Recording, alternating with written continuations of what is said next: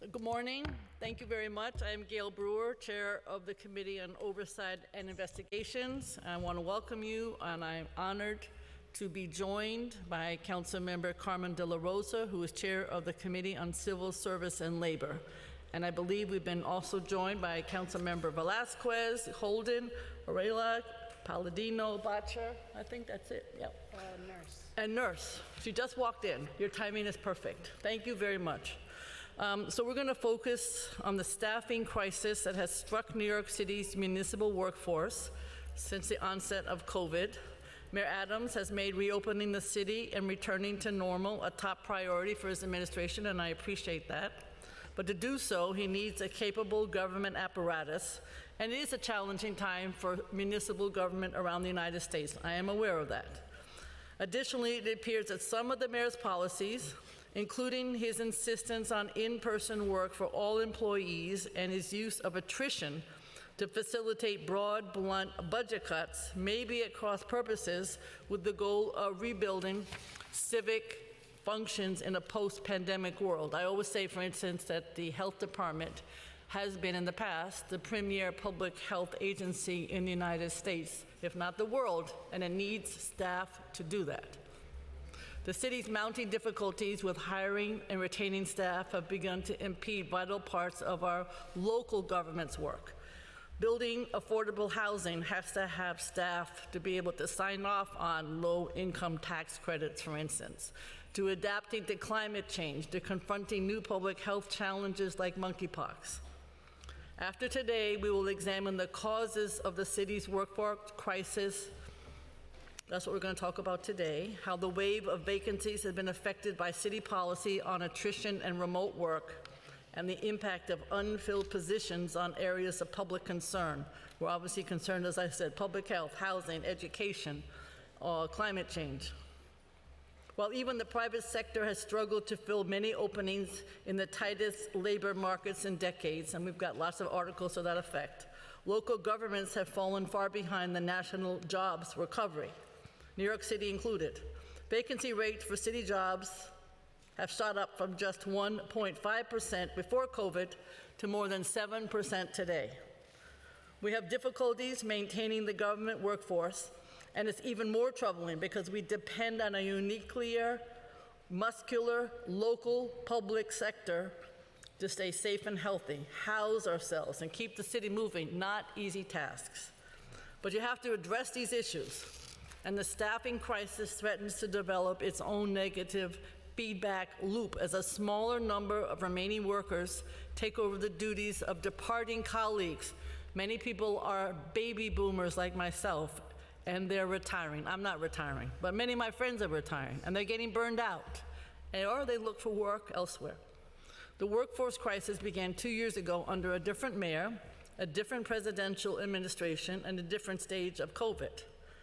Many of the losses to our city staff were the result of unavoidable cuts in the worst days of the pandemic, before Congress passed aid for state and local governments, or we knew how the overall economy might recover. Since then, the city has received, to the credit of the federal government and our congressional delegation, federal support. Our own tax revenues have recovered, and American workplaces have learned to adapt to new tech and public health situations. Why then has the city had difficulty maintaining ranks of staff to their fullest? This hearing will look at the economic headwinds facing our government as it tries to attract staff, as well as the policy decisions that have made this task more difficult. Intensifying salary competition from the private sector and the rising cost of living have certainly exacerbated the situation. However, two Adams administration policies stand out for their impact on current city headcount. One, the administration's 2-for-1 requirement that agencies can only make one new hire for every 2 departures, and I know in some cases there are waivers to that, and a hard line against any remote work option for office employees. And I know one could argue, if the city isn't fully 5 days a week, what about the rest of the city? What about the private sector? But the problem is the private sector is not going to be 5 days a week if you read the papers. They often have a remote option, and people go there for the remote option. The first policy has deliberately slowed the recovery of the city's workforce, while the latter has driven many city employees to seek new positions with more flexibility, as I stated. We really appreciate the representatives of the administration who are here today, and we look forward to their discussion and their suggestions about how they plan to reverse the exodus of valuable city employees from our government and avoid disruptions to vital city services, because we are a government and we're all about serving the people. I certainly want to thank, as you see here, Council C.J. Murray, Policy Analyst Alex Yablon, my Chief of Staff Schuler Puder, Legislative Director Leo Bolero for their hard work. And I also want to thank all of the data analysis staff. I'm a huge data nut, and I really appreciate the work that they did. And now it is my pleasure to turn the podium over to Councilmember Carmen de la Rosa, Chair of the Committee on Civil Service and Labor, and I see that we have Councilmember Yola and Councilmember Hanks, and thank you very much. Thank you so much, Councilmember Brewer. Good afternoon, everyone. I am Councilmember Carmen de la Rosa, Chair of the Committee on Civil Service and Labor. Thank you all for joining us for today's oversight hearing on maintaining the municipal workforce. This hearing is a collaborative effort, obviously, with our colleagues on the Committee of Oversight and Investigation, chaired by the incomparable Gail Brewer. Today's hearing will center on the root causes of staffing crisis that has undermined New York City's municipal workforce and the potential remedies. State and local governments are woven into the very fabric and function of our daily lives. The pandemic has shown how critical these services are and what happens when they do not function properly. To recover successfully from a pandemic, the administration must have a competent and fully staffed government to deliver vital services for our city and for all New Yorkers. Yet the city's municipal workforce has struggled to regain pandemic-related job losses. As of June 2022, 61 agencies had a vacancy rate of more than 5%, and 46 agencies had a vacancy rate above 10%. The city's difficulties hiring and retaining staff have weakened vital parts of our essential services, including, as you heard already, the building of affordable housing, educating children, and vaccinating the public. It is imperative that government work to address these job losses and strengthen the critical workforce for both constituents and workers who rely upon these jobs. Public sector employees have long been a source of economic security for women and workers of color. Prior to the pandemic, people of color comprised 62% of the city's workforce, and women comprised 59%. These jobs were once coveted because they are more likely to be unionized, well-paid, with benefits and protections for workers experiencing compounding racial and gender income gaps. But in recent months, public reports have cited city workers who feel pushed out of the public sector because they are burdened with the duties of departed colleagues, searching for higher paying jobs due to the high cost of living, or frustrated with the administration's workplace policies. Our goal should be to make the civil service and public sector jobs attractive to workers and ensure that working for New York City government remains desirable work.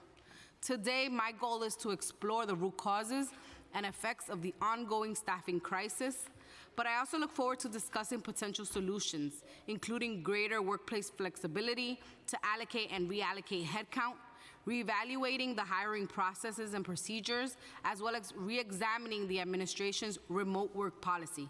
I am eager to hear from the administration's plans to avoid further service disruptions and attract talented New Yorkers to fill the large number of vacancies. I'd like to thank our committee staff for their hard work in preparing for this hearing, Senior Counsel Nick Connell, Policy Analyst Elizabeth Arts, as well as my own staff, Chief of Staff James Burke, Legislative Director Kiana Diaz, and Communications Director Frey Familia. Thank you. We'll now hear testimony from the administration. Representatives from the administration, please raise your right hand and I'll read the affirmation. Do you affirm to tell the truth, the whole truth, and nothing but the truth before this committee, and to respond honestly to council member questions? Barbara Dannenberg. Ken Godner. Yes. Daniel Pollock. Thank you. You may begin your testimony. I just want to say, Councilmember Dinowitz, thank you very much for joining us. Thank you. Good afternoon, Chairs Brewer and De La Rosa, and members of the Committees on Oversight and Investigations and Civil Service and Labor. I'm Barbara Dannenberg, Deputy Commissioner for Human Capital at the Department of Citywide Administrative Services, or DCAS. I am joined today by my colleagues, Daniel Pollock from the Office of Labor Relations, OLR, and Ken Godner from the Office of Management and Budget, OMB. I would like to start by thanking you all for this opportunity to discuss how we are maintaining the city's workforce. For more than 20 years, I have proudly served the city of New York. I love the work I do because it's filled with purpose and meaning. Civil service is a calling, and it is a call we hope to be answered by passionate, hardworking, and knowledgeable people who want to impact the lives of over 8 million New Yorkers. When we talk about civil service today, labor shortages, exams, we're talking about people. It's paramount to our city's recovery, to our progression, and to our sustainable future that we keep in mind that people keep our city thriving and moving. Over the course of my career, I've had the privilege of supporting the city's efforts to recruit and retain a world-class workforce. Through a combination of recruitment, exam administration, and civil service lists based on merit and fitness, we strive to develop a diverse, talented pool of candidates who are eager to serve the people of New York City. The work we do at DCAS is bigger than any one specific agency. It requires a cross-pollination of ideas and consistent collaboration.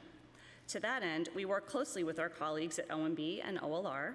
Together, we help recruit, fortify, and support the city's workforce. We're fortunate to partner with other agencies and rely on each other to tackle new challenges, lend support, and prioritize the needs of all New Yorkers so that city agencies have what they need to effectively deliver services. Currently, the New York City government is the city's largest employer, with a workforce of 304,000 public servants. Headcount has remained flat since the start of this administration. Our employees are dedicated to providing the highest level of service to all New Yorkers, despite the many challenges the city has recently faced. Over the past 2 years, cities around the world have been plagued with unprecedented challenges as a direct result of the COVID-19 pandemic. Unfortunately, New York City is no exception. We are now facing a job market that's in uncharted territory. Job options for employees are at a recent high nationwide. Based on the most inclusive measure of unemployment, the unemployed or underemployed share of the national labor force is the lowest on record since at least 1994. Between 2001 and 2017, there were never fewer than 105 unemployed people for every 100 job openings nationwide. Today, there are currently about 50 unemployed people for every 100 job openings, whereas in January of 2020, there were 81 unemployed people for every 100 openings, indicating that the supply of available workers has not kept pace with demand for workers. Under these conditions, it's harder to fill openings. In the face of the lingering impacts of the pandemic, there are many positive economic trend lines in New York City. Job growth is outpacing the national average, tourism is returning, and large employers are expanding their footprints in New York City. Despite the harsh realities that have upended the workforce as we know it, we are proud that our civil servants have continued to provide critical services and ensure that New Yorkers have access to resources, opportunities, and information. In the face of the well-documented national labor shortage, our city continues to make every effort to provide services effectively, efficiently, and equitably, and we continue to aggressively recruit talented candidates to fill these roles. Our commitment to providing equitable access to careers in civil service and sharpening the skills of those serving the city are at the forefront of our mind and aligned with our mission to make city government work for all New Yorkers. Central to the life of the city's municipal workforce are the career opportunities afforded through civil service hiring. As one of the largest local government employers anywhere, we offer an opportunity to serve the community and city in any chosen profession. We provide a wealth of career opportunities, a clear path for growth, and great benefits. Over 80% of civil service positions with the city are designated as competitive class. These roles require an exam to qualify and range from law enforcement, emergency services, administration, technical positions, and more. Civil service, a system based on merit and fitness, serves as the foundation on which this city identifies competent, skilled employees to keep New York City thriving. Through the civil service system, applicants are afforded opportunities based on an objective assessment of their demonstrated knowledge, skills, and abilities for every level, including entry-level and senior-level roles at our city agencies. Civil service also serves as a pathway to the middle class for underserved and underrepresented communities.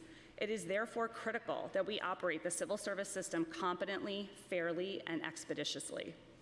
DCAS continues to work diligently to introduce system improvements, strengthen collaborative partnerships, and reduce the provisional workforce as required, all while we keep New York City working.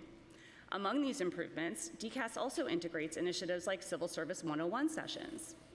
Civil Service 101 is a comprehensive information session tailored to prospective employees and job seekers who want to learn more about the civil service process and make it easier to understand.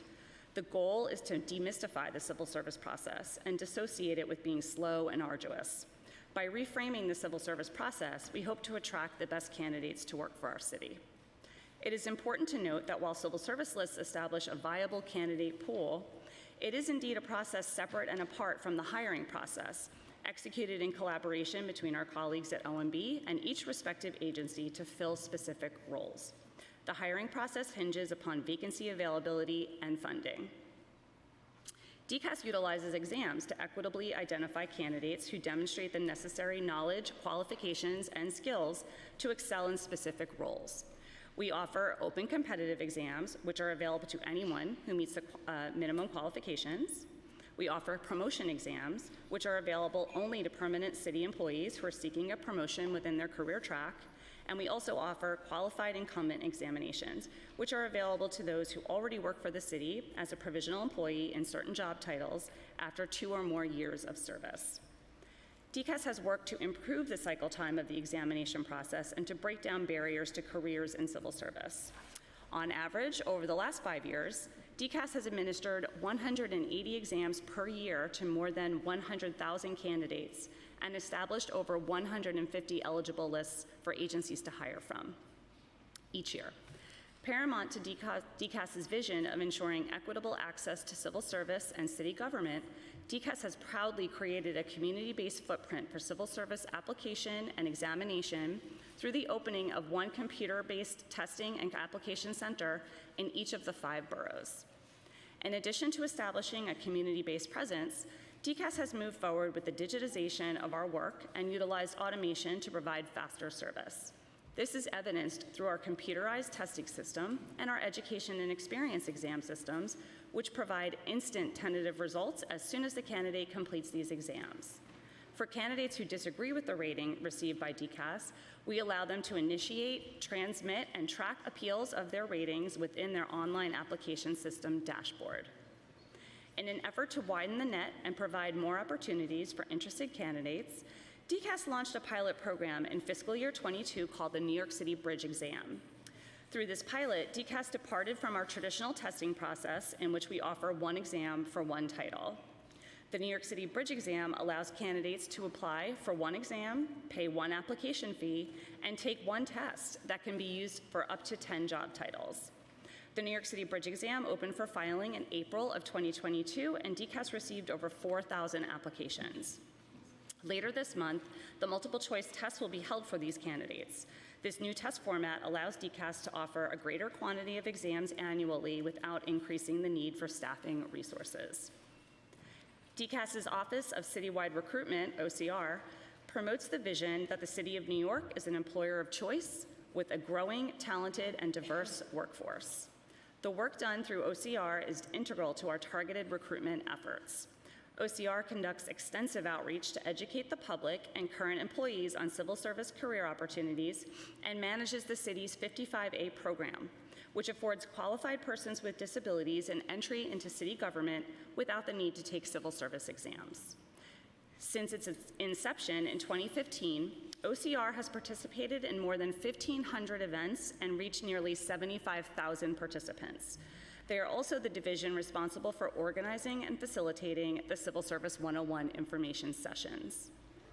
In response to the pandemic, in April 2020, OCR switched to virtual events. Over 23,000 participants have joined approximately 481 events between April 2020 and August of 2022. OCR is now back in the field and participating in both virtual and in-person events. As part of these events, OCR partners with sister agencies to host agency spotlight sessions to highlight their hard-to-fill recruitment needs for each agency. This includes partnerships with agencies such as HPD, CCRB, Emergency Management, FDNY, and others. To attract prospective employees, DCAS also hosts City Talk panel discussions to spotlight employees across various agencies. These events serve as opportunities to promote city careers, the many different city agencies, and the work employees perform across these agencies. We also issue a monthly newsletter to job seekers and career services partners across educational institutions, community-based organizations, faith-based institutions, and others. This newsletter highlights current exams that are open for filing and open job opportunities across different agencies. Beyond our recruitment outreach, we've also established other pipelines for those interested in joining city service through fellowships and internships. As the city's public university system, the City University of New York, or CUNY, helps funnel talented, college-educated candidates into government through our collaborative Civil Service Pathway Fellowship. This initiative connects recent graduates with full-time careers in civil service, including competitive pay and benefits. Candidates selected to participate receive professional development, build networking and mentorship relationships, and specialized training. Similar to the Civil Service Pathway Fellowship, each year, the Urban Fellows Program recruits nationally for a 9-month fellowship program that provides participants with a unique opportunity to work with a current city agency decision makers and assist in the implementation of public policy. Each cohort consists of 25 recent graduates who were selected from a pool of hundreds of applicants from across the country. It serves as an entry point into city government and public service. DCAS also facilitates an annual summer internship program, collecting and posting internship opportunities across the city and providing learning opportunities to all interns. This year, 3 courses were conducted: Civil Service 101, Unconscious Bias, Why It Matters to You, and Interviewing and Networking. DCAS also assisted agencies in providing mandated training such as sexual harassment prevention training to their summer interns. Recruiting a world-class workforce is only a valuable investment if we can retain and develop that talent. With that in mind, DCAS continues to establish and maintain opportunities for professional growth throughout an individual's civil service career through the DCAS Citywide Training Center, the CTC. The CTC provides employees with opportunities to learn new skills, strengthen existing abilities, and engage in career-driven programs. The CTC has expanded its reach to employees by offering live webinars, computer-based training modules, and in-person learning at the training center or an alternate agency location. Although in-person learning had been paused due to the pandemic, we're happy to say that both agency-specific and open enrollment classes have resumed. Our upcoming fall training catalog will contain more than 50 class titles available in person at the CTC. Professional development is available for all employees through DCAS Learning and Development. A catalog is published 3 times per year with hundreds of programs offering across 6 portfolio areas: executive development, management and supervision, no-cost learning, personal development, and technology skills. We also have a robust portfolio of New York City-specific programming that includes cultural awareness and inclusivity, programs focused on professional practice areas, and programs offered by sister agencies. DCAS is also working to develop the city's human resources community through the development and management of the New York City Human Resources Academy, New York City HR Academy. This program is designed for and by city HR practitioners and thought leaders. The curriculum focuses on common trends, best practices, emerging issues, and case studies for topics related to personnel management. The goal of the NYC HR Academy is to equip agency HR professionals with resources and the network needed to align their agency performance with the city's policies, structures, and initiatives. With multiple stakeholders in the city's ecosystem, we strive to provide a level playing field for New York City's workforce, meet the business needs of city government, and ensure compliance with federal, state, and local laws. We are committed to ensuring that the city's workforce is diverse and inclusive, and that all communities are afforded opportunities to engage with civil service career opportunities. To achieve this goal, we work to ensure that employees who are classified as provisional have a pathway to permanency. A provisional employee is an employee who has met the minimum qualification requirements for the job and may be serving satisfactorily, but has not taken a civil service exam. We have made it a priority to address this issue, and I am proud to share that in tandem with the city's mandate to reduce the number of provisionals serving across city agencies, the City of New York currently has 10,131 employees serving provisionally, which is an all-time low. This number represents an overall decrease of 73% since the start of provisional reduction efforts began, when the provisional count was nearly 38,000 in May of 2008. For the first time, the city is within compliance of this mandate, and this would not have been possible without the partnership of our sister agencies across the city and their commitment to civil service and the competitive examination processes. I would also be remiss if I forgot to thank our labor partners who also worked very diligently to help us achieve this goal. I'd like to thank you all for the opportunity to testify before you. Our municipal workforce is the lifeblood of our city, and we will continue to aggressively recruit, identify the best candidates, work in close partnership with our sister agencies, the City Council, and all stakeholders to get the right people in place to best serve our city. We are always looking for additional ideas for how to recruit and retain our world-class workforce, and welcome your partnership in those efforts. With that, happy to answer any questions at this time. Thank you very much. I want to thank Councilmember Joseph and Councilmember Williams for also joining us, and I think Councilmember Ayala didn't hear that I called her name, and I'm delighted that she's here. I'm going to start. First of all, thank you for a very comprehensive list of how you're doing outreach, and I think Councilmember Yeager's here too. Sorry, thank you. Of how you're doing outreach and recruiting. My question is this: despite all of that, it's like having a tsunami outside of you that's hitting not only New York, but other cities. So you can do all this recruitment, and we still have some 24,000, almost 25,000 vacant full-time positions. And what I think, as I said earlier, somebody like my colleagues, we're always doing constituent work, and affordable housing is not happening as quickly as any of us would like because there's nobody in the low-income tax credit office to sign off. And the fire department, as I know the head of the wonderful head of the fire committee will tell you, it's very hard to get an inspection from the fire department. I got a restaurant now 6 months waiting for that inspection because there's nobody there to do it because of the backlog. And I could go on.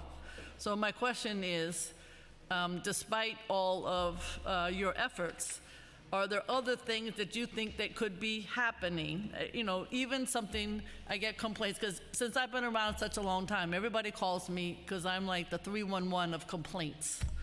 And one of the issues is if you offer somebody a salary, my understanding, I'd like you to comment on that, it has to be within the range, it has to be the lowest value on the range. That doesn't help bring that staff member to city work, or to, if you want to promote somebody, it takes a long time.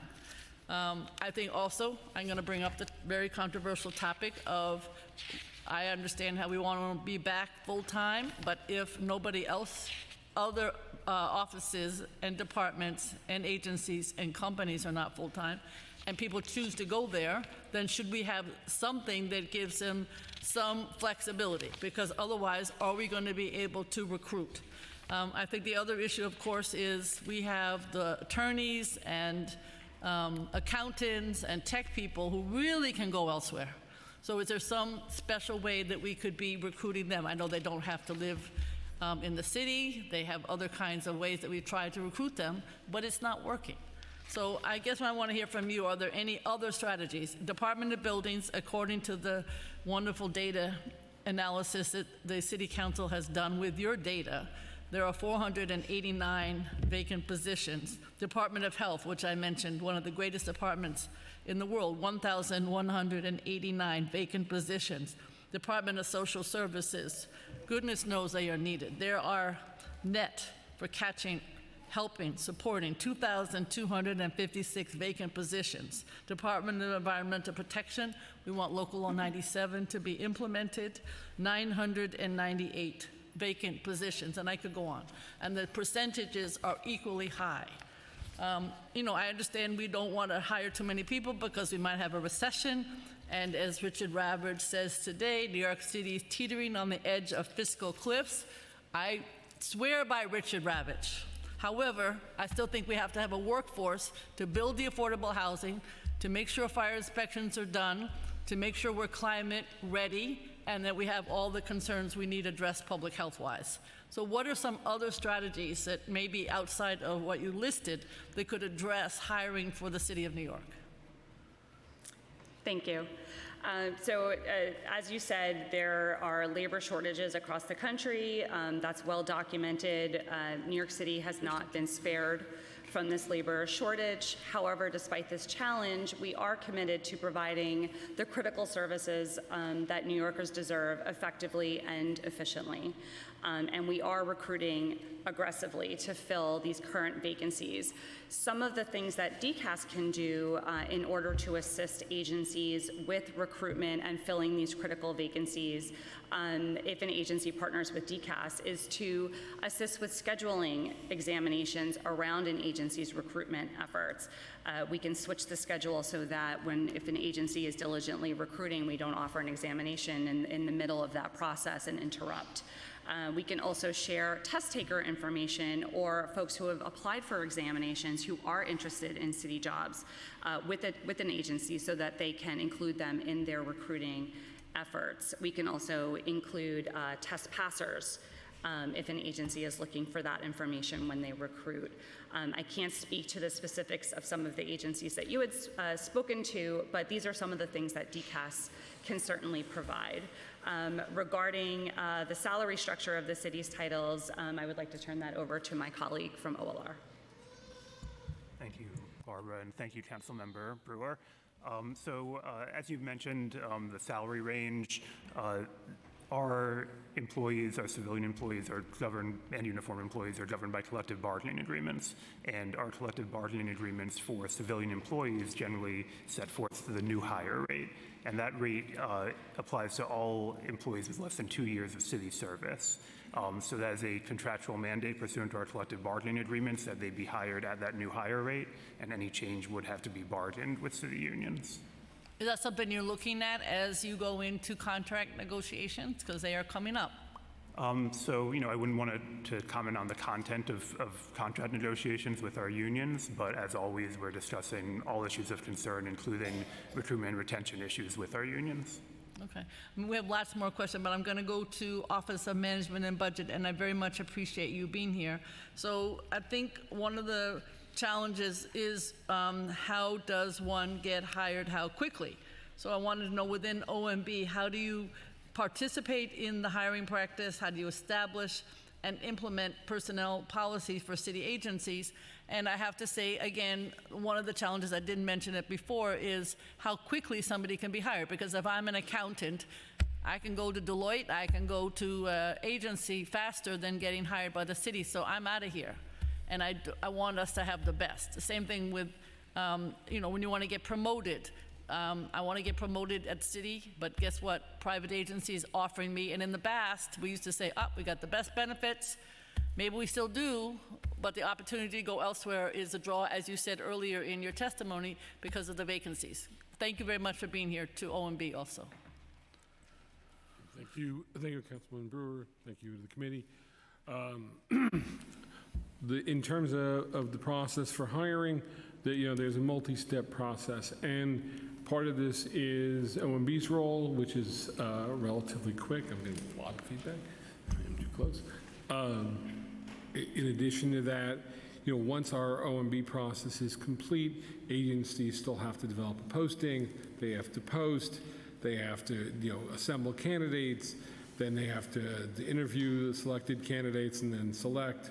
Then finally, after they've selected a candidate, assuming the candidate accepts the position, right, generally speaking, if the person's employed somewhere else, there's a multi-week wait while they switch from one job to the other.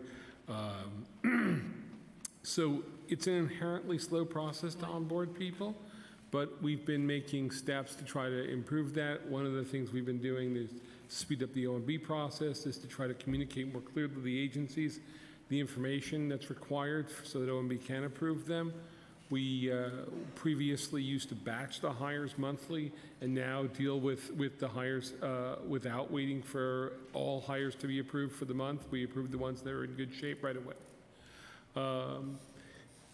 To the extent that it's possible, where let's say you're going to hire 50 people, as school safety agents, right? The agency puts in the request to hire those, and we give them a blanket par for all 50, not a one-by-one decision on each one of them.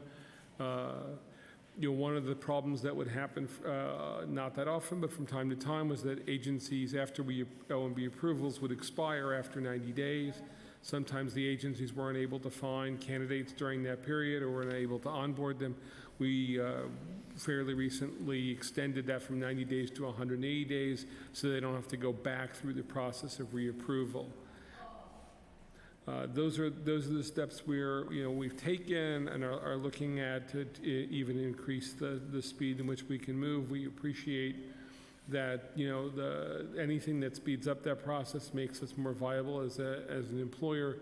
And as you noted, both on a recruiting and a retention side, there's no escaping the current economic conditions and the pressure that puts and the challenge that the agencies face.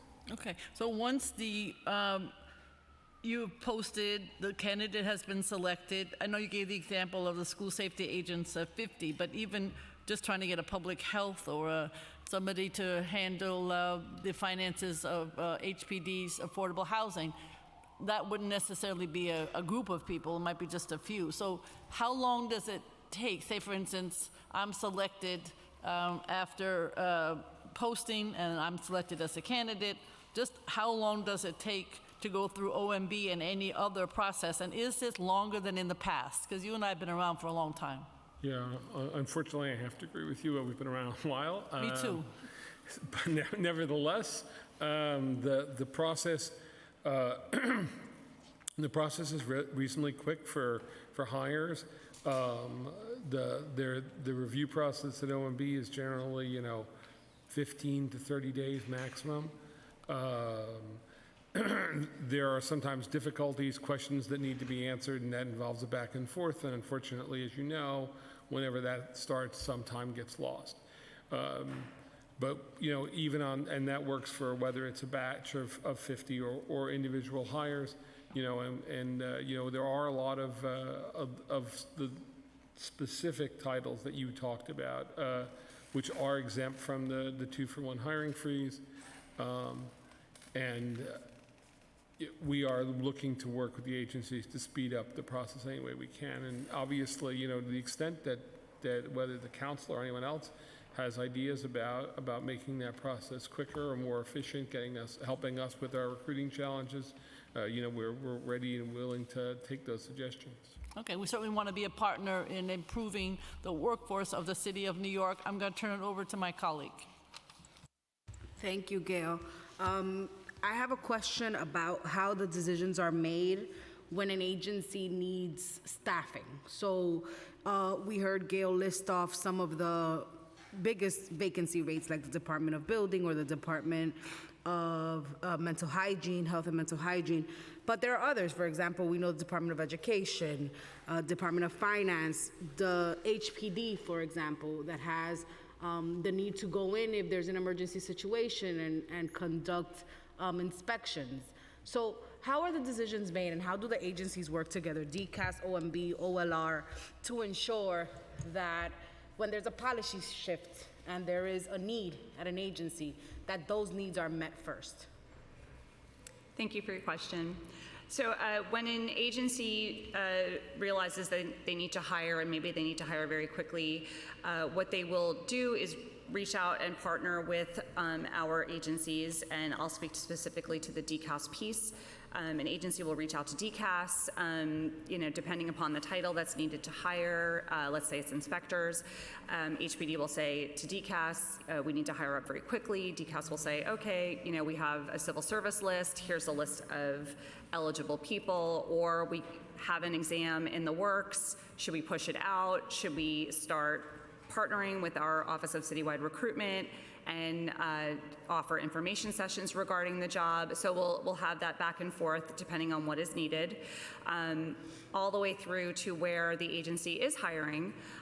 Once an agency hires, again, using the HPD inspector example, those are jobs where you need to be investigated before you work for the city. So what DCAS will do is work very closely with the agency. The agency will let us know who they are interested in bringing on board, and DCAS will then expedite those particular individuals' background investigations so people can hit the ground running and start very quickly with the agency. So that's the DCAS partnership part of the role of hiring. Yeah. And I'd like to turn it over to my colleagues for their piece.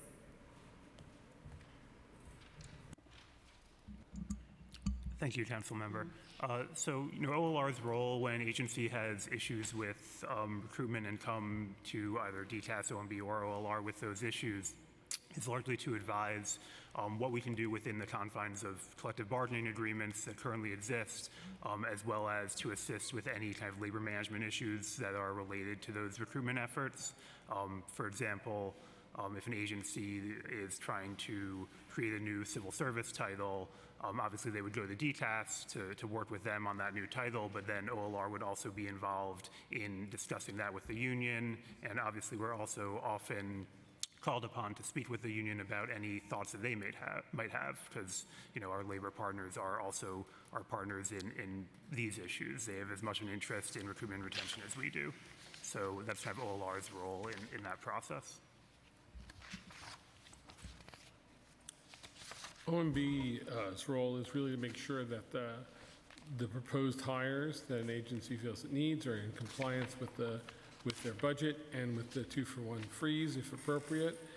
With regard to, I think you sort of alluded to the idea of if there's a new need, we've exempted all the hires for new needs from the 2-for-1 process, and we try to work with the agencies so that they can bring those people on as rapidly as possible. So a follow-up is, are all agencies kind of treated the same across the board? So for example, the uniform agencies, if there is a need, let's say at the FDNY, and the vacancy rate at the fire department right now is about 360 or 2%. How is it treated when it's a uniform agency versus when it's a service agency? Is there a difference? And is one agency expedited over the other? So thank you. From a DCAS perspective, there is no priority. So if an agency comes to us and seeks to partner in order to fill critical roles, they will receive the same service as any other agency, whether they're large or small, because we do understand that any vacancy is critical to, regardless of the number.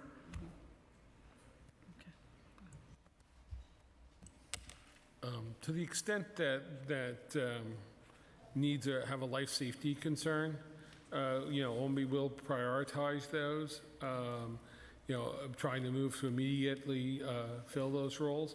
But, it's not by agency, it's the role that people are fulfilling. And we will prioritize and continue to prioritize those that have the most, pressing effect upon life safety concerns.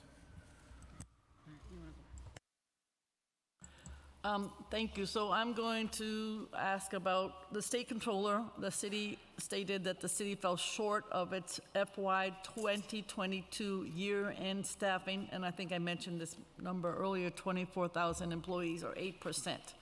And I think we are trying to get at some of the obstacles that prevent the city from reaching these year-end targets. And obviously you're trying at DCAS, but I keep trying to get you to think of other more creative ways that we could this shortage of staffing? And I keep asking because I know there are other places that we need to be looking. And before I say that, I want to say thank you to the following for joining us. Feliz, Councilmember Caban, Councilmember Moya, and Councilmember Krishnan. And go ahead. There have to be other strategies to fill 24,000 vacancies. Certainly, and there are other things that we can do. One strategy that I have not mentioned thus far are job fairs or hiring pools. So again, depending upon the job that needs to be filled or jobs that need to be filled, DCAS could host a job fair or a hiring pool and call in all interested candidates, provide information either virtually or in person to any large number of potential job seekers. What we've done in the past is partner with community groups, we partner with our agencies, we partner with labor, and we would love to extend an invitation to partner with council in order to tap directly into your communities as well. Okay, we could come up with lists. I'm interested in remote. I'm interested in changing that salary problem for the bottom of the opportunities. We're going to have to try something different. So I know that you may not be able to say that now, but if you ask me what should we be doing, those are some. I'm sure the audience will have other ideas. And the questions from the council will have other ideas. But now you have to try by the end of this fiscal year to come up with some of these staffing levels. And do we wonder, because of our concern about last year, is this 23,000, 24,000, whatever the number is, a realistic goal? Are you still trying to achieve that goal in terms of hiring?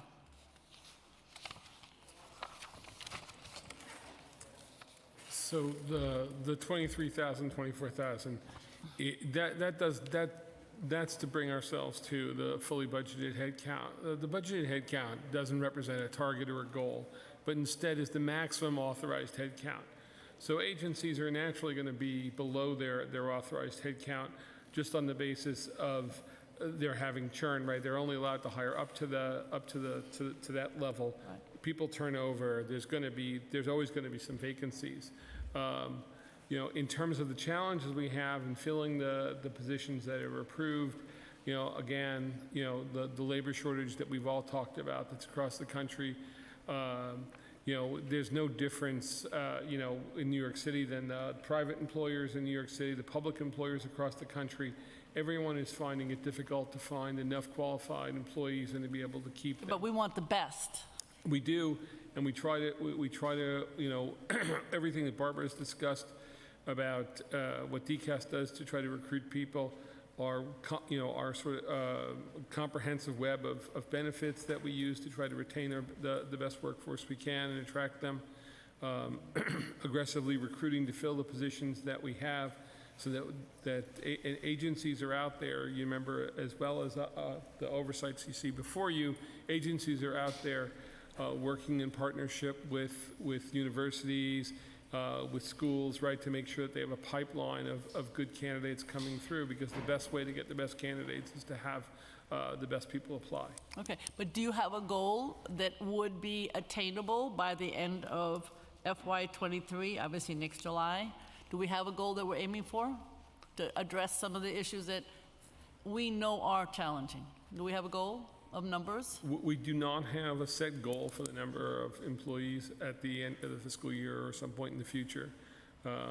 We will continue to aggressively recruit against the approved hires we have within the budget constraints that we have. Okay. I think that's not a great thing. Yeah, I want to ask about overtime cost and spending. Obviously, a consequence of not having a fully staffed city municipal workforce is that a lot of money is spent on overtime costs. In FY 2022, citywide overtime spending totaled $2.2 billion, which is almost $600 million more than the year before. And according to the state comptroller, overtime spending at the 4 uniformed agencies, police, fire, correction, and sanitation, reached a new record in FY 22, totaling over $1.8 billion. So is the city concerned about ballooning overtime costs? If you could go into that, what is the extent of the shortage that is responsible for the overtime spike? as well as what are some of the common contributing factors for staffing shortages at these frontline agencies? When we look at the FY22 overtime spend, the increase is driven principally by increases in uniformed overtime at the Fire Department, Department of Corrections, and Department of Sanitation. One thing to note is that both the Police Department and Sanitation Department have a higher head count now than they did at the beginning of the admin, with corrections significantly down. Principally, they have more vacancies, principally because we authorized an additional 400 heads, and they are chasing a serious retention problem. Yeah. Part of that is exacerbated by the difficulty of those jobs. Can I ask one question on that? Sure. For the Department of Corrections, we know that the total vacancy is about 862, but does that count folks that are not consistently coming into work as well? The vacancies are only reported for people who are off the payroll. Okay. Right? And that's another thing that's happening in those three agencies, right? We talked about that headcount decrease at corrections, where there's also all of those agencies that have 20-year half-pay plans have naturally relatively high turnover as people retire. But with regard to those three agencies, we're also seeing in each case a reduction in the amount of available hours per uniformed worker on the front line. So higher levels of medical leave and higher levels of modified assignment, light duty, depending on the department, they have different terms. And that is what's driving most of the increase in overtime citywide. In the case of the sanitation department, though, it seems like, at least the report that we have here, there is 0 vacant positions. At least that's the percentage that we've been given. So if that agency is considered fully staffed, then what accounts for some of the larger overtime costs? And is there a plan to maybe hire more if the need is more in some of these agencies? Right. The growth in overtime is sometimes correlated with reductions or the size of the staff, but often not so much, depending on the nature of the agency. In some cases, I mean, classically think of police, right? If you have additional police officers, the likelihood is they're going to observe more crime and make more arrests. Arrests tend to drive court appearance over time or arrest arraignment over time. So there you see almost an inverse relationship. Now they can use those guys on planned events to lower overtime as well. But we're trying to work with the agencies on overtime control, and obviously if it's more efficient to hire additional staff rather than use overtime, we would do that, or encourage that, I should say. On service delivery, we are harping on this topic only because I am so concerned about the affordable housing, the climate, the education, just as you are. I know that DCAS, you stated correctly that you don't prioritize. Your job is to make it fair, do the exams, and do the outreach. But somebody has to be paying attention to the agencies that have critical, urgent agency operations that must be filled. And so who does that? Who thinks about that? And then perhaps there does need to be some kind of priority for some of the places, some of the agencies that I suggested. So are there top priorities? Are there any, if it's not DCAS, is anybody trying to identify where there is the most need and do targeting to fill those positions? It doesn't seem like it's happening to us in the outside. Okay. I think that the agencies themselves prioritize their hires. They're out there. I think, they're aware of where the vacancies are and where they're most critical in their agency, and they prioritize those hires when they come to DCAS for assistance, when they come to OMB for an exemption for the 2-for-1, if they come to OLR to talk about what's possible to do. They're identifying which of those titles, which of those groups they think they need the most help, and I think that's where the prioritization takes place rather than at the oversight level. Okay, I mean, I don't agree with that in the sense that, I think there should be an overall assistance with the agency so that there's some wind beneath their sails and trying to fill, but I appreciate the answer. I think we talked a little bit about collective bargaining.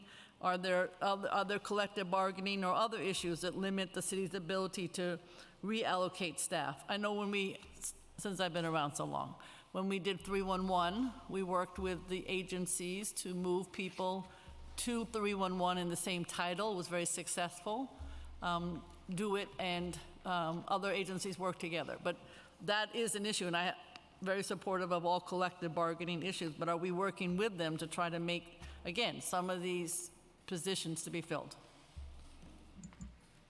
Bargaining issues. Thank you, Councilmember. So I will say that, we work with every agency that comes to us, whether it's to OMB, to DCAS, or to OLR. We will work with those agencies and work with the unions representing those employees to see what solutions we can try to figure out. And as we enter, potentially bargaining again for the next round of contracts, certainly recruitment and retention issues are on all our minds, and it's something that we will continue to focus on. Okay. How do you look at technology as some places to fill in gaps? We want to be very clear that I'm not interested in using technology as a basis for not hiring somebody, but are there, again, I guess that would be the role of the deputy mayors or the Do It, now called something else, but how is technology looked upon by either OMB or DCAS in terms of how it can help with these staffing shortages? Thank you. So yes, the use of technology has definitely assisted with the service delivery, both before there were, before staffing shortages or after staffing shortages. Technology has absolutely helped us deliver our services more efficiently, more fairly, and more equitably to all New Yorkers.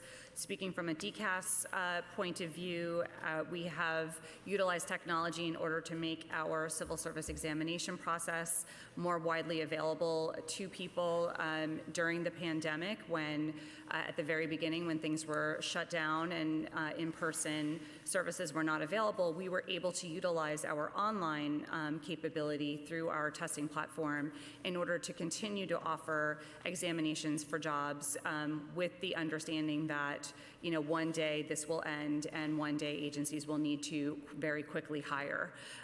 So we were still able to offer those services through the use of technology that we would not have been able to do so otherwise. And I'm sure that there are countless similar stories across the city with other agencies as well. Okay. New York Housing Conference obviously is a well-known organization, and they're stating, not Gail Brewer, that the vacancy rates at units at HPD, I keep going back to this, that are signing off on affordable housing are as high as 24%. So do you know if do you have any sense, even though you say it's only up to the agency, how to improve that? And then, of course, at the fire department, and we have the wonderful chair here, and I'm sure she'll ask more, but the fire protection inspectors, those are the vacancy rates, 2 examples where there is high vacancy rate. Can you address even though you say it's only up to the agency, isn't there some other way that we should be addressing? We want affordable housing. We can't do it without this type of support. Sure. So speaking from a personnel standpoint, there are, and again, I can't speak specifically for these agencies, but some tools that they would have available to assist would be to reassign staff within their own agency in order to cover the shortfall of you mentioned a particular unit. They can certainly do that. Agencies will also, once again, reach out to DCAS and let us know that they need assistance in either filling roles, or we're going to have people cover these roles, so we need some assistance in backfilling a different role. And so these are tools that are available to agencies, but I can't speak specifically for them. However, if agencies wanted to partner with DCAS in any other way in order to fill these critical vacancies, we would certainly be available. Is there anything OMB can do? For an example, people are scared of OMB, just so you know. The agencies. They complain to me about how scared they are of you.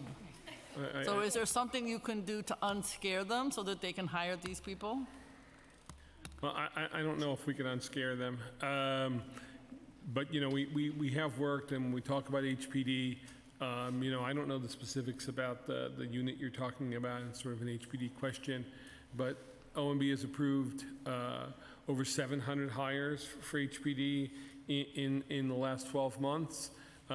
Nearly 600 of them were exceptions to the 2-to-1 policy. I note that during this administration, the overall headcount for HPD is basically flat. It's down about 60 people on a base of 2,000.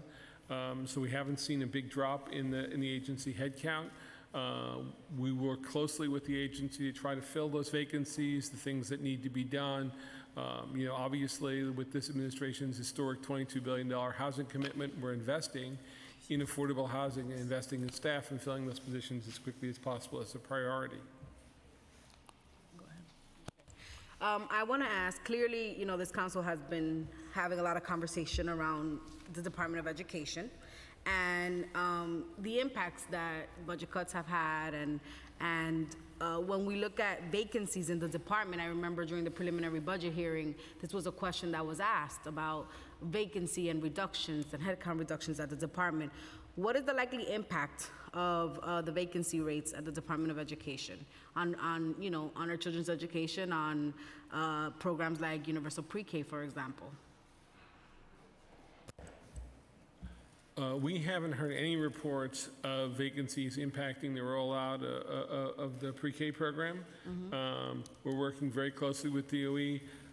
We share the priority of early childhood education. If and when we hear that there are impacts on the children receiving the education, we're going to partner with them to try to address those. Yeah, I recognize that this is probably, a bigger conversation, but, that is not what we're hearing from our communities, right? We're hearing about the impacts of accessing teachers and not having the type of services that are needed, especially when you think about special education and the type of interventions that are needed. So I just wanted to state that and put that squarely here, that there is a lot of concern, and the council members have expressed in different settings our concern about vacancy rates in the Department of Education.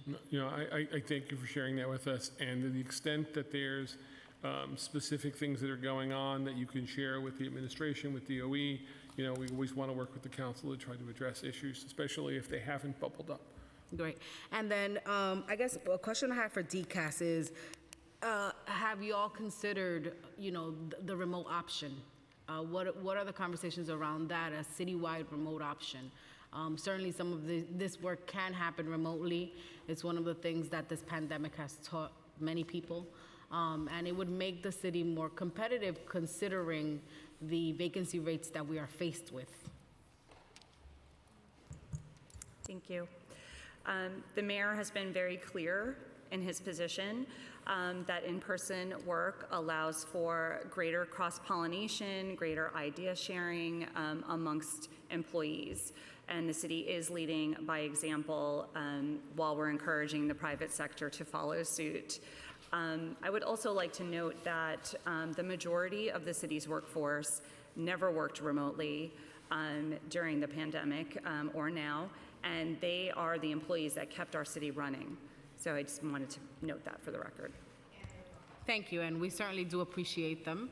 As a chair of labor, I can tell you that we know that many frontline workers that don't have the ability to work remote, right, because those industries require for them to be out in the field, were not able to be remote. But there is certainly a growing portion of the city workforce that can be remote.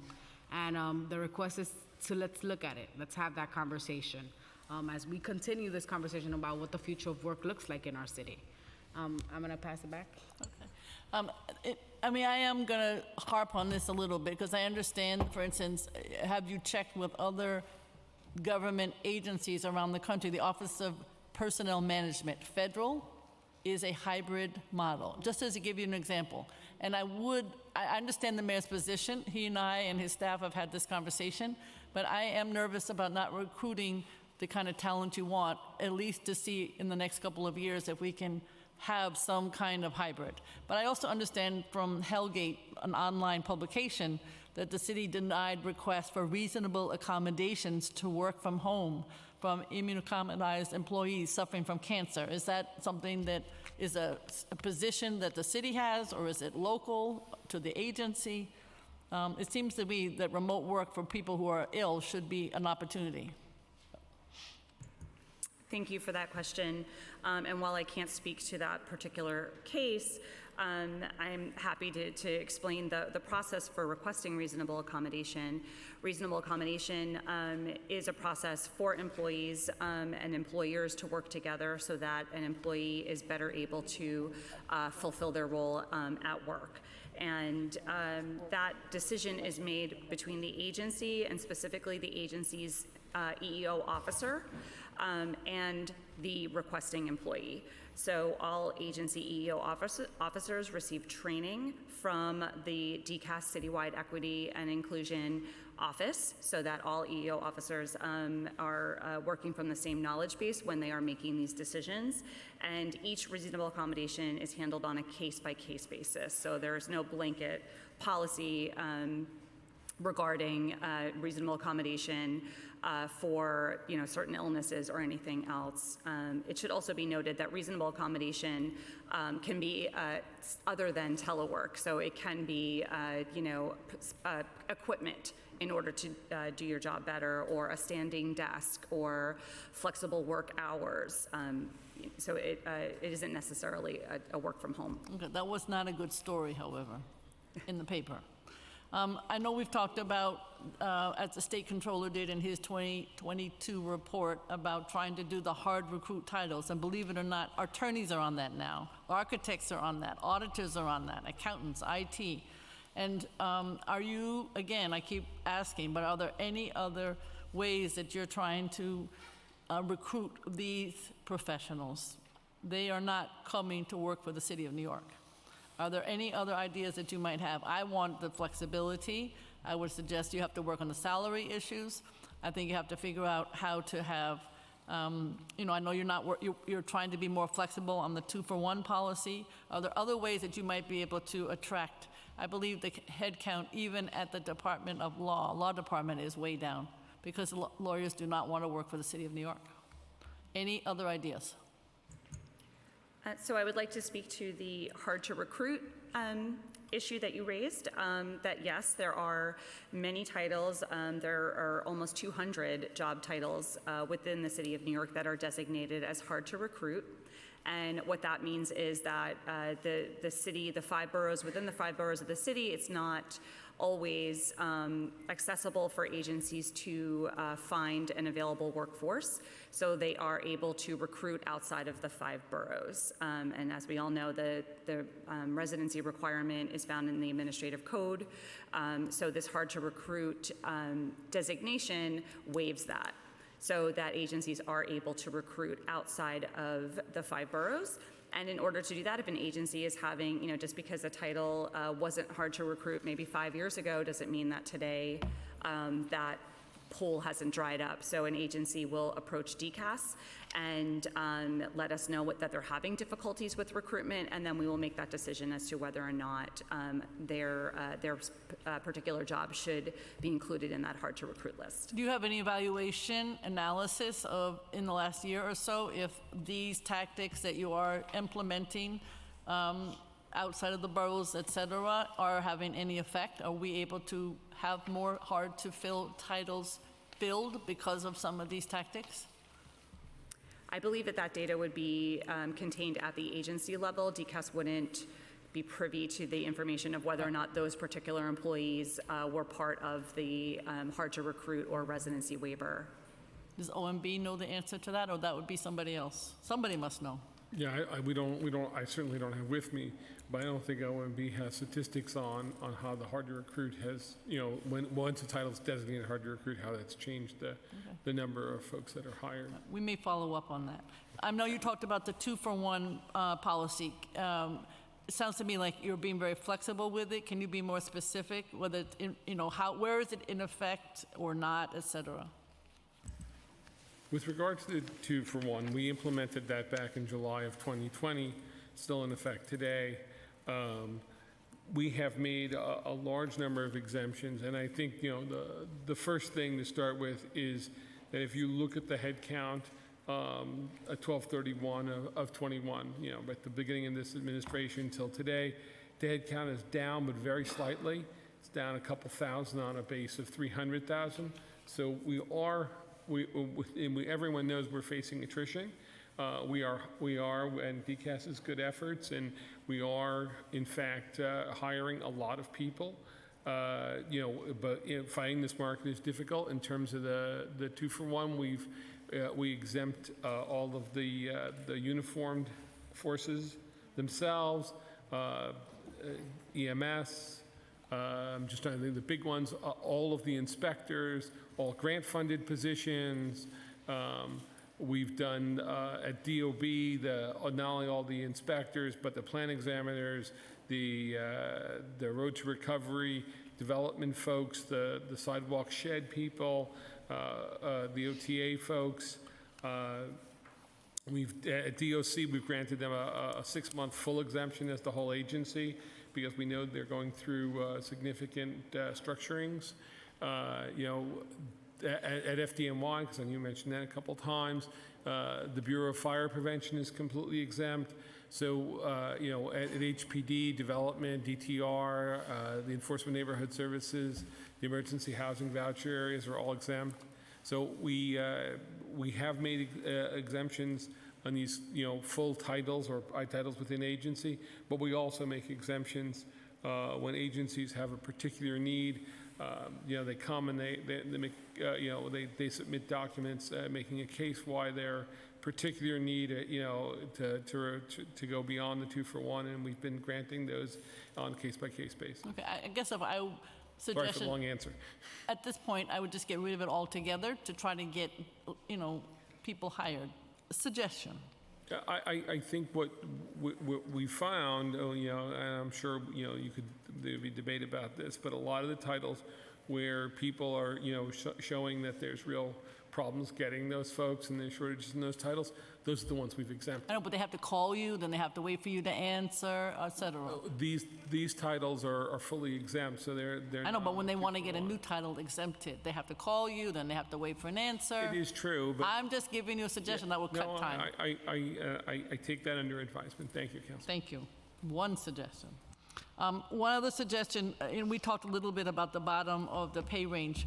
Are there any other strategies to better compete with private sector salaries that, OLR might have? Sure. Thank you, Council Member. So, obviously, as you're aware, salaries have to be bargained with the unions representing those employees. As I mentioned previously, when we move towards a new round of negotiations, we certainly want to focus on doing what we can to emphasize recruitment and retention. We have in the past tried to work with our unions during bargaining to address particular areas of concern. That's something we would continue to do. Okay. The other, I know we talked about the 15 to 30 days for OMB, but just generally, how long does it take to fill a vacant position in city government? And obviously, it varies. I understand that. But is there some average that you could give? Obviously, you have to post it. I've done that many times. And then you have to select the candidate, and then you have to go through OMB, and then you also have to go through the mayor's office. So what's the general time frame? I don't think I have an exact time frame or an average overall, but I can speak to the process that yes, an agency will post, unless of course there is a civil service list that's available, and an agency may just call a hiring pool from that list in order to very quickly fill those positions. But if an agency does post, they'll post the position, they will collect the resumes, call people in for interviews, and at that point make a selection and request the official hire. Okay. But I can get you that information. It'll be helpful. I know you talked earlier about the OMB, the 15 to 30 days. Would it be possible to speed the process by auditing random samplings of hires and promotions so they don't all have to go through OMB? So OMB reviews the hires to make sure that they're compliant with the 2-for-1 and that the agency budgets are sufficient to be able to afford the hires. A random audit wouldn't really provide that level of review. We wouldn't know if an agency hired and they weren't in our random sample and they were over their budget. We wouldn't know that until they started overspending their budget on the actuals. So while we really do welcome the opportunity to try to speed up the process in general, speed up our part of the process, I don't think switching to that kind of a system would allow for the required oversight in terms of the spending. Maybe you need more staff to be able to do it. Shh, I just have to have jokes every once in a while, but I do like OMB, just so you know. All right. I have some questions about the civil service exam. DCAS has reported experiencing difficulties in administering in-person exams, civil service exams, which obviously further complicate the hiring efforts.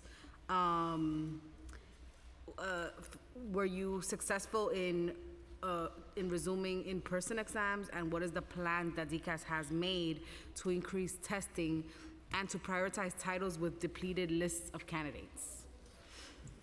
Thank you for that question.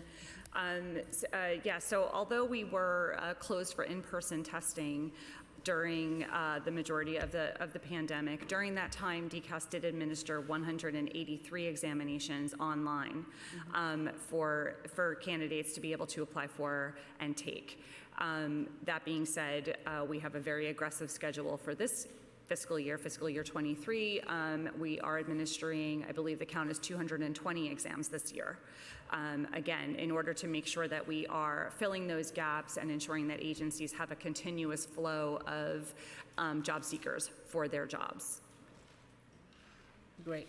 And so my next question is around the Citizens Budget Commission reported that the city had been significantly delayed in releasing the results of the civil service exams. For instance, in the first 4 months of fiscal year 2022, the median time between exam administration and the results was 246 days. What steps is DCAS taking to provide the results for civil service exams in a more timely manner? And has DCAS sought to leverage technology and other process reforms to expedite this process? I know in your testimony you spoke a little bit about the Bridge program. If you could amplify on that and what other strategies to get this done faster. Certainly.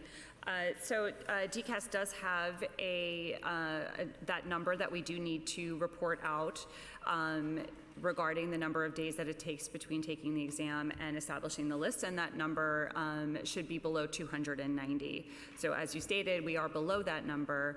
However, that number's been as low as 75 days. On average. So, and the largest common denominator is what type of exams we are giving. Some of our exams are, you can take it online. It's a very quick, simple process, and the turnaround for those exams can be as low as 50 days. Some exams have multiple parts. There might be a multiple choice test, there may be a physical test or a typing test or something like that that is administered afterwards, and that all takes time because those events happen in person and they're scheduled accordingly. So that will lengthen the time that it will take for somebody to get their test results. What about the Bridge program that you all have started to implement? We are so proud of the Bridge because this is a very clear departure from the way that we have always administered exams. We always give one exam for one job, and that's it. And so this is a really wonderful way to streamline our resources, so to give one exam for up to 10 jobs. But it's also a great way for job seekers to streamline their ability to apply for and qualify for many more jobs through one action. And again, that exam is automated, so it will take place. It's a multiple choice exam that we're going to give at the end of this month to the 4,000 people who applied. And we are hoping that that will have a very quick turnaround as well for those job seekers.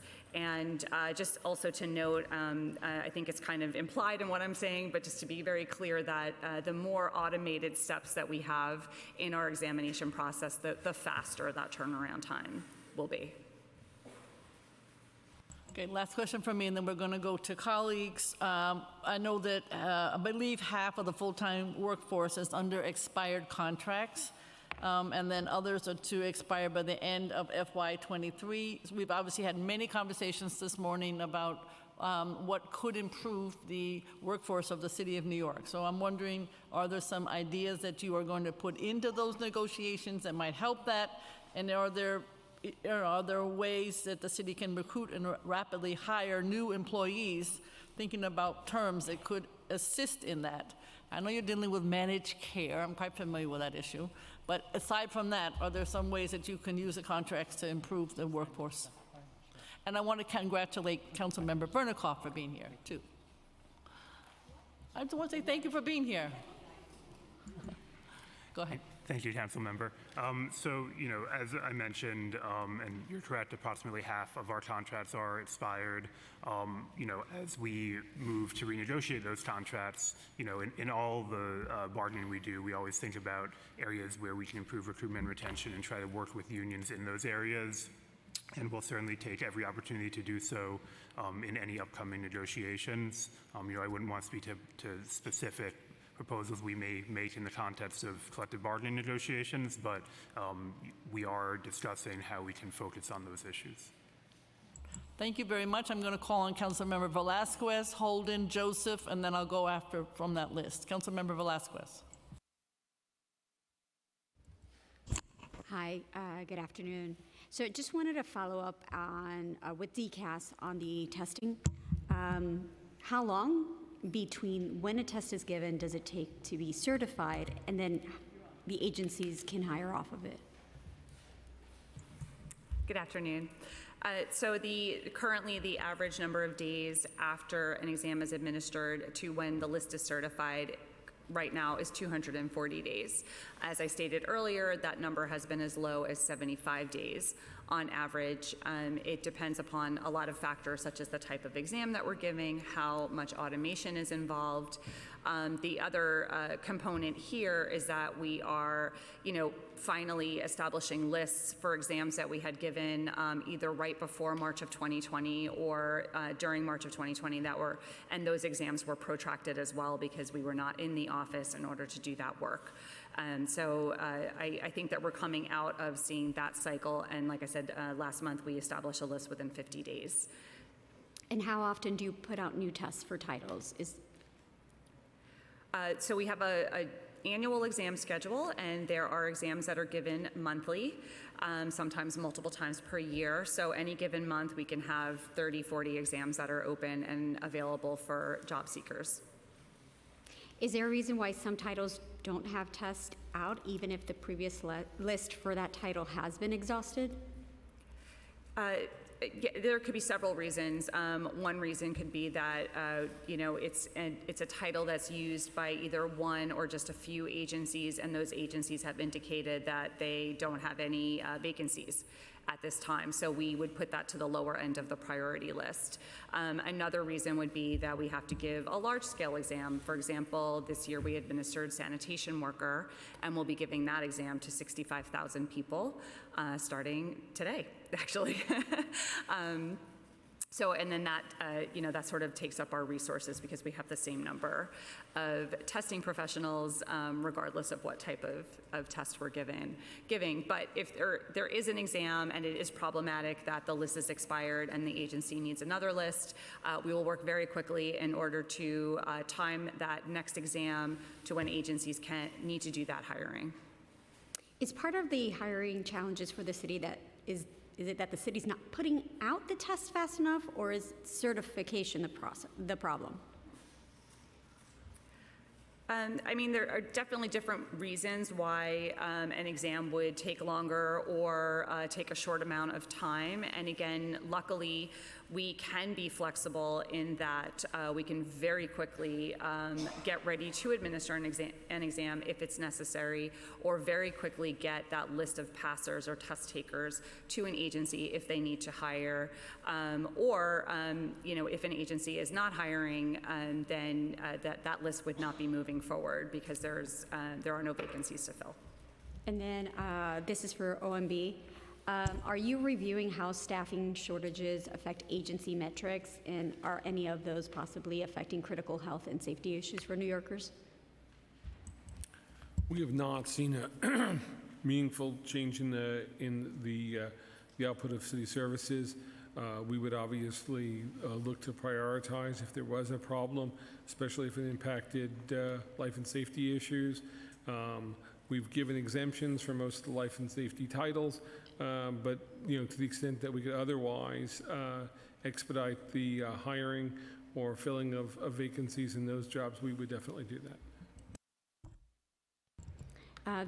What is the attrition rate for overall for our agencies here in the city?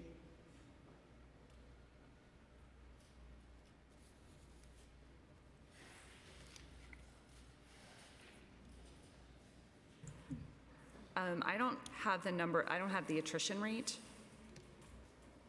But we can get that for you, I'm sorry. That'd be awesome, thank you. Just in. So the overall attrition rate is 8.3%. I'm sorry, I was looking at vacancy rates. I'm sorry, I gave you the wrong number. Never mind. We'll have to get back to my on attrition rate. It seemed high. Thank you. Councilmember Holden and then Councilmember Joseph. Thank you, chairs.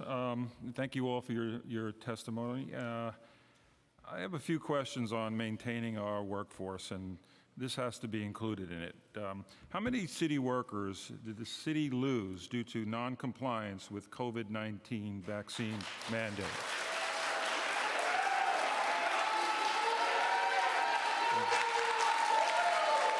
Ladies and gentlemen, quiet down, please. Ladies and gentlemen, quiet down, please.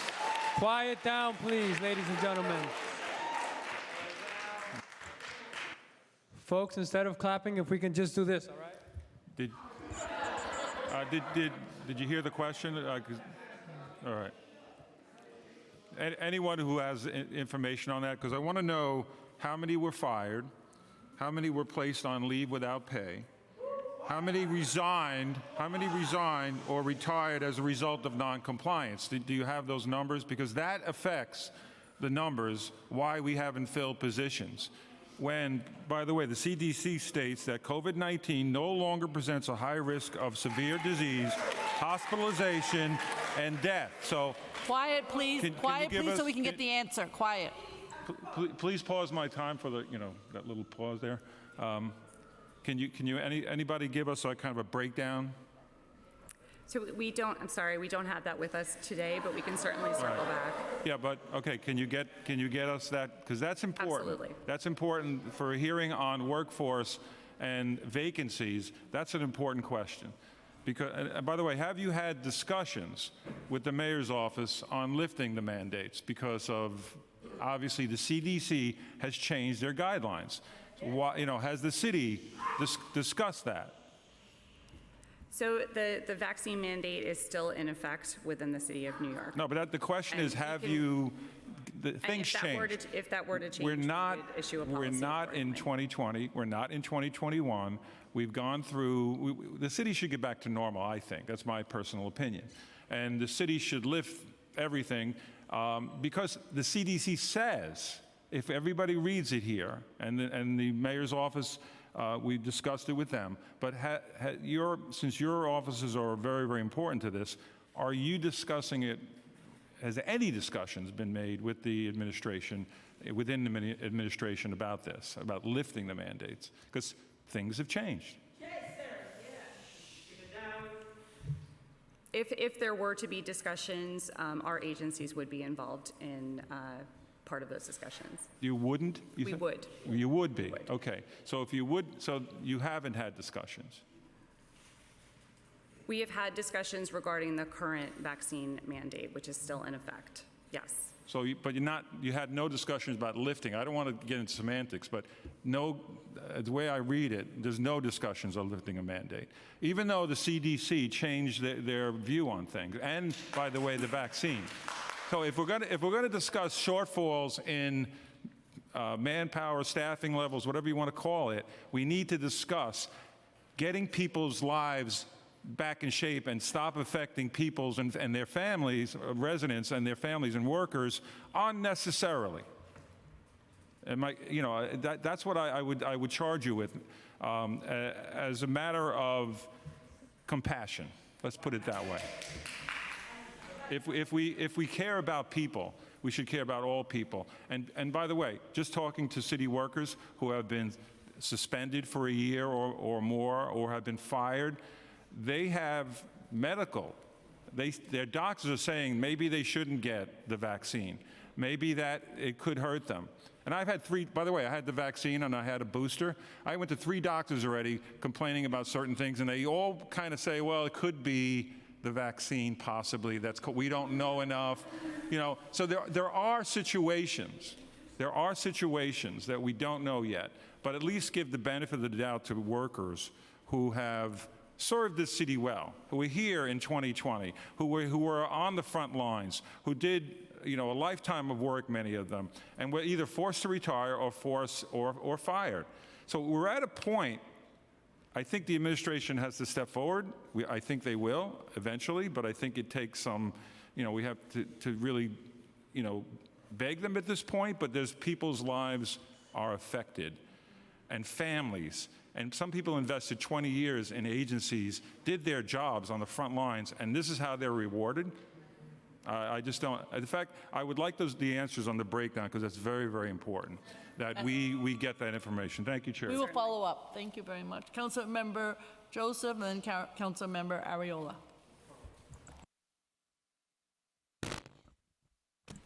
Thank you, chairs. Thank you.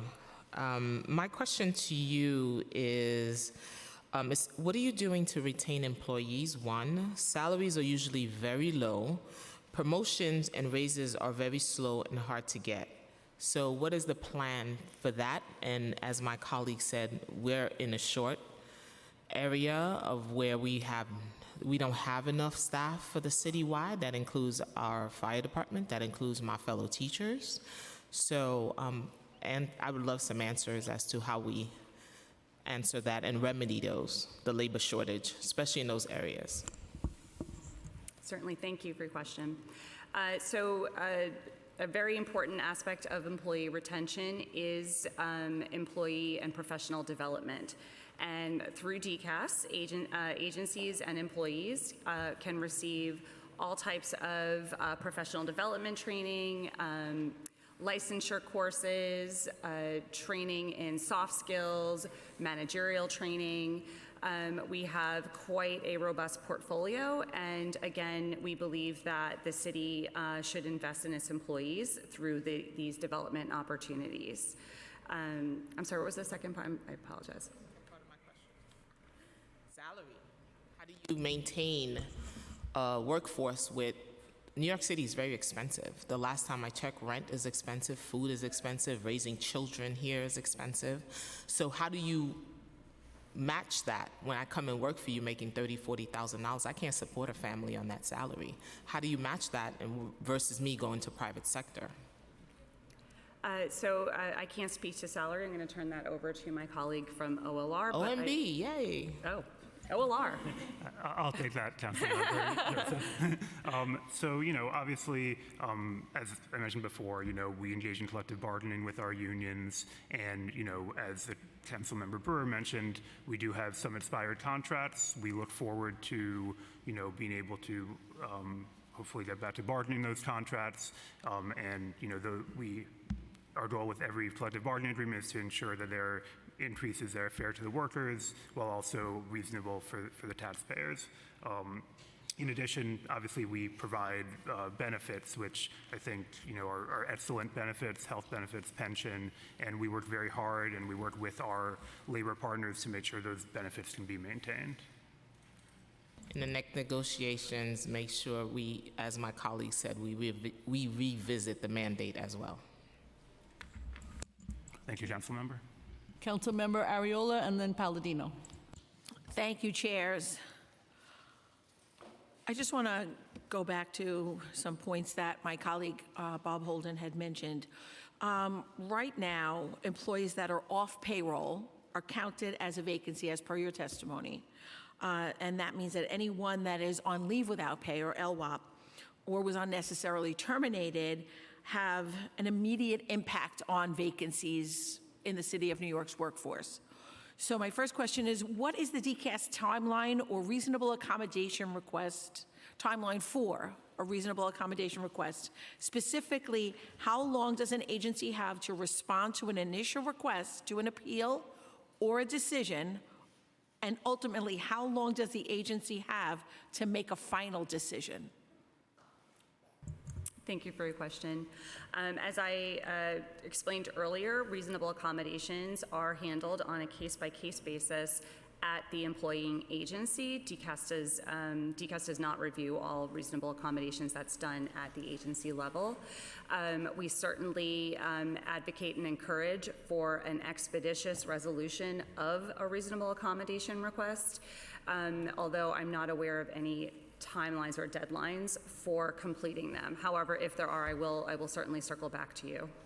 But there were deadlines beforehand, and in November and October, when many of the employees went on LWOP, there were 2-month deadlines, 3-month deadlines, but then in December of 2021, the deadline, DCAS removed a deadline that held all agencies accountable to a deadline to let people know what the determination was. And how fair is that to allow people to go months and months and months without pay, without knowing what they can have, what kind of work they can do, with an inability to get another job because they're on leave without pay? It's absolutely impacting people's lives. They're losing their homes, they're losing their families, their children are at risk, and yet the City of New York is taking their time in giving them any type of decision or a timeline for it. It's absolutely unconscionable that you would treat a workforce that put themselves out there during the COVID vaccine, the height of the pandemic, when there was no vaccine available to them, and yet put their lives on the line while others were dying. It's just not fair. They should be able to know what the timeline is, what the determination is, and why 2 out of 3 who have put in for a reasonable accommodation for the same issue are being denied and 1 is being granted. So how are we fixing this?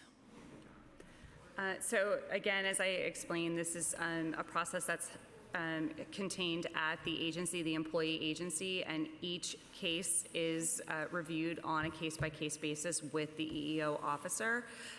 Regarding timelines and deadlines, again, I'm not familiar with any, but I certainly will circle back with you with that information. No, but what you're not getting is that DCAS oversees all of this. So who's setting these timelines, or who's telling the agencies, who's giving them the information to say?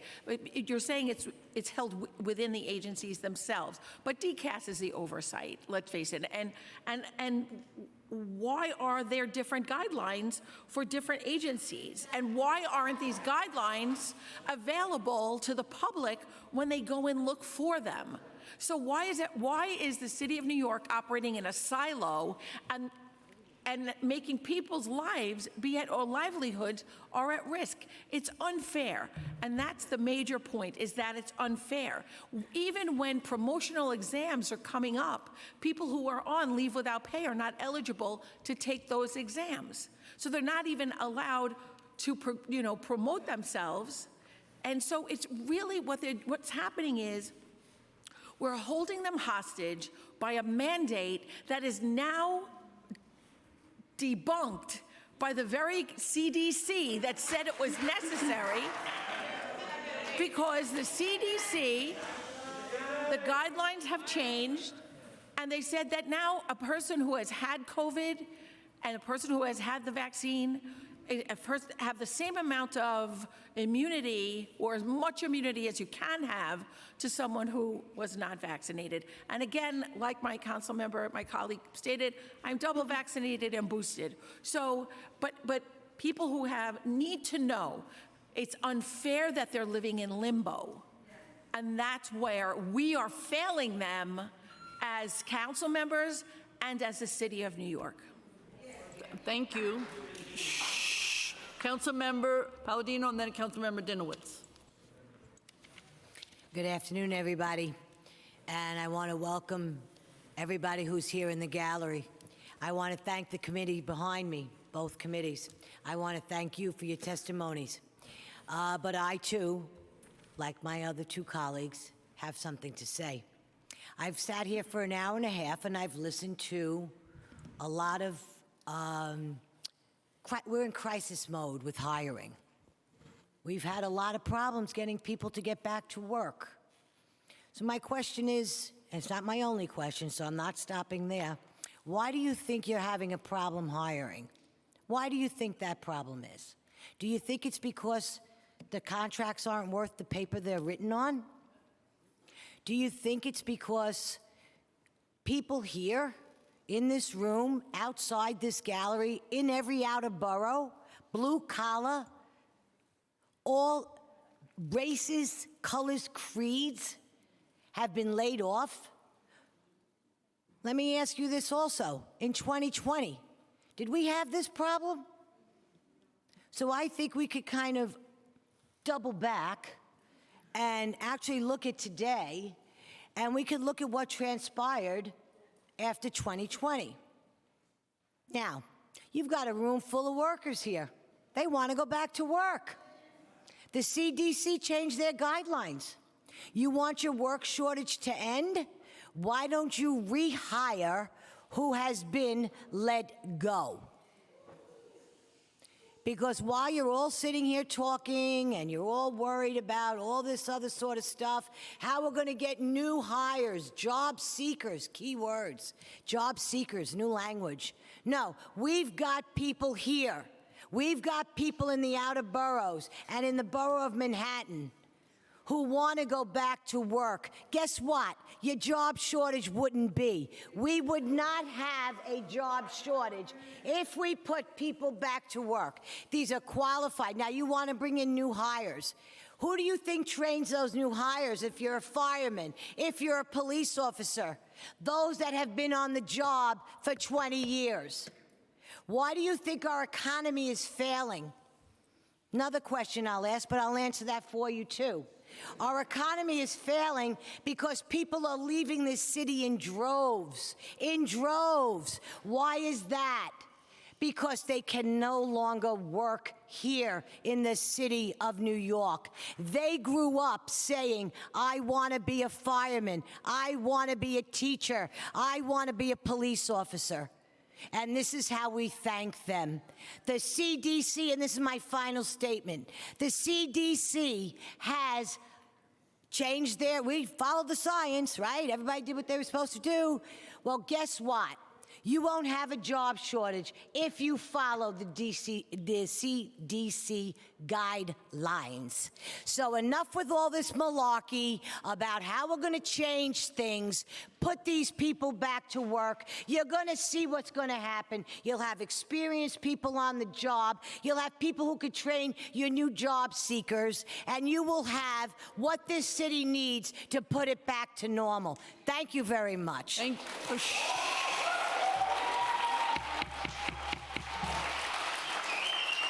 Thank you. Our next council member, Krishnan, and one then other thing. Dinowitz. To reiterate what Bob said, I'm sorry. To reiterate what Bob said, conversation with the mayor is crucial. And the mayor, I think, realizes exactly what's going on now. And we have opened the doors to conversation. Nobody wants these problems. Nobody does. We just want people back to work. Most important of all, we want the city of New York back to the way it was pre-COVID. Thank you. Thank you. Quiet, please. Councilmember Krishnan and then Councilmember Dinowitz. Thank you so much, Chairs Brewer and De La Rosa. My question, I just have one question, and it's clear the city vacancy rate, I think, is 5 times or 7 times higher now than what it was before the pandemic, and there are a lot of reasons that are of concern, including the report that Chair Brewer mentioned from Hellgate about the denial of reasonable accommodation requests. So there are a lot of reasons that are very concerning about the pay disparities, as well that are contributing factors to the vacancy rate being so high.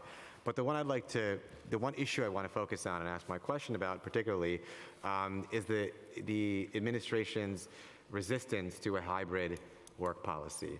As far as I'm concerned, I think our city should be a leader on these issues for working parents, and I say it as a parent of young children myself, but especially for young and new mothers in the workforce, because these issues of lack of hybrid policies have a huge inequitable effect on gender and particularly affect women and mothers in the workplace. It affects those who have to care for their relatives too, and other situations where hybrid arrangements no doubt increase worker productivity and contribute for a far more equitable workplace. These are policies that in the private sector exist throughout, and I'm wondering why the city has not set a model for the rest of the workforce by not only catching up to more flexible workplace policies, but really setting the standard for what they should be. Thank you. So as the mayor has repeatedly said, that in-person work is a position that allows for greater idea sharing, greater cross-pollination amongst employees, and the city is leading by example in this area while encouraging the private sector to follow suit.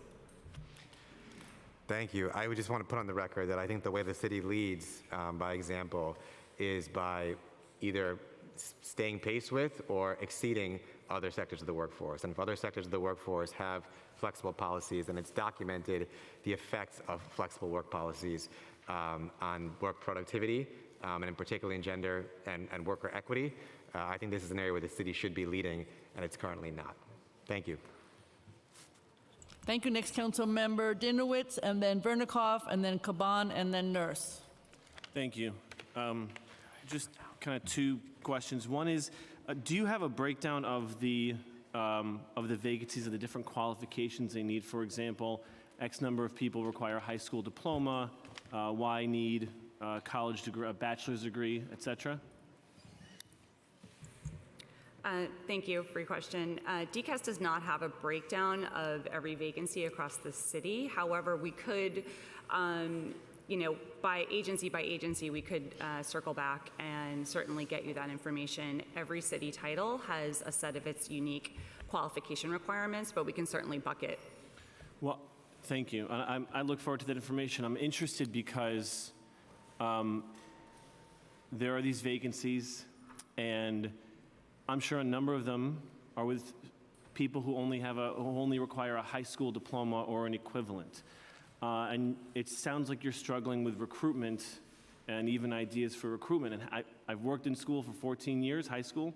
Never seen a city agency come in. I've never seen any city agency come in to try to recruit high schoolers who meet all the qualifications to graduate, but for them, maybe college is not their path, but deserve a good quality middle-class job.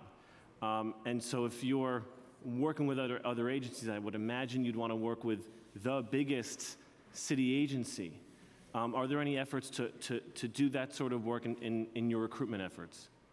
Certainly, and we do actually share our examination schedule with high school students every year in the event that they are interested in city government, because we agree that our high school students within our 5 boroughs are a great pool of talent that the city would love to have join its ranks.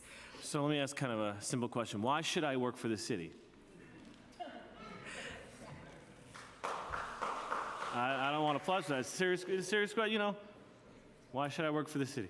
So I'm smiling because as a 20-plus year veteran of city government, I can certainly speak to why I work for city government, and that is because no other job, nowhere else, do you have the ability to go to work every day and know that the things that you do directly impact 8 million New Yorkers. And that is really exciting and really important work. So the city is looking for like-minded folks who want to make an impact and who want to make a direct impact in their own communities, because that is something that government work provides as opposed to any other type of work, not that I'm disparaging other types of work. Okay, I would say handing someone a piece of paper and saying, here's the exam schedule, is a lot different than the very passionate speech you just gave, and I would highlight that as something that's very important when doing, good job, doing job recruitment. I would also add, as has been mentioned before, paying people what they should be paid, and just one other thing, that this 246 days a median to receive results, even if I loved, if someone loves New York City so much that they want to really impact people's lives, they can't wait almost a year to find out if they've got a job or not. And in the meantime, they've probably found a job that pays a little more. And so it's a little surprising, again, having done multiple choice tests for many years of my life, that it takes so long, even the minimum amount you mentioned, I forget what it was, but it was still a high number, that we don't have the ability to provide test results and things of that nature in a more timely fashion. I'll leave that one there, and I have one other question. Councilmember De La Rosa, she asked about overtime and the cost of overtime versus just hiring more people. I'm kind of interested in the cost to our, buildings and businesses. We've spoken about the human cost, but have you calculated, for example, buildings have to leave up scaffolding if a DOB inspector comes back and says your facade work is not good enough, doesn't meet the qualifications to remove the scaffolding, you have to do more work. A business whose gas has been turned off is waiting for a city inspector. Have you calculated or considered how much lower staffing impacts or costs, not the city of New York, not our tax dollars, but impacts how much the businesses have to spend on losing business because they can't get the gas back on, or how much the buildings have to spend to keep that scaffolding up another month? And I would not have that information. I don't know if my colleagues would have any information to speak to that. Yeah, I don't think we have anything to calculate it, but obviously we are aware that when service delivery is slow, it has impacts on New Yorkers, and we do everything we can to avoid that. And you have no metric of, with X number of employees, DOB can respond to do an inspection in however many days, but with the current number of employees you have, it takes longer. Do you have any sort of metric that really measures how much longer it's taking to deliver those services? And then perhaps from that, anyone can extrapolate how much it's going to cost a building or a business as they're losing that money. Yeah, I do not have that. I do not have that. You should. Okay. Thank you, Chair. Thank you. I think that's an excellent question, some metrics to look at, and maybe we can try to do it ourselves because the list is long. Councilmember Veronica Caban and Nurse, go ahead. Thank you. No, wait, no, you're next. She's next. You're next. Veronica, and then Caban. Thank you, committee chairs, and thank you for your testimony. And also, I'd like to thank the incredible city workers, our teachers, police officers, and firefighters who are here today. And I want to just tell you that I am sorry for the predicament that you're in today. My questions are surrounding the vaccine mandates. My first question is, how many New York City police officers who applied for the vaccine mandate exemption since the mandate came into effect?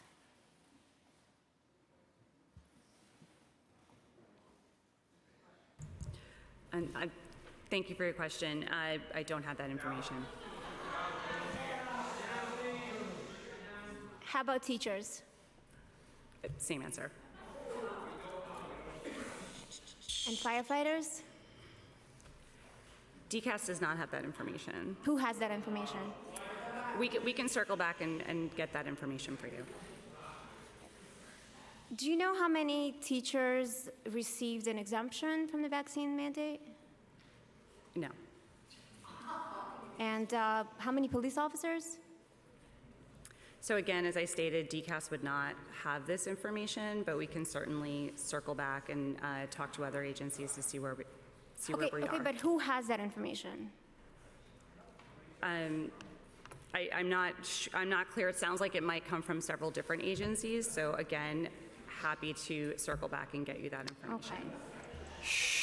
Do you know how many city workers were denied the exemption?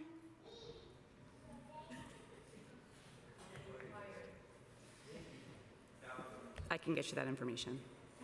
Okay. Would you agree that our city has a shortage of police officers? I'm not aware that there is a shortage of police officers. However, I think that that's a question best answered by the police department. I'm sorry, I couldn't hear you. I believe that that's a question that is best answered by the police department. Okay. So you don't believe there's a shortage of police officers in our city, is that correct? That's not what I said. What I said was I'm not aware of a shortage of police officers. Okay. And how about teachers? Do you believe there's a shortage of teachers in our city? So DCAS is not aware of a shortage of staff at the Department of Education. That question would best be answered by the Department of Education. Okay. And how about firefighters? DCAS would not be knowledgeable about the state of the staffing at the fire department. Okay, thank you.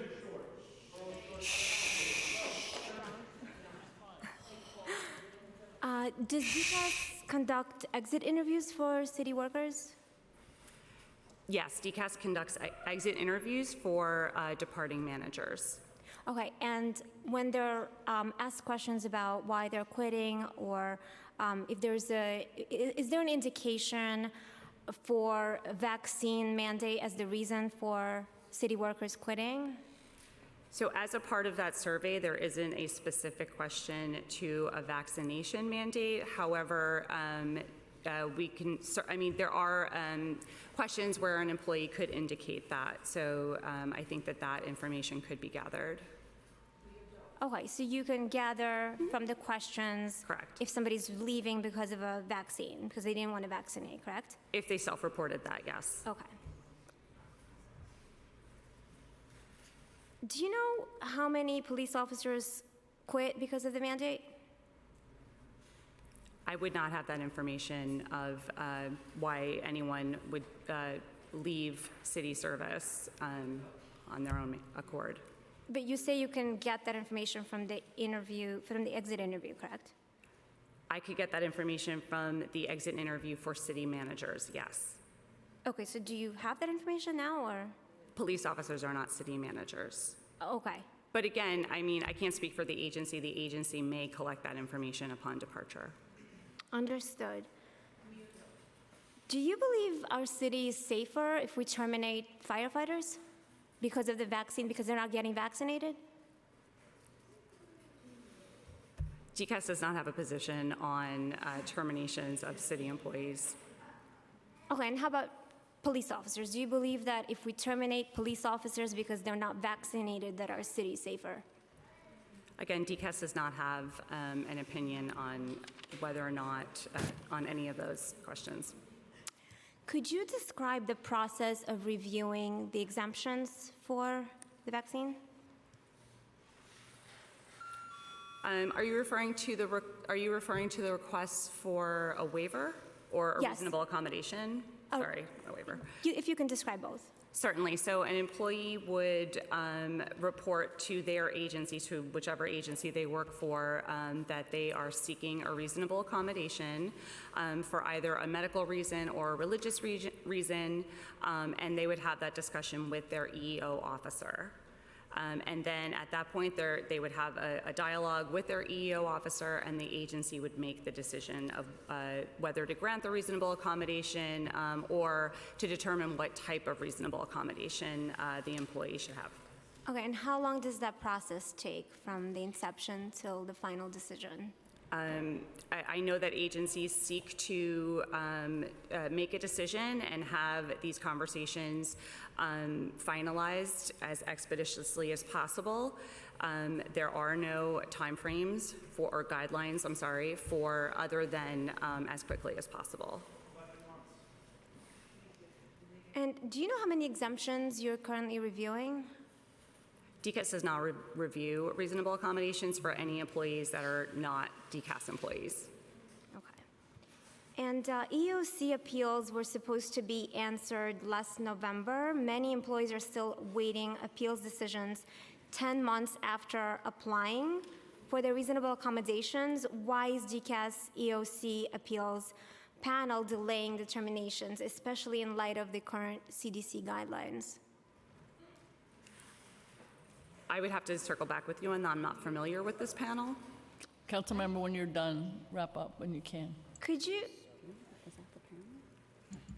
Yeah, just I can say the panel that handles appeals of those determinations is processing those determinations as quickly as they can. They've gotten many appeals, and they are working diligently to do so. Could you comment on the rationale for not paying workers while they're waiting on their exemptions and appeals? No, I can't comment. Well, what's the reason for them not getting paid while they're waiting? That is not under DCAS's jurisdiction. Whose jurisdiction? I can't comment on that. I'm sorry? I can clarify that workers who submitted reasonable accommodation requests when the mandate was first put into place were kept on payroll while those accommodation requests were pending. So, you know, when the mandate was put into place, there were certain dates by which you had to request an accommodation. If you did so, then you were kept on payroll working while awaiting your determination. Are you almost wrapped up? Yeah, just one Okay. last question. Okay. Could you just explain why we still need vaccine exemptions if the CDC changed their guidelines to say that getting the vaccine is essentially the same as getting COVID? So the city's vaccine mandate is still in effect, and so the city agencies are following that mandate. Thank you. Very much. Councilmember Caban, then Councilmember Nurse. Thank you, chairs. Good afternoon. So my questions relate to the remote hybrid work issue, but I want to start with a little bit of information released by the Abilities Research Center at Mount Sinai, specifically that the CDC estimates that 7.5% of the current adult U.S. population is now suffering with long COVID. In just the last 12 months, the number of patients has doubled to 150 million adults and 13 million children worldwide. And additionally, adding to the human cost, this brings a financial cost of $386 billion just to the U.S. economy alone. And for folks who aren't aware, long COVID, basically the science says that the virus can persist in the tissue where it continues to provoke your immune system. It could lead to blood clotting, to neuroinflammation, to neuropathy, to chronic fatigue, a number of other issues. You combine that with the fact that historically, our workplaces have not been workplaces that do right by or provide equitable conditions and accommodations for folks who live with disabilities. And also the reporting that was mentioned by my colleagues done by Hellgate, which is incredibly concerning. And so I want to go back to the mayor's position on refusing to implement a remote or hybrid work option, citing only and simply idea sharing and cross-pollination. My questions are, have things been considered, like in terms of for idea sharing and cross-pollination, strategies that other workplaces use, such as virtual water cooler gatherings? Again, hybrid models that do provide that in-person interaction, but then also accommodate folks who want to keep themselves and others safe, or just simply it works better for their families. Is there data, evidence, and research that the mayor is relying on to make the statement that full in-work conditions, if they weren't in place, if we did remote or hybrid, would inhibit or diminish the ability to perform any particular work that needs to be done by any particular city employee? Have employees been surveyed on workplace preferences in terms of a hybrid and remote option? I will also add, in addition to my questions, that I don't really find the reasoning that what we did in the past being a good enough reason for how we should strive to do things in the future. Yeah, I mean, again, when we talk about the ability to fill these work positions, we're seeing it all across the the private sector for sure. It is not diminishing productivity. The studies are showing that it is increasing productivity. I'm proud that my office institutes a hybrid model that allows our people to work from home some days and be in the office on others. So I'm eager to hear the answer to your question, to the questions that I posed. Okay, thank you for your questions. So as I had stated earlier, the mayor has repeated that in-person work is the work model that the City of New York will be following in order for idea sharing, collaboration, and discussion amongst its employees. But specifically, is he relying on any data, evidence, or research to back up that position or statement? So I'm not familiar with what information that the mayor is looking at, but I can certainly circle back with whatever studies and other informed information and provide that to you. That would be great, thank you. And one of the other questions I asked was, have employees been surveyed on their workplace preferences relating specifically to remote or hybrid work options? So DCAS has not put out an employee survey regarding work schedules. That might be something that has happened at the agency level because, again, agencies speak directly to their employees. That's also a topic that has an impact upon labor and labor discussions. So I can turn that over to my colleague for further information. I'm not aware of any of those surveys at the agency level either, although they certainly may have occurred. Thank you. Councilmember Nurse. Thank you, chairs. Good afternoon, everyone. My questions are pretty light and on the lighter side of retention. I guess I was really curious, we're asking people to come back to work, and a lot of retention is tied to the fact about how much time people have to spend in our workspaces.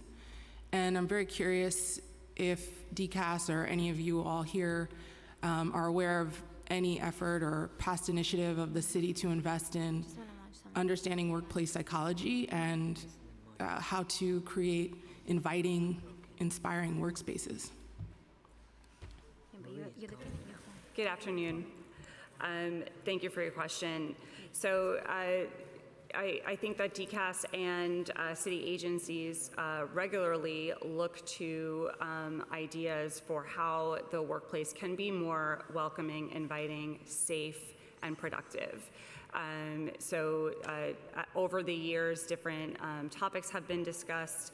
We also have a unit that solely focuses on employee wellness, and that is called WorkWell NYC, and they provide agencies, and they have monthly discussions regarding these very topics and how to keep employees engaged and healthy at the workplace, and I'm going to turn that over to my colleague. Well, just specifically, I'm talking about the actual facilities. You're sitting at these drab, outdated offices for 8 hours a day. I mean, when was the last time the city invested in making a nice workspace for people that is competitive to what the private sector is offering? So again, I can speak to what DCAS has done in order to make the workplace more inviting, welcoming for employees. We had just recently, just last week, opened a cafe on the mezzanine, and that is a shared workspace on the mezzanine of 1 Center Street. I invite you all to please come visit us there. It's a beautiful space where employees can there are vending machines for fresh food options. There is a pantry and a kitchen for preparation of food. And there's also workspace discussion spaces that are set up for meetings or just informal discussion between employees so that employees have a space to go during the workday that is bright and lively and an interesting space to share. And we're very proud of this space. So again, I would really love to invite all of you to please come visit us there. Besides DCAS, is there any other information or investments that the city can speak to around this? So I can't speak to facilities, except to say that, if a labor representative brought concerns with certain facilities to OLR's attention, we would and have worked with agencies and with DCAS to try to address those issues and improve the workspaces. I can speak to WorkWell, which my colleague mentioned, and which is a program at the Office of Labor Relations that focuses on employee wellness across the city. It's a program we're very proud of and always trying to expand. We have ambassadors at agencies across the city who work to engage those agencies' employees on various wellness initiatives. We deliver programming, and that's an initiative that was launched only about 7 or 8 years ago, and that we continue to push and expand, and that we're very proud of. My last question is, has there been a comprehensive study across agencies with city workers to understand what they need and what they would like, and where they would like to see better investments, whether it's facilities, whether it's professional development, something comprehensive that's not just agency by agency siloed information, but what does it mean to work for the city of New York, and what's exciting about it, what's not exciting about it? Has there ever been a comprehensive study conducted, or are there any plans for something like that? I'm not familiar with any comprehensive study. Again, I can only speak to what we have done at my agency at DCAS, and that's exactly what we have done. We've surveyed all of the staff, and one of the recurring topics that folks had shared was that they wanted a space within the workday to go to that is inviting, that isn't some corner or some conference room where they can either take a break or have a discussion with a colleague away from their desks. And so that is something that DCAS put into place. But again, I'm not very familiar with what other agencies have done. Thank you, Chairs. Thank you very much. I appreciate this. I think there'll be lots of follow-up requests based on individuals who have asked questions, and I hope that we can work together to fill 24,000 vacancies, because every single one of them is needed for whatever reason they're not, and we need to fill them. And thank you very much for your time and information. Next, we're going to go to the public. Thank you. Thank you. Thank you. Thank you. We'll now turn to public testimony. For in-person panelists, please come to the dais once your name has been called. Please be quiet. Please be quiet. We're here. We're not going anywhere, and we're listening, and it is online. So shh. For panelists who are attending Please be quiet. For panelists who are attending virtually, Please be quiet. Be quiet, or you will be escorted out. For panelists who are attending virtually, we will be calling on individuals one by one to testify. We will be limiting public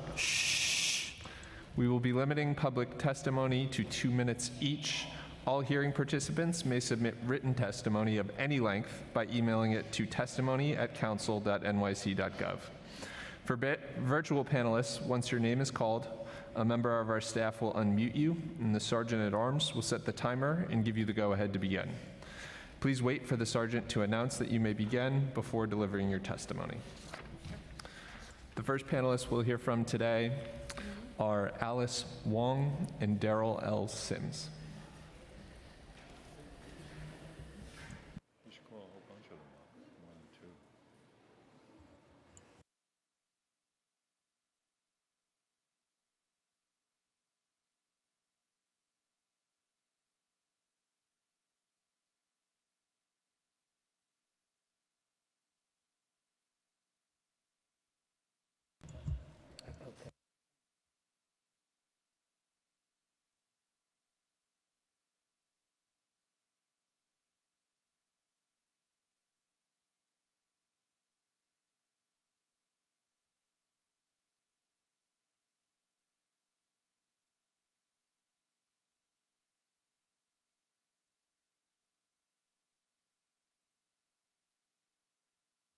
You may begin.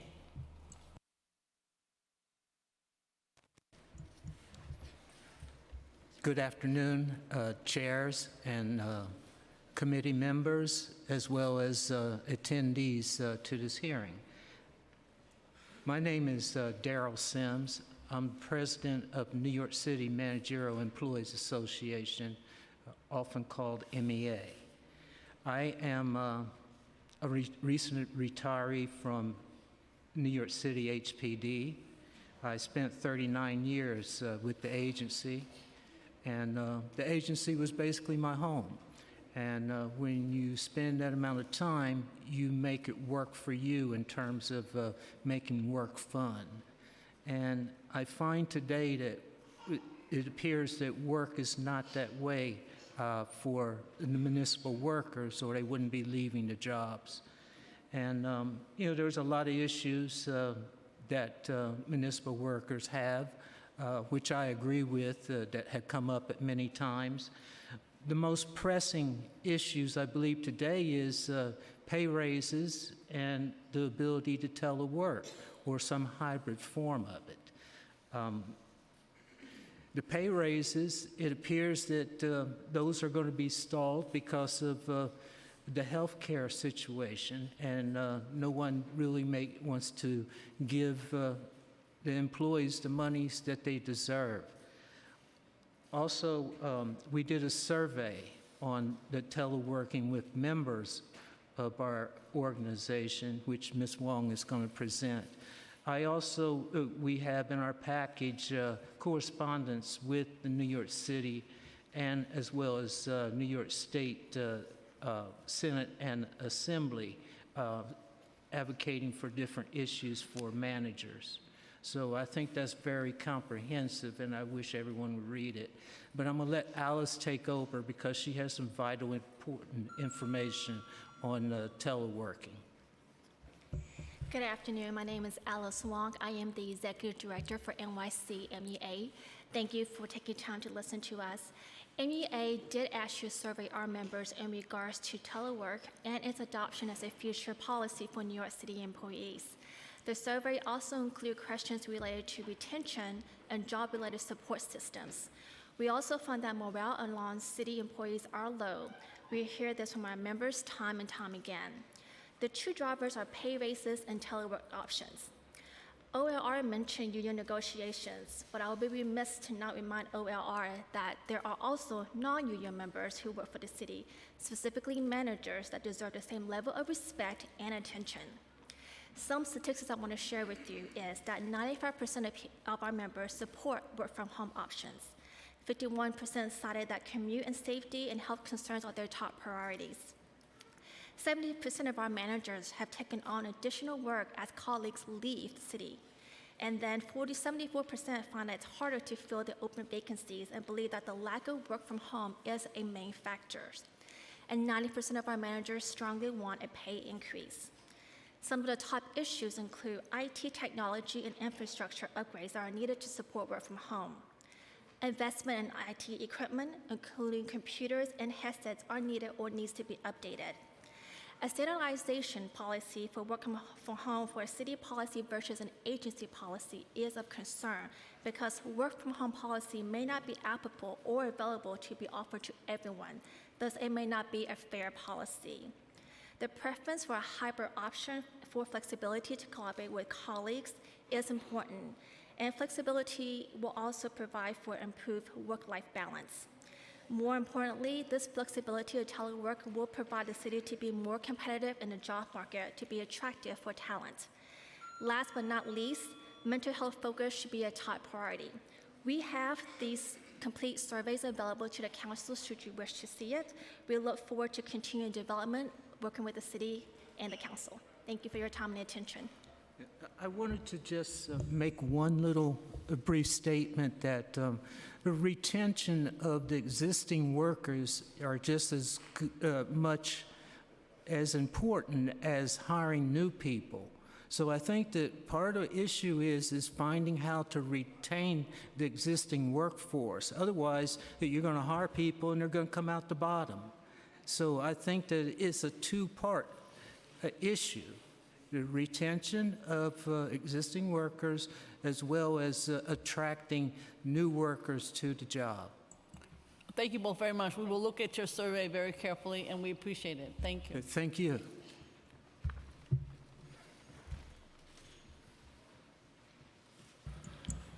I'd now like to welcome Oren Bartzelay to speak, followed by Saul Fishman, Anna Champagny, and then Michael Karatsas. Oren Bartzelay, you may begin upon the sergeant's announcement.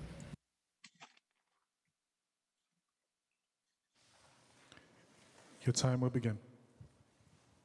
Thank you. Madam Speaker, Committee Chair, and honorable members of the Council. I am Oren Barzilay, President of FDNY EMS Local 2507, representing FDNY EMTs, paramedics, and fire inspectors. I am here at your invitation to testify about the major problems of FDNY EMS attrition and how it is absolutely impacts life safety in the city of New York, especially among the poor. I can probably sum it up with only a few words: poverty EMS wages. A difficult and stressful EMS job, antiquated, century-old EMS work sites, a lack of respect for EMS professionals. I could likely wrap up my testimony there, but let me explain a bit more. This city and FDNY has pushed its medical first responders' capabilities to a breaking point. Even as the FDNY is unable to keep up with the existing 911 medical emergency call volumes, we have been briefed by the agency that is seeking to reduce EMS staff and coverage by deleting 13 24-hour units across our city at a time when EMS is short by hundreds of personnel. Don't believe it? There are fire department memos about their plan. You can just ask for them, and we can provide you copies as well. A total lack of investment in its workforce and our crappy workplace conditions certainly don't help. EMS staff attrition rate is an abysmal 70% after 5 years, and likely to rise. This week in California, the state's governor signed the FAST Act. It seeks to set a new wage level of $22 an hour for fast food. Your time has expired. Also with automatic annual wage increase of up to 3.5%. In New York City, our FDNY EMTs survive on poverty wages of $18 an hour. Could you afford to live on that wage without having a second or third job? Could you afford to ever have children? Sir, Being a member of FDNY EMS, can you wrap up? Thank you, whenever you can. Stressful job. With every single 911 call, someone's life is on the line, and we respond to about 2 million emergencies every year.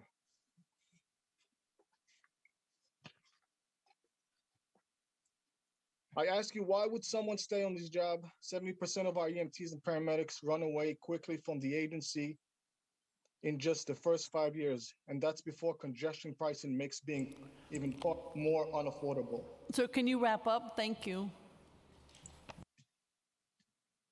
I have a long testimony, so if you have any questions, I would like to also answer some comments that were made by others on the panel, if that's afforded to me. Okay, we have about 50 people to speak, so we love hearing you, but we have a lot to go. So we will read every word of your testimony. Okay, I just want to say that they were saying before that the attrition rate in New York City is at 8%. For EMS, it's over 20%. EMS and inspectors are not treated the same as they talk about the uniform promotions and employment. There are so many things. I will submit my testimony to you. Thank you very much. I appreciate it. Next, we'll hear from Saul Fishman, followed by Anna Shapani, and then Michael Karatsas. Your time will begin.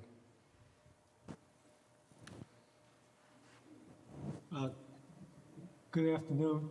Have I been unmuted, by the way? We hear you. Okay. I'm Saul Fishman, president of the Civil Service Bar Association. We represent the attorneys in virtually every city agency. I'm here to testify about how the legal divisions have been greatly diminished in staffing, how dedicated employees have had their morale crushed, leave city employment,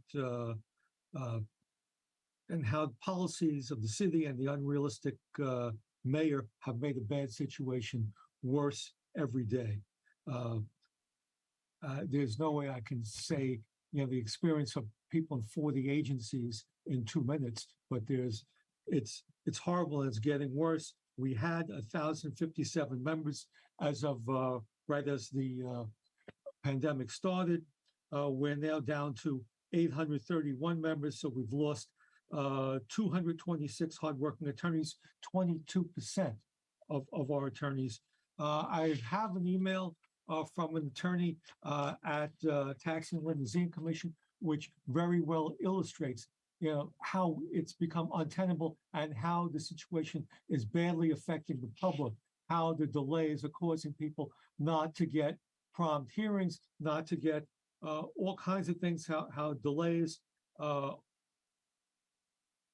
it's basically untenable for the public as well as the staff, and why they're expecting to continue to lose people. And this isn't just the TLC. At ACS, we've lost started at 246 people down to 177, a drop of about 28%. These are people who could prevent the next Nix Marie Brown kind of murder situation at the hands of their so-called guardians at Human Rights Commission, where we went from 25 down to 15, a loss of approximately 40% of skilled personnel. Time has expired. Discrimination about Department of Buildings. They've seen approximately 40% reduction in their ranks. I have some specific suggestions in terms of how to improve things, which I'd like to briefly get to. Yeah, can you wrap up, sir? You have to wrap up as soon as possible. Thank you. Okay. I'm going to suggest that you closely scrutinize the delays involved with onboarding, insist that each agency show their attempts at recruiting, that given the difficulty in recruiting, our title should be exempted from the residency requirements, and some commissions virtually all of them are afraid to take that necessary step. Should also amend that same administrative code, not only to cover difficulty to recruit, but also difficult to retain titles. There are so many important things. And by the way, does it make any sense that the attorneys at Corporation Counsel are exempt because they're allegedly difficult to recruit, but not us, the attorneys who went to the same law schools with them? Sir, So you there's need to a lot of politics. You need to wrap up. We'll read your testimony. If you could wrap up, we'd appreciate it. Thank you. All right, and finally, where we need some legislation requiring each agency to prepare a policy offering employees the ability to work remotely, and should follow that up with demanding each commissioner come in and justify people who were excluded from such a policy. Thank you very much. Chair. Thank you. Next, we'll hear from Anna Shapani and then Michael Karatzis. Your time will begin. Hi, good afternoon. I'm Anna Champany, the Vice President for Research at the Citizens Budget Commission, and thank you for the opportunity to testify. As we've heard, there are well over 20,000 vacant positions. First, I want to say the city can and should reduce the number of authorized vacant positions without impeding its ability to provide high-quality, efficient services. But it should also strategically fill the vacant positions in agencies and units that are currently unable to deliver the volume and quality of service that New Yorkers rightly expect. And these current challenges are the result of management, procedural, and labor market challenges that the city should address. We have 5 specific recommendations. I submitted longer written testimonies, so this will be an abridged version. First, current policies and procedures are inflexible, cumbersome, and better facilitate controlled and hiring and service delivery. Move available positions to where they are needed and be nimble in reallocation. Agencies should be budgeted smartly and efficiently and then allowed to hire to fill vacant positions. A 2-for-1 hiring freeze is not appropriate at this time. Many offices are involved and control multiple steps of the hiring process, including posting positions, making offers, and setting start dates. Speeding up the process, ensuring adequate, timely civil service tests and lists is especially important in the current competitive market. The city should provide training, upskilling, and advancement opportunities to acknowledge and retain high performers. Given the tight labor market, providing more skills training and negotiating flexibility and work rule changes could increase the attractiveness of public service A longer-term solution would be to consider what changes and improvements to public sector employment and civil service systems are needed to attract and retain the next generation of talented, hardworking, and innovative public servants. And fifth, report transparently on vacancies, hires, separations, and promotions. The city's hiring processes are somewhat of a black box. Shedding light on the length and complexity of this process would be useful to assess Your time has how expired. effective the city's processes are and allow policymakers and the public to identify bottlenecks. Thank you. Thank you very much, and I hope you submit your testimony because it's a little hard to hear from the sound. Thank you very much. Oh, I'm sorry. I did submit the written. Thank you. Thank you. We'll now hear from Michael Karatzas. After Michael, we'll hear from John Matland, and then James Hogue, George Gutierrez, and Marianne Pizzatola. Your Good afternoon. time will begin. Hi, thank you for the opportunity to testify before you today. I'm a 19-year employee of the Landmarks Preservation Commission, appearing before you as president of Chapter 41 of Local 375 DC 37, representing 34 employees at the commission in the Landmarks Preservationist, Urban Archaeologist, and Research Scientist titles, and our members, nearly all of whom have master's degrees or doctorates, do the day-to-day work of the commission, reviewing work applications, working on historic district designations. Really, all the day-to-day work of the commission is most of it is done by our members. I realize my time is short. I did submit written testimony, so I hope you will look at that, which goes into a little more detail. But the one point I'd like to make is this, that while the pandemic and the Great Resignation may have exacerbated the staffing crisis, they did not cause them. The causes go back 20 years. Over the past 20 years, our pay, our salaries, our compensation has declined relative to inflation, about 12%. So the hiring rate now is 56,000. If it were in line with inflation, it would be 64,000. So salaries are way down. It's hard to hire and retain people, and there's no quick and easy solution to this. It's not having more job fairs. It's not going to high schools to recruit. You just have to pay people more in line with the private sector and what they need to live in this city. Something that wasn't mentioned, I didn't hear mentioned, was the shift from Tier 4 to Tier 6. When I started with the commission in 2003, I started with Your Tier time has 4, expired.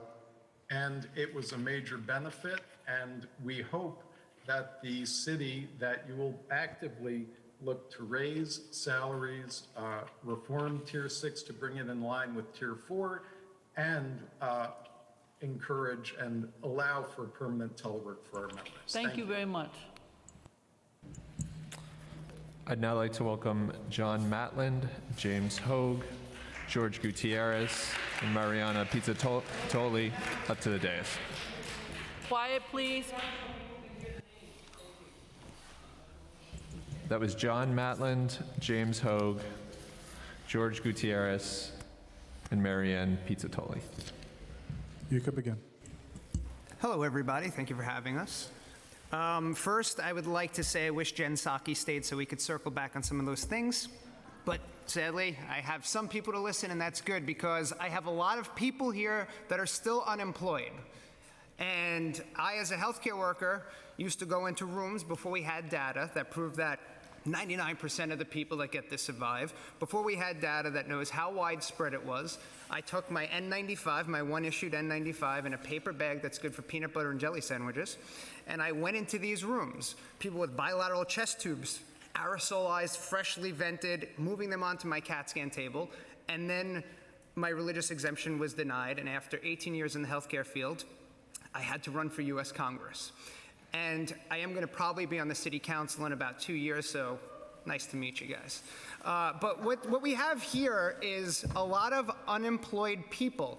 And what's the retention? We heard about nice lounges.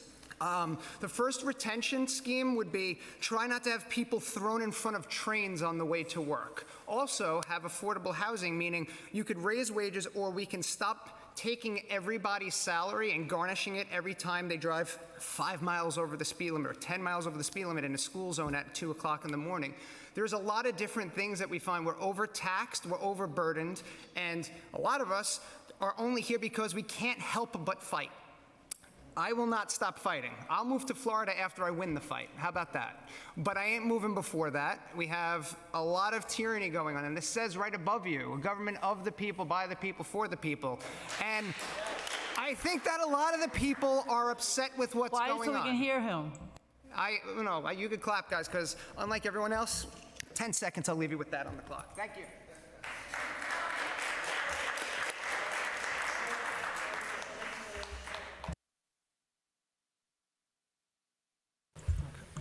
Hello, my name is George Gutierrez. I worked in schools as a custodian for 21 years. Last year I was denied an exemption, and the mandates, the exemptions are arbitrary. They don't have rhyme or reason. People put in basically the same exemptions I did, got them. I'm out of a job 21 years. People at my church, there were people that were denied exemptions, people that saw the writing on the wall and just left. 2 teachers, 20 plus years. A school nurse with 18 years. That's 80 plus years of experience just out for a mandate that had no science behind it. If we'd like to close the gap that we have this vacancy gap in the city that we've been talking about all day today. If you'd like to close that, as Ms. Palladino, Mr. Holden, Joanne, and some of the other councilmen have been pointing out, give us our jobs back. Let's follow the science that hasn't been being followed. And I would appreciate, all the council people looking into that, discussing it with the mayor. And I would hope that we can have our jobs back soon, because there's no reason for what's going on. It's been completely arbitrary, and we could close that gap on vacancies. So I'll leave you with 40 seconds and appreciate your time. Thank you very much. Quiet, please, so we can hear the speakers.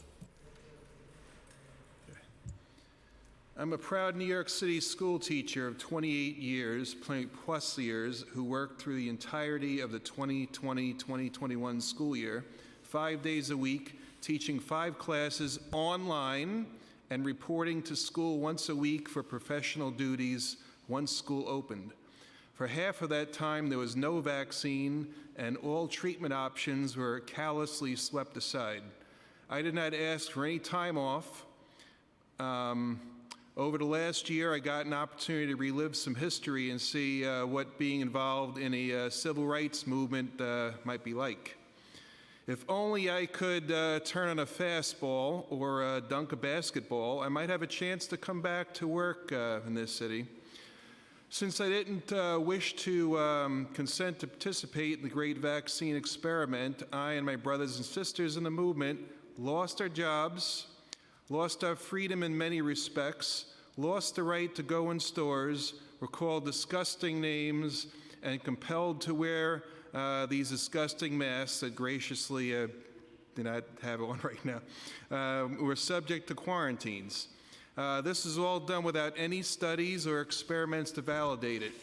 Now there is a lot of talk about boosters and monkeypox vaccines using the same mRNA delivery system as the COVID vaccines, which we now know doesn't stay in your arm, which we now know travels and settles spike protein in an individual's vital organs, which we now know does not prevent you from getting the virus or prevent the transmission of it.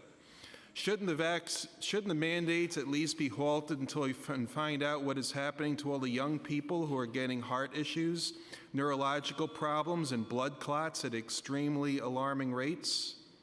Time's up. Damn it. Thank you very much. Thank you very much. Do we have Marianne Pizzatola?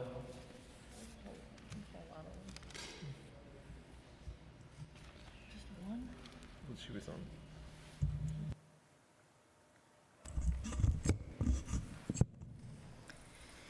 Good afternoon, Chair Brewer, Chair Brewer, Chair De La Rosa, and the members of Civil Service and Labor and the Oversight and Investigation Committees. Thank you for the opportunity to testify before you today and maintaining the city's municipal workforce. My name is Mary Ann Pizzatola. I am retired from New York City EMS FDNY. I am the president of FDNY EMS Retirees, and I am also the president of the NYC Organization of Public Service Retirees, the group that sued the city successfully to stop the city from forcing us into Medicare Advantage or charging us a penalty premium to stay in our current plans.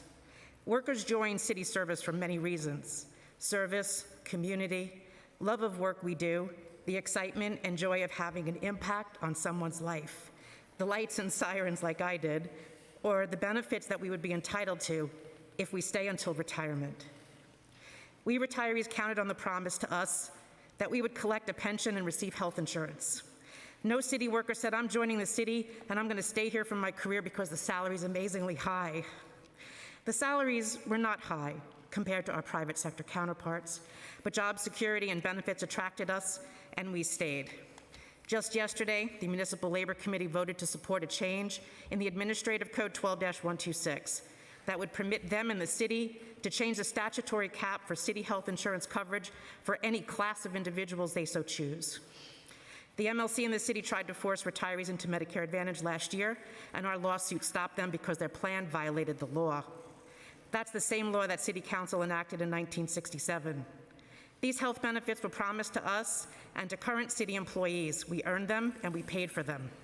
If you permit this amendment to be introduced and adopted, your ability to attract and retain workers will become even harder. Why would anyone join city government and dedicate their lives to work for the city, give their heart, soul, and their health in some cases, just to have inferior health care during their city employment, or have what they have already earned in health care benefits stripped away from them in retirement? Thank you. If you could wrap up. Thank you. It will be difficult to attract and retain people when the fear of what they were working towards can be taken away. Sitting in this very council chamber, former council members Mario Marola, Edmund Farrell, Mary Pinkett, Eileen Ryan, Miriam Friedlander, and Peter Vallone protected retirees. I think if they were all here today, they would agree with me that the best way to attract and maintain a loyal workforce is to keep the promises made to employees and retirees. I might also add that the city should not be pitting unions against one another and making them give up benefits promised to their retirees. I'd say, in short, keep your promises. You will find that people will want to work for the city because it is the greatest city in the world. But if the city workforce sees that they are risking what they earned, they will take their experience they gained in city employment and work somewhere else. Thank you very much. We'll now hear from 4 Zoom panelists: Brenda Walker, followed by Stephen Vavosky, and then Michael Noonan, followed by Nicholas Shearman. Brenda Walker, you may begin when ready. Your time will begin.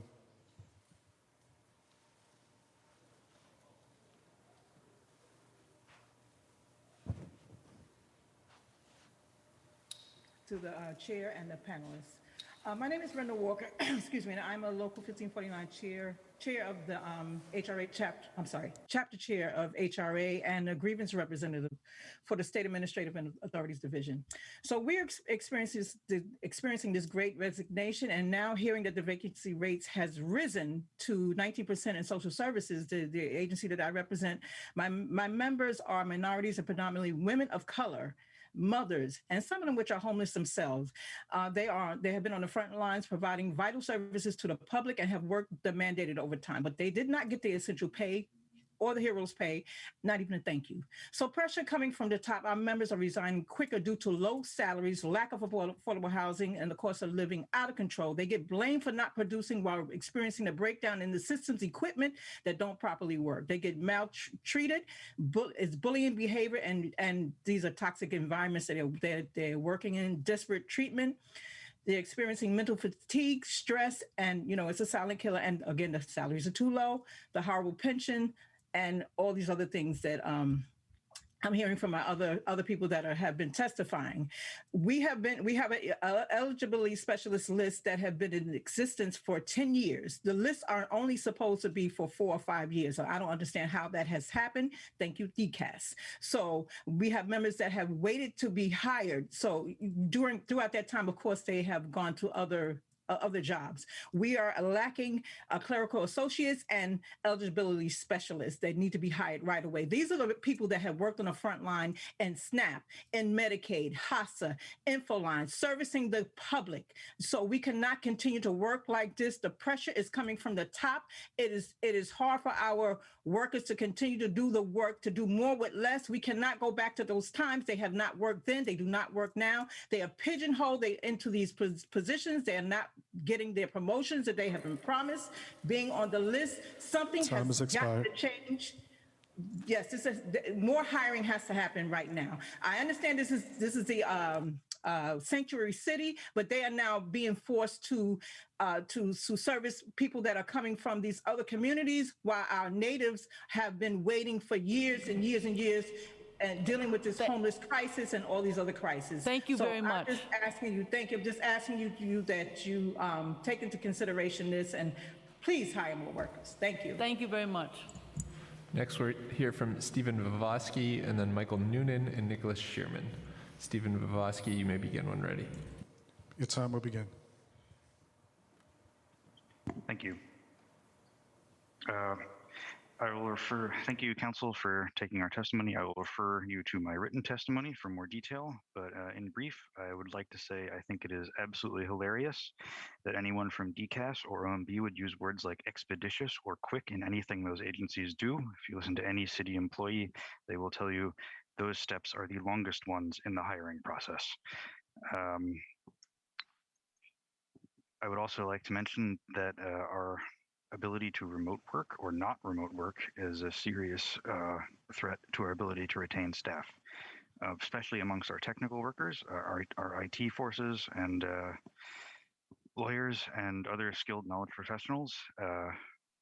They can more easily get higher paying jobs in the private sector that they can work remotely. Being able to work remotely is a tremendous increase to the quality of life, and it is a tremendous equity issue as well. And that is what I will leave you with. Thank you for your time. Thank you. Next, we'll hear from Michael Noonan and then Nicholas Shearman. Michael Noonan, you may begin when ready. Your time will begin. Yes, I am a New York City Parks and Recreation worker from Local 983. I just want to ask, what does the city plan to do for the several hundred CPWs and CSAs that are set to lose their job next week that have worked for over 2 years or more, that they consider workers who have been working for over 2 years or more seasonal, and they're all going to lose their job next week if they are not given an extension or a permanent position. And these are several hundred park workers who keep the parks clean. They work in every single sorts of weather at all 5 boroughs.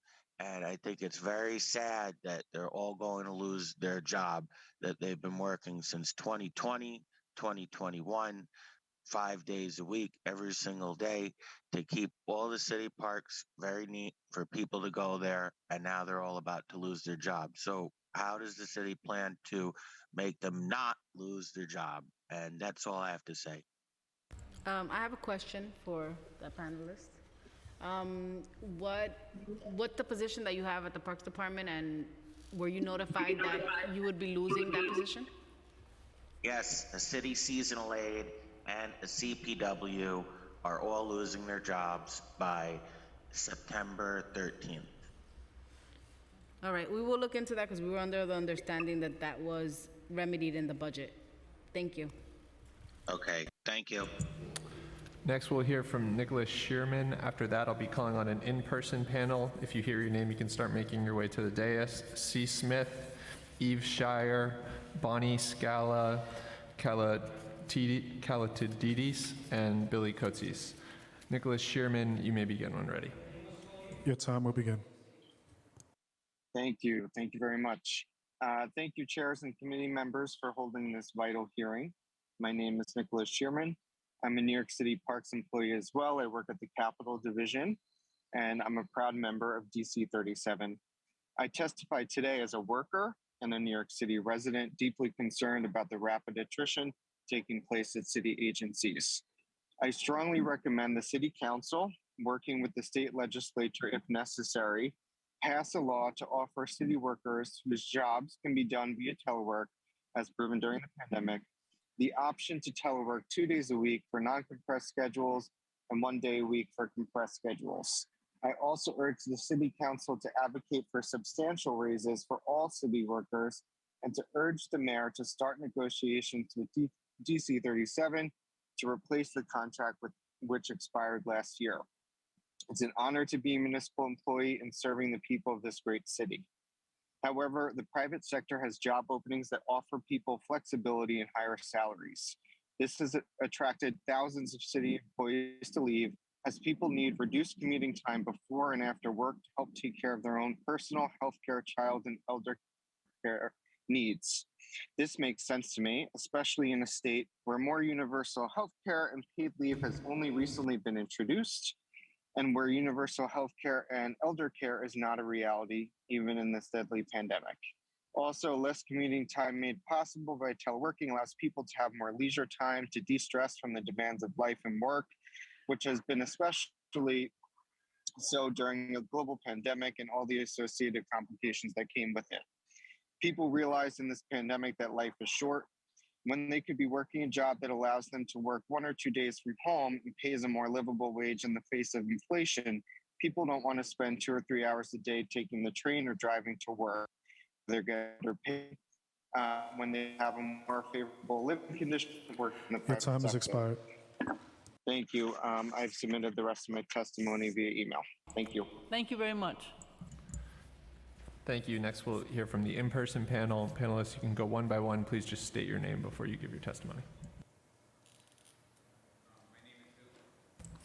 My name is Billy Kozis, and I'm a healthcare worker. I was a healthcare worker, worked for 13 years in a nursing home, and I was let go because I refused to put this stuff in my body. The COVID vaccine, experimental, it's against my religious beliefs. They accepted my religious belief, right? They gave me an exemption, but they could not accommodate me, which is illegal, which is unlawful. The Department of Health took it upon themselves to remove religious exemptions from healthcare workers when they don't have that authority, okay? This is complete lawlessness, and it was allowed to happen, okay? The Department of Health does not make laws. The Assembly, the Senate, they come together, they make bills, and if they pass them, the governor signs them. This is total lawlessness, and now we're seeing that the science was never followed from the beginning.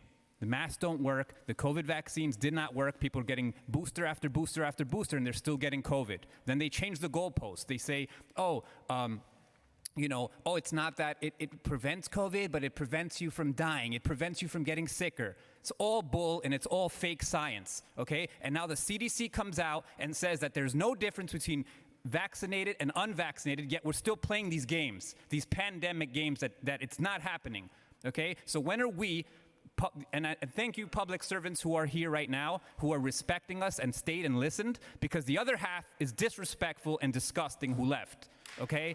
Very disgusting. Quiet, please. We sat here to listen to you guys, and half of you are saying nonsense all day long. Nonsense. And I'm here patient listening to you guys. Okay? Talking about silly little things. And this is the most serious thing that can happen is you guys violating our rights. Okay?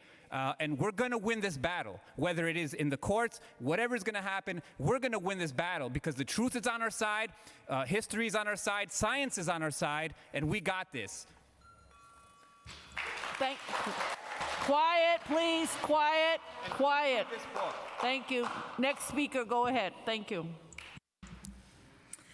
Hi, my name is Bonnie Scala-Kilditis. I thank the council for the opportunity to speak, especially my council rep, Vicky Palladino, who has been a tremendous support to me and to my family. I was a New York City public school teacher for 28 years. I was hired in 1993. I was fired for misconduct on March 17th, 2022, after multiple attempts of applying and attempting to get a religious exemption for vaccination. They were all rejected. I am a woman of faith. and I was fired for that faith. I must add that I also had a religious exemption to vaccination in place for my children for years that was approved by the Department of Education. That stood until law changed. I can't say anything now because he already left, but that was a law that Jeffrey Dinowitz strong-armed. Why did the DOE believe me in 2017 and did not believe me now? I have to also add that I have a disabled child who just returned to his special education program yesterday after exclusion. He is now 18. The law that excluded him no longer applies to him. He is back in school getting his special education services despite his vaccination status. I am missing picking Braden up from school today on his second day at District 75 to be here today. I'm also missing the second day of school today as a pre-K teacher, which I was for the last 7 years. Believe me when I say that pre-K children have been harmed by the inability to properly staff classrooms. The substitute who took my job in October 2021 had no early childhood experience. I should be in my classroom. I should be working this mandate that took this from me. It also took away how I provide for my family and how I feed my children. The pandemic is over. We are here mostly maskless. The governor just lifted the mandates for the mass transit. I got 20 seconds. I want to work. I have worked every day in person last year. I worked in person, not remote the year before. I want to return to my school. I will never go against my faith. The city has tied my hands. It is my understanding that there are 4,000 vacancies in the DOE vacancy list. Plus whoever got fired this week. I have seen that list online. It makes no sense to turn away experienced, dedicated teachers who want to work. If you could wrap up, thank you. Please talk some sense into Mayor Adams. Thank you. Thank you very much. Quiet, please, quiet. Hello, my name is Craig. I'm here for city workers. I want to thank Mr. Holder, Ms. Ariola, Ms. Palladino, and Ms. Verlarenko for standing up for city workers. We won't forget when it's time to vote.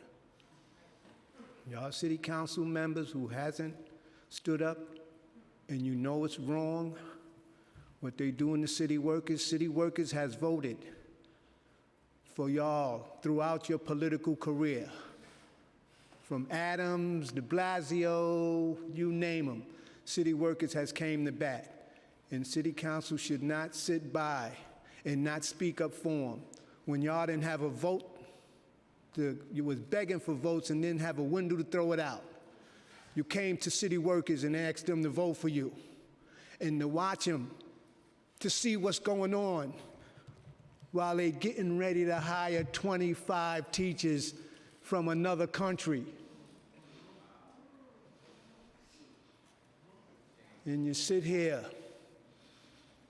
and you don't say nothing. And these people pay union dues for years. It's a shame. And we are gonna remember. You better make sure we're gonna remember when you come asking for our votes in front of train stations.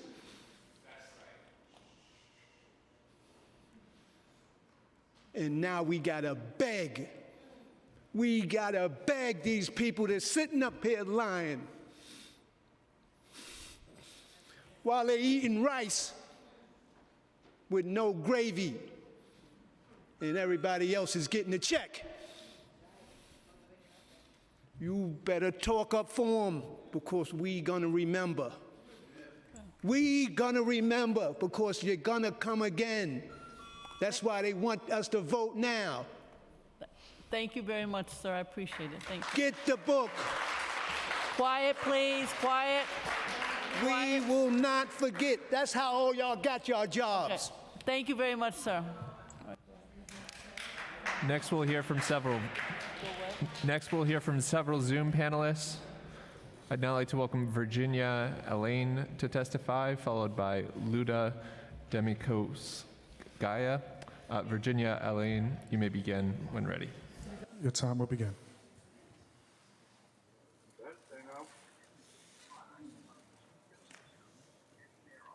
The studio system was another Judy Garland, Hoard Out. They were all the child actors get it the worst.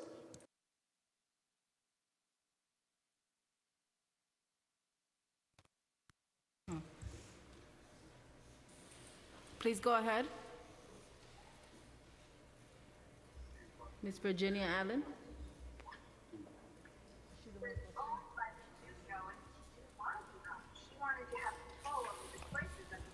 Miss Allen, go ahead. Oh, I'm so sorry I didn't hear you. My name is Virginia W. Ellie, and I was working for Yankee Stadium. And at the beginning of the pandemic, I had 8 part-time jobs. And then I lost all of these jobs in 2020. I was hopeful that I was able to work 2 of these jobs, and 2 of them came back. When Kathy Hochul and Mayor Adams took over, all hope was lost. I was suddenly fired from both jobs, one of which was my beloved Yankee Stadium. I worked at Yankee Stadium for 16 years, and it was my favorite job. But now, because of these draconian mandates, I am unable to work there anymore. I'm the single parent of an autistic 16-year-old. Currently, I am on welfare, and starvation is the norm. Eviction and homelessness is imminent, and I fear that I will break. And I know that my son will not be able to handle it if we have to go to a shelter. I have lost everything, and the only thing keeping me going is my son. We have no resources, and I am losing hope every day.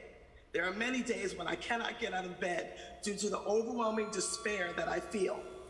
Being unvaccinated in New York City is like being an untouchable in India. We are maligned and demonized for no other reason than we are declaring my body, my choice. No one has the right to dictate that I must inject myself with an experimental drug. These vaccines have not been tested, and the long-term effects include myocarditis, blood clots, and death. I will continue to stand on my square and say no to these vaccines. I fight for all the workers who were fired, because we all know that the panacea for this virus is not found in a needle. But mostly I fight for all those people that committed suicide from sheer loneliness and isolation. Thank you very much. Thank you very much, Ms. Allen. Quiet, please, quiet, because we want to hear the next speaker. Thank you very much, Ms. Allen. I'd now like to welcome Luda Demikovskaya, followed by Matthew Connor, and then Ileana Gordon. Luda Demikovskaya, you may begin when ready. Your time will begin.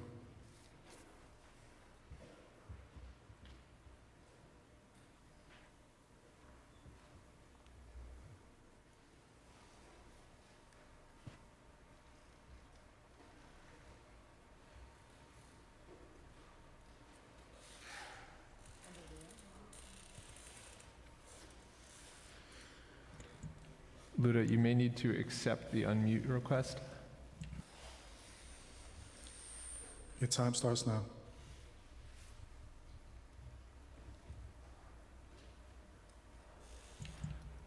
Let's come back to her.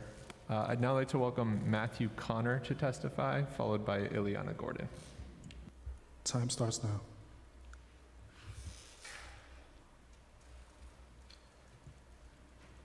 Good afternoon, members of the City Council. In honor of a 17-year veteran of New York City Fire Department, currently a fire lieutenant. Well, last year, I filed for a reasonable accommodation request that is called to comply to an agency claiming an undue hardship that does not exist to employ me. My PLC panel, of which I'll mention DCAS, is the architect of that panel, will be answered by last November. I have a family to feed and I have a career to finish. And I've been denied the opportunity for equal opportunity employment by the City of New York during this process. I'm not sure what you consider my requests, which are very well founded in both my medical exemption requests and my, but I do not consider the past 9 months to be reasonable. Hear an answer for a simple request for reasonable accommodation.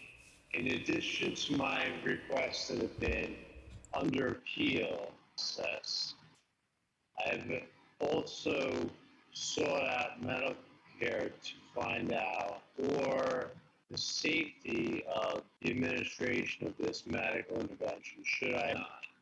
During the course of that investigation, I have found that I have the two known components that could injure or kill me if I choose a process that's keeping me out of work right now. My agency, the fire department in the city of New York, has given accommodation for over 2 months and has not Your time has given me expired. an answer.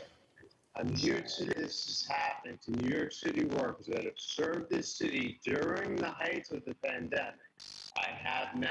I incurred during the line of duty serving the people of the city of New York. Can you wrap up? To my request, this is a labor issue that is not been. I'm here to make sure that you are aware that the city of New York, people that have served this city well. Thank you very much, sir. If you Hang on by Thank you. Thank you. Quiet, quiet, please, please. Go ahead for the next one. Next, we'll hear from Ileana Gordon. After that, we'll be calling a in-person panel to come up. So if you hear your name, please start making your way to the table now. Cassandra McFadden, Mawuli Olivier, Patricia Pirlo, and Marhel Cola. If I mentioned your name, please make your way to the table now, and we'll hear from Ileana Gordon now. Your time will begin.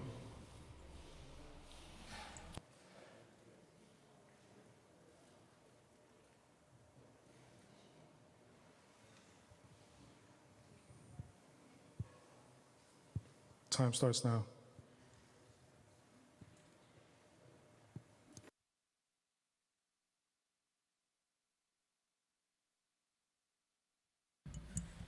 It looks like Ileana is no longer on the Zoom, so we'll move to the in-person panel. Panelists, you can go one by one. Please just state your name before you give your testimony.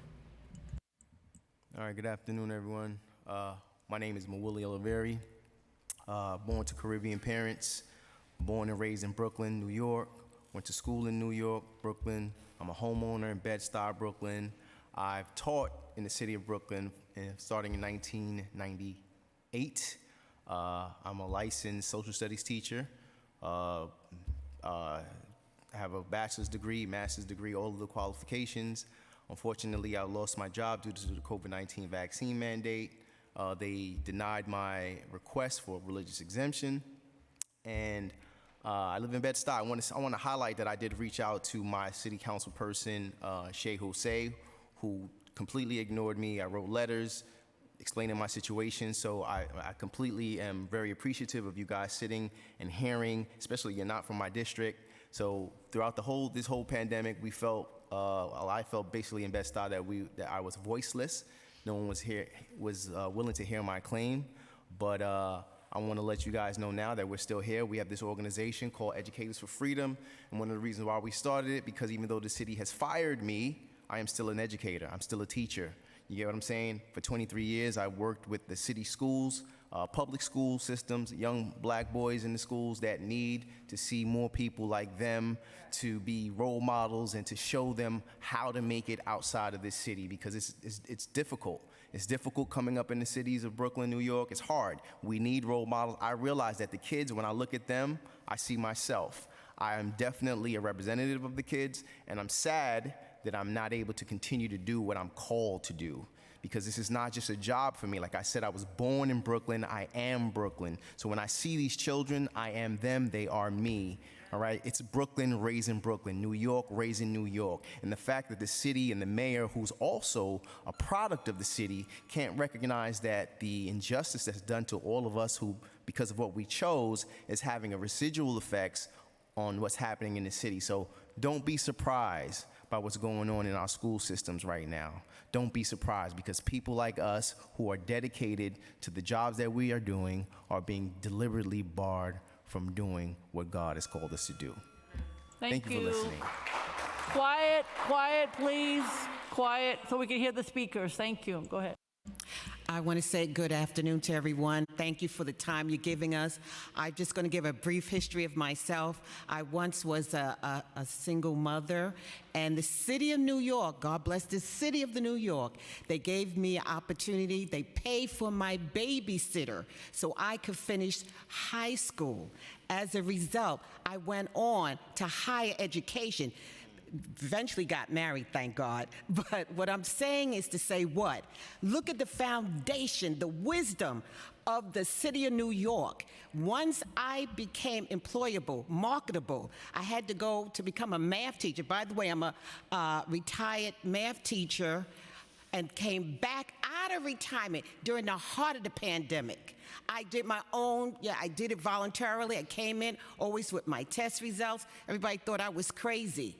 I literally did. Now listen to this. As I'm teaching, I had one student to my left, one to my right, and I also was doing what they call online. It was against the UFT contract, but because of my dedication, because I never forget the bridges that carried me across, the city blessed me, so I said, I'm coming out, I'm gonna help this city. And because I did not take the vaccine, I was terminated. 25 years, they need math teachers. And I recently saw a young boy on the train. He said, and I engage people, and he said, oh, I'm going to the 7th grade. I said, fantastic. And I said, how much is, if I said 1/2 plus 1/2, what would that be? He said 2/4. I almost fainted. And I'm going to teach everyone the basic rule of fractions that takes you into algebraic math and higher math. When you see the denominators, that bottom numbers are the same, you keep the bottom number and you just add the top number, which is the numerator. Get us back in the classroom. Get everybody back to work. You need us. God bless you all. Quiet, quiet, please, quiet. Quiet. Good afternoon. My name is Mariel Kola. I was a police officer. I had the privilege to join this department, the New York City Police Department, in 2018, and also was granted a religious accommodation because I keep the biblical Sabbath, which is Friday sunset to Saturday sunset. Unfortunately, when this mandate came out, I was forced, or I was told, or take it or you get terminated. I choose to get terminated because I didn't do anything wrong to resign, and I believe in normal. I believe in that we should have a choice. We work. The police officer worked during the pandemic every single day. We work during the riots every single day without complaining, none of us. And even now, there are police officers in transit that are exhausted because they are working 12 hours a day and sometimes with no days off because of a shortage. So I'm here to say, bring us back, end these mandates. I want to tell to Mr. Mayor, tear down this mandate now. Thank you. Thank you very much. We'll next hear from a number of Zoom panelists. I'd first like to welcome Daniel Sorarend, and then Peter Kandanov, and then Lillian Fincher, followed by John Macari. Daniel Sorarend, you may begin when ready. Time starts now. Good afternoon, ladies and gentlemen. My name is Daniel Crarend. I'm married and a father of 2 beautiful children. I was previously employed by the NYPD from January 2013 to July 2022. I was a detective with the Brooklyn North Violent Crime Squad, formerly known as the Brooklyn North Gang Squad. As a kid, there were 2 things I wanted to be when I grew up: a New York Yankee and a police officer. Obviously, the first option did not pan out, but I was able to fulfill my dream. and become a police officer. Ironically, if I had, my testimony would not be necessary today because I would be exempt from the vaccine mandate. Unfortunately, I am not a multi-millionaire athlete or entertainer. Therefore, I am not eligible to be part of this protected class in the New York City caste system. Not only has the city of New York violated the religious liberty of every city employee who has been denied a religious accommodation, but the mandate itself is completely devoid of law. The majority of frontline workers have had COVID since we could not work from home when the city shut down. Therefore, we acquired natural immunity to this virus. Excuse me.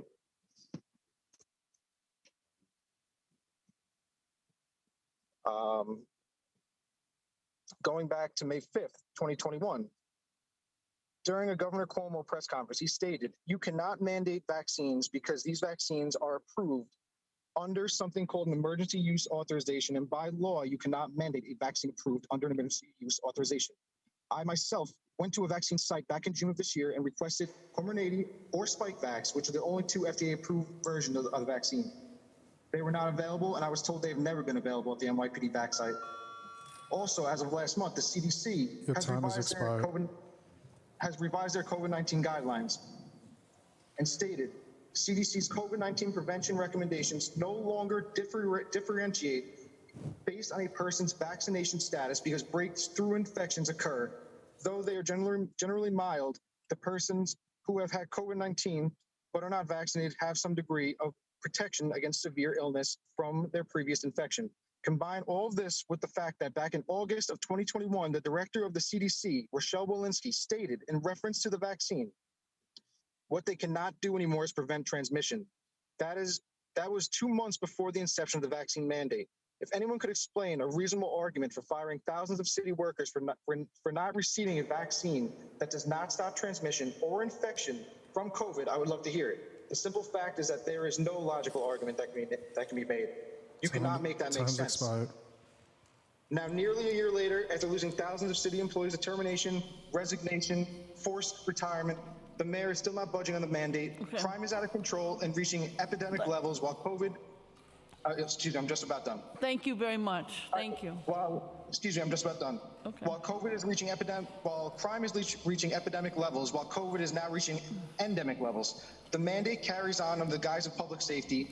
Unlike COVID, there is a very simple cure to the violent crime surge in our city. It's more police, it is experienced police. What the mandate is doing is making our city far less safe. Okay. Losing thousands of experienced police officers, myself being one. Sir, you gotta wrap up, please. Thank you. We gotta wrap up.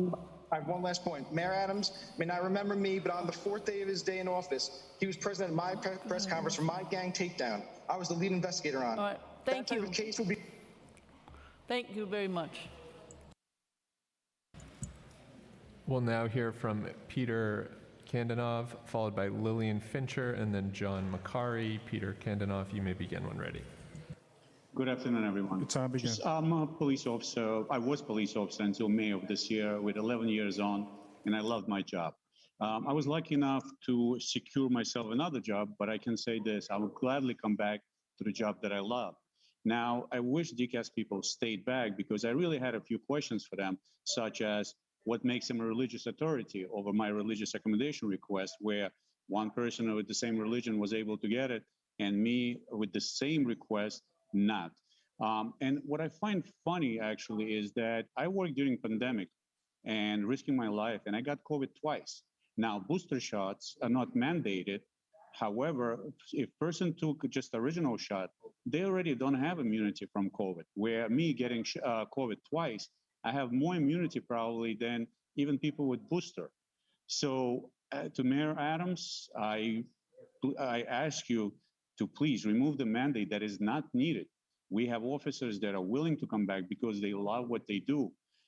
The other thing is, according to the latest statistics, more officers left by June of this year than all last year. And officers that did not want to get vaccinated are part of that number. But that's, unfortunately, DCAS does not keep a record, even though it's hard to believe. And the other thing I want to mention is that anyone who wants to join this job, if they hear in the news that officers don't have contracts for many years, if officers are not treated well, especially nowadays, there is no respect for the uniform. And in many cases, officers, especially in the transit district, sometimes not seeing their family for days. Why would anyone want to have this job? You know, that's all I got, guys. Please remove the mandates. Thank you very much.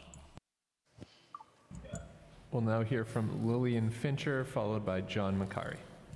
Lillian Fincher, you may begin when ready. Hello, thank you for having me. I will be reading portions of my written statement.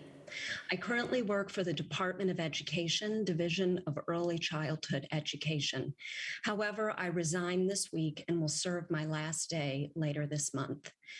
I have resigned because I no longer feel my work has impact. I am unclear how my work fits into a collective mission, and therefore I don't feel I can provide my best for children in this environment. It is my understanding that in the nearly 9 months since our Deputy Chancellor began, about 200 employees have either resigned or secured transfers out of our division. This has been extremely destabilizing and upsetting. With each person's exit, institutional knowledge has been lost, and a once sustainable structure of workflow is now crumbling. To my knowledge, no effort has been made to assess why people are leaving or what changes are needed to retain these valuable public servants. And I will add, there's been no attempt to backfill these positions. In fact, the division is currently planning to transfer even more employees out of their current roles within the division. This swift reduction of staff is also troubling given that our division's current leadership lacks extensive systems level experience, which is essential when serving thousands of children and early childhood educators.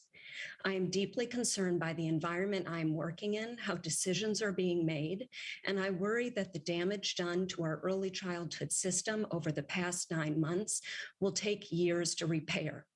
To retain city workers, we need strong leaders. I urge the City Council to provide more oversight regarding the selection of new leaders for the Department of Education. I also urge the City Council to mandate a minimum level of programming continuity during DOE leadership transitions so that the uncertainty, frustration, and inefficiencies experienced over the past 9 months are not repeated for thousands of additional children, families, and city employees. Thank you. Thank you very much. Thank you. Next, we'll hear from John Macari, and then I'll be calling up a number of in-person panelists. If you hear your name called now, please make your way up to the table. Daniel Grenier, Joy Amanda, Brendan Fogarty, and Catherine Jean. You can make your way up to the table now, and we'll hear from John D. Macari next. Time starts now. Hello, everybody. This is John D. Macari. I was forced into a retirement. I'm an 18-year lieutenant. I have 0 disciplinary history. I've been involved in thousands of arrests. I have hundreds to my own name. I've been involved in thousands of emergency incidents without incident. I was denied a religious exemption for my sincerely held religious beliefs, as well as a medical exemption for the COVID-19 infection that I received in the line of duty while serving New York City during the early days of the pandemic. I have natural forming antibodies that were proved, and that was denied. New York City has failed to tell the unvaccinated, who are now the most marginalized community in New York City history, what undue hardship we are causing New York City that others are not. This marginalized community, along with our children, have been segregated, forced to be masked and tested when others were not allowed to eat in restaurants, partake in society, play in sports, attend after-school events, and eventually we were forced from employment without even the ability to collect unemployment. We are being told our lives do not matter. City workers and residents accused of crimes are afforded due process and a trial before facing such consequences. Many continue working even after they are found guilty. All of this has caused irreparable harm to our mental, physical, and financial health, as well as a strain on all of our relationships. Murderers, rapists, and pedophiles are treated better than the unvaccinated. All I am asking is for New York City to be true to what it said on paper. Be true that you respect religious liberty and equal protection under the law. Be true that you respect medical freedom and truly believe the words, "My body, my choice. Be true to that you respect others' philosophical opinions and want to give everyone a voice at the table. Be true to the United States Constitution, the New York State Constitution, the Human Rights Act of New York State, the Civil Rights Act of 1964, federal, state, and city OEO law, as well as the OEO policy of every New York City agency, all who enforce this mandate, all of which clearly define these mandates are illegal. All I am saying to our elected officials and to Mayor Adam is be true to what you say on Twitter. New York City is no longer an equal opportunity employer. That title is earned by following the law, not given by winning an election. And the mandates. And to our colleagues in OLR, OMB, and DCAS, the fact that you had no answers to these questions, it's either incompetent or it's intentional, and either way it's unacceptable. You should be the one looking for jobs. Thank you very much. Quiet, please, quiet. Thank you. Go to the Panelists, you can go in order. Just state your name before you begin. We're going to try to do panelists next in person because you guys have been here all day and I appreciate it. Go ahead. My name is Daniel. I'm just an angry citizen of New York. So if you wanted to fill 24,000 jobs, one thing, end the illogical, stupid, anti-science mandates. And I'll mention that they're a crime against humanity. Anyone who perpetuated or pushed this is complicit in that. And I haven't heard one person, since I've been here today, talk about actual treatments for COVID. Not a stupid mRNA gene therapy, which causes people to get blood clots, myocarditis, you name it. There's literally over 1,000 side effects listed on Pfizer's documents.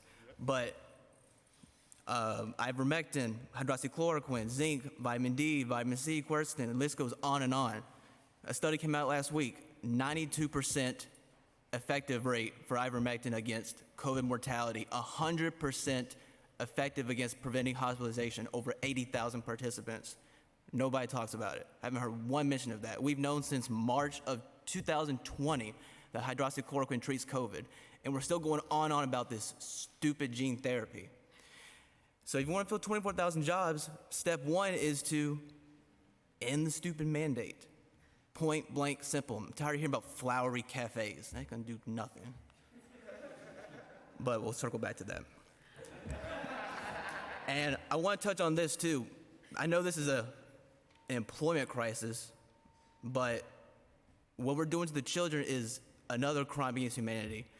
I just saw a study from the CDC. They took a survey, 13,000 participant survey of children 2 years old and younger. Over half of them have systemic side effects from the shot. And from 6-month-old to 5 years old, there's over 1,000 in the VAERS reports of little babies and toddlers side effects from the shot. And over 200 of them had to have an emergency room treatment.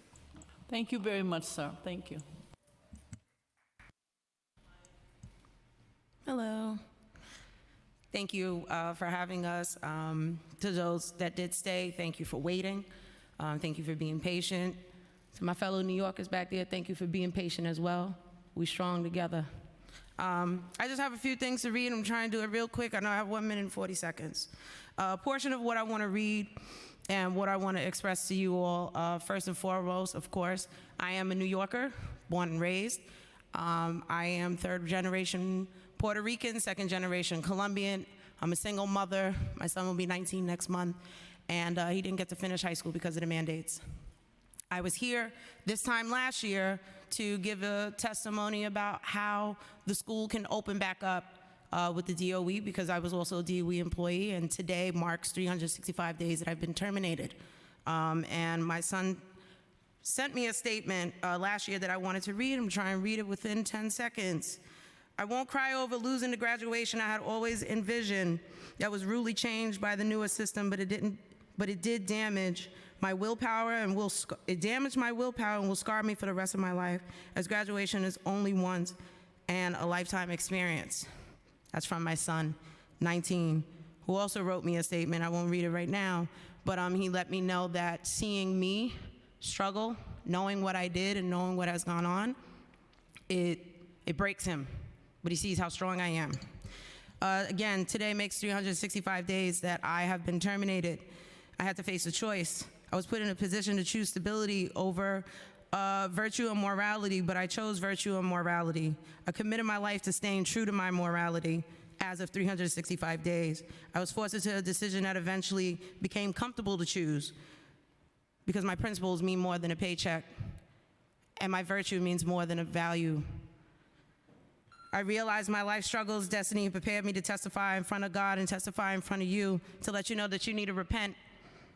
365 days, I had no courage or fire, but that 365 days being terminated lit a fire in me that said, go out and fight for your people, fight for New York City. Just know that the people are coming, and we will be on that side where you are. As you sit quiet, we will be there. Best believe it. Thank you very much. Quiet, please, quiet. Go ahead. Good afternoon, everyone. Thank you for having me here. My name is Catherine Jean. I am a registered nurse. Before I was wrongfully terminated, I used to work for the City Hospital, Queens, and also Young Adult Institute. On September 27, 2021, I was placed on leave without pay and was terminated on November 28, 2021 from Queens Hospital. And on January 14 of this year, I was also terminated from YAI. Both of these companies terminated me without acknowledging my sincere religious exemption letter, which I submitted to both companies' human resources. I was discriminating against my religion, which violates my Title VII of the Civil Rights Act. We, the people, have the right to choose what goes in our body, especially if it's against our belief. And also, I believe my body is a temple of God, as it says in the Bible, and therefore, by forcing me to take an experiment vaccine, which until now there is no transparency on what's in this vaccine.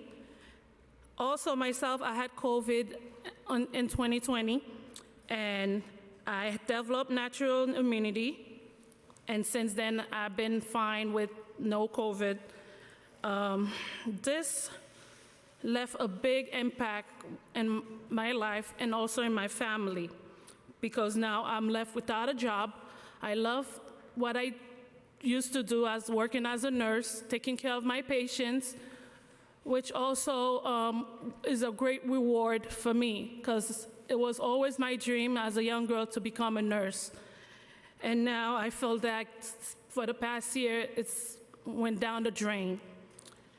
This has caused great impact, which is financially, I had to remove my children from Christian school because I couldn't afford to keep them there. You know, a lot of bills, I'm in a lot of debt, and it's been very harsh. Can you wrap up? And I hope the mayor change their mind and give us back our jobs. Thank you very much. Quiet, please, quiet. Go ahead, sir. Hello, everyone. My name is Brendan Fogarty. I was a captain for the New York City Fire Department. I served for 20 years, and I went from being essential to being disposable from the mandates. And my religious exemption was denied, and I received those threats of termination, and I retired. I would love to go back to my job. I normally get nervous when I speak in places like this, and I always say this prayer: God, grant me the serenity to accept the things I cannot change, the courage to change the things I can, and the wisdom to know the difference. We're going to be on the right side of history. The people who are against us are against civil rights and religious freedom.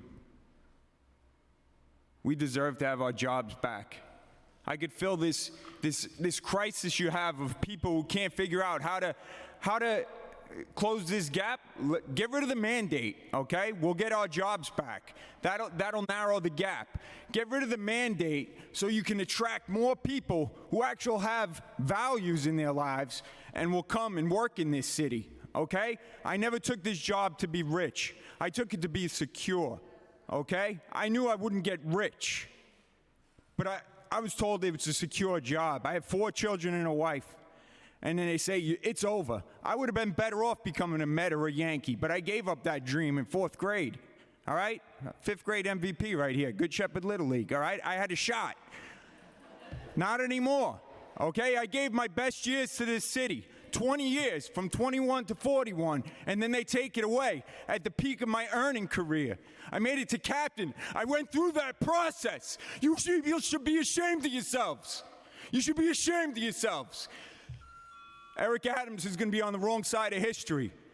The people who look by are the same people who thought slavery was okay. The same people who thought segregation in Shea Stadium was okay. Thank you very much, You sir. segregated us. I was allowed to work in this city, but I wasn't allowed to eat in a restaurant in this city. Thank you very much. I was allowed to work through the pandemic, but I wasn't allowed to eat in a restaurant. I could wear the uniform, go to a burning building, but not eat here. Thank you What's very much, wrong sir. with you people? Trust the science. You guys are fucked up. Thank you. Quiet. Quiet, please. Quiet. Quiet, please. Quiet. Quiet down, please. Quiet down, please. Quiet.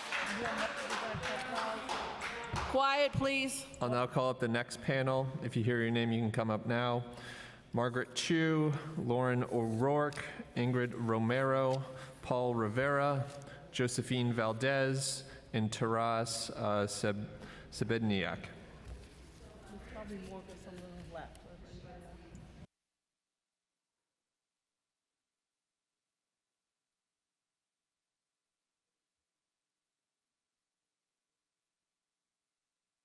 Since we have 3 more open chairs, let's also bring up Brian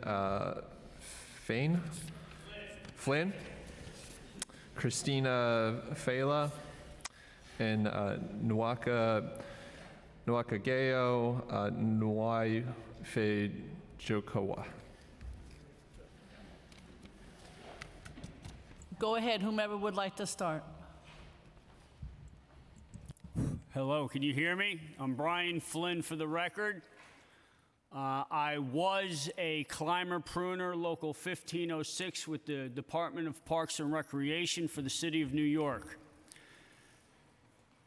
For the record, none of the discharged employees did anything wrong.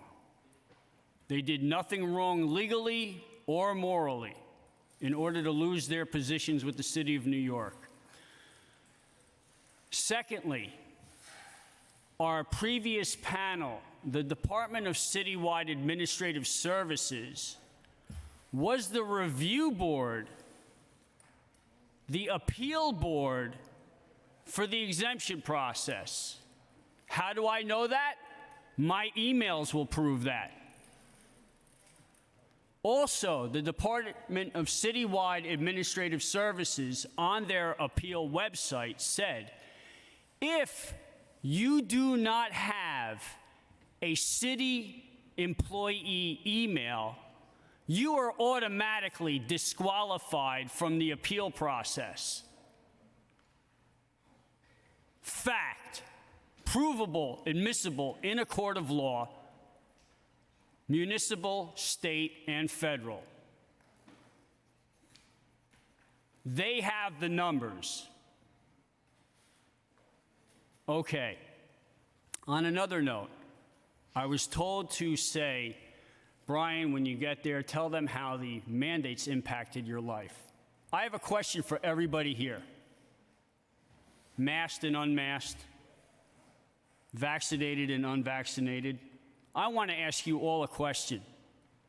How did these mandates not impact your life? Can any of you answer me that question? Thank you. Thank you very much. My name is Christina Fiala, and like many others out there, I'm just one teacher who have become greatly affected by these mandates. Before I begin, I'd like to mention that I've submitted a longer version of what I'm about to say. I beg you all to really read it. Don't just skim through it, but please read it.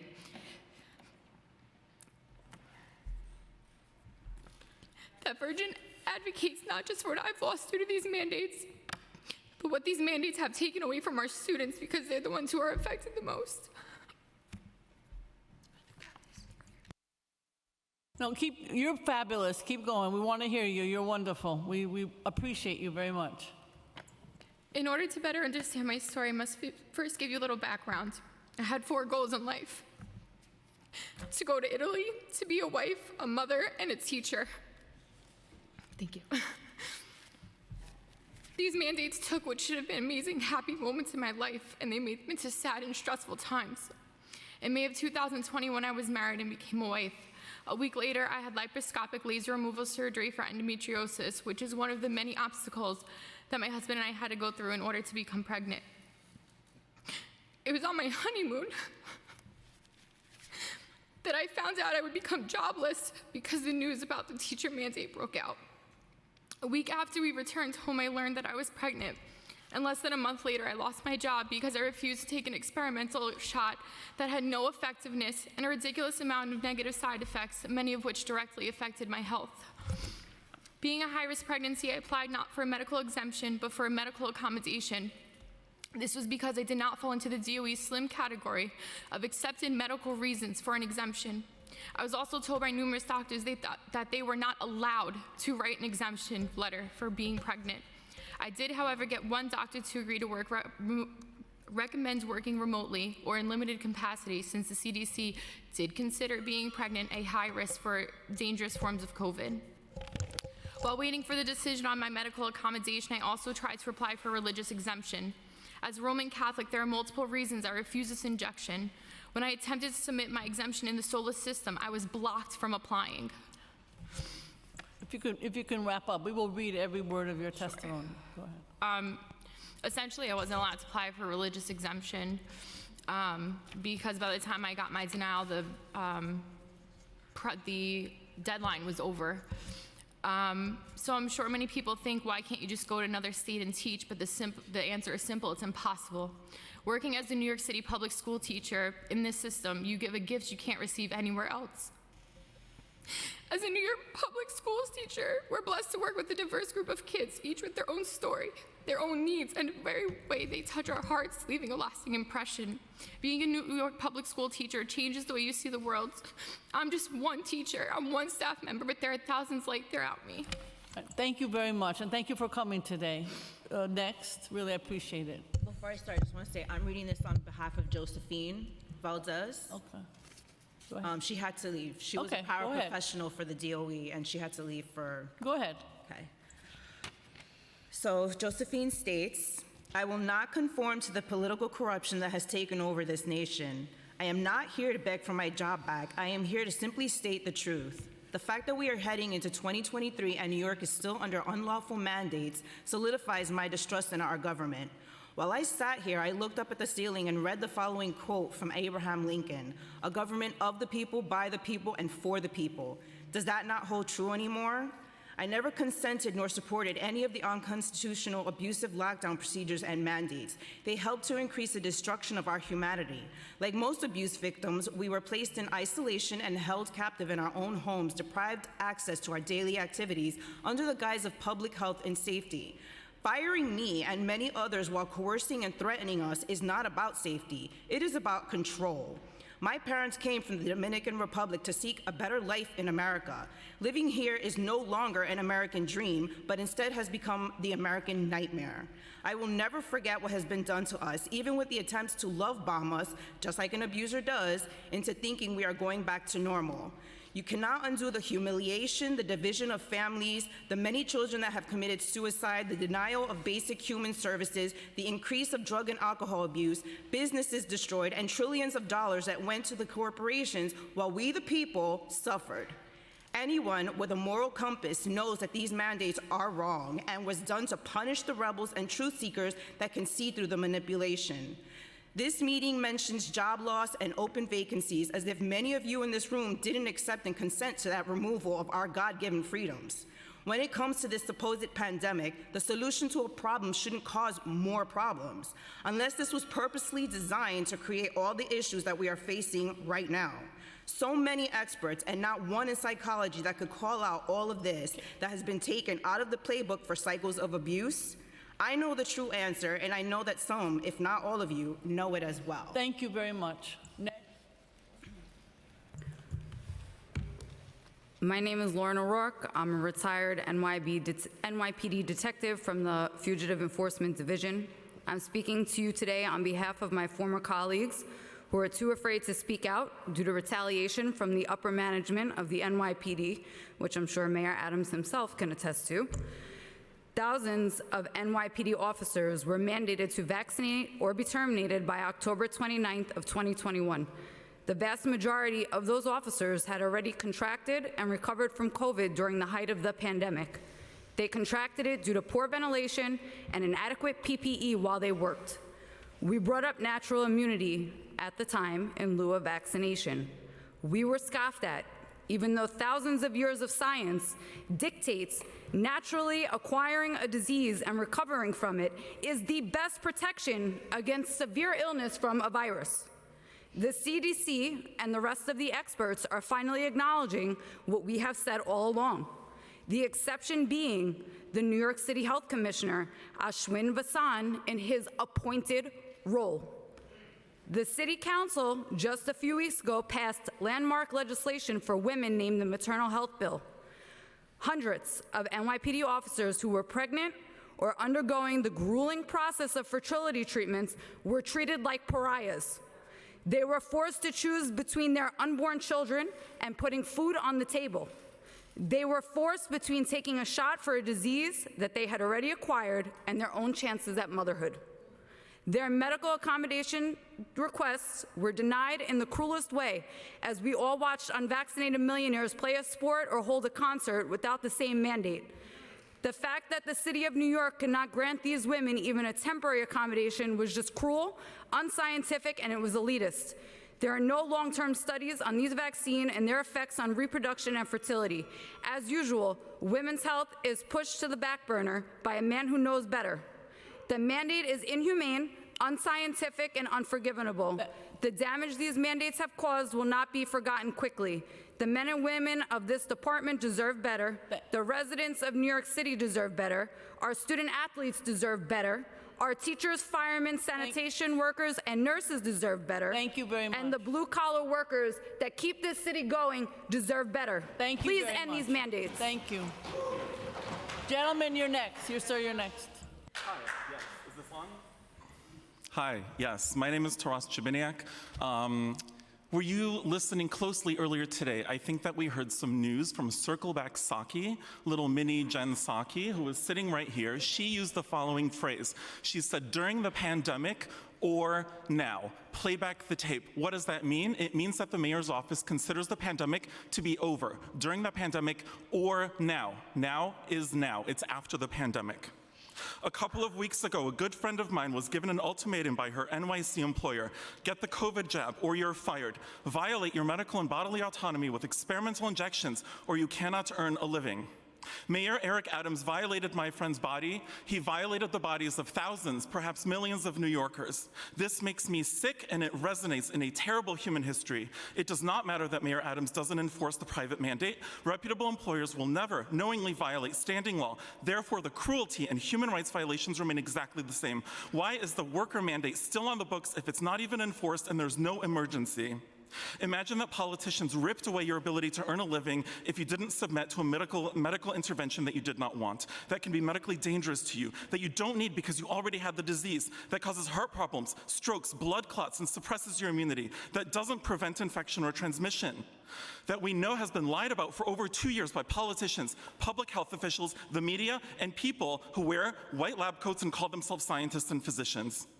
The consequences of making your own medical decision is that you'll be unable to pay your rent, to buy food for yourself, to buy food for your children, to pay your bills, to buy gas for your car, for an entire 9 months. What I've described as pure cruelty, and I will go so far as to call it pure evil. Anybody who does not stand against this, pure evil. The Nuremberg Code prohibits governments from leveraging coercion and forcing unwanted medical interventions. The code is clear. The voluntary consent of the human subject is absolutely essential. This means that the person involved should exercise free power of choice without the intervention of any element of force, fraud, deceit, duress, overreaching, or other ulterior form of constraint or coercion. I am nearly complete. Thank you. I must put the mayor's COVID hypocrisy on the official record. Barely a day goes by without pictures of Mayor Eric Adams plastered in dense crowds all over social media. No masks anywhere, no social distancing, packed events every single day. There is no emergency anymore in New York City. Mayor Adams is fully injected, he's fully boosted, he's still got COVID, and he likely spread it to others. New York City is the greatest city in the world. We're the people who live here. End the mayor's worker jab mandate. Let New Yorkers work. Stop violating human rights. Look right up there. It says, let us have peace. Let us have peace. Thank you very much, sir. Thank you, everyone. Have a great day. Quiet, because I want to hear the next. We want to hear the next speaker. Thank you very much. If possible, I would like to be sworn in, if possible. Is it possible? Go ahead. You're fine. Okay, my name is Raul Rivera. I'm a New York native. I'm a TLC driver and a TLC driver advocate. Taxi drivers in New York City, if they get pulled over and they can't show proof of vaccination, they're going to get ticketed. But I have a challenge for you, Ms. Brewer, and for the council. And thank you for staying, because I spoke to the other two council members and they just walked right out.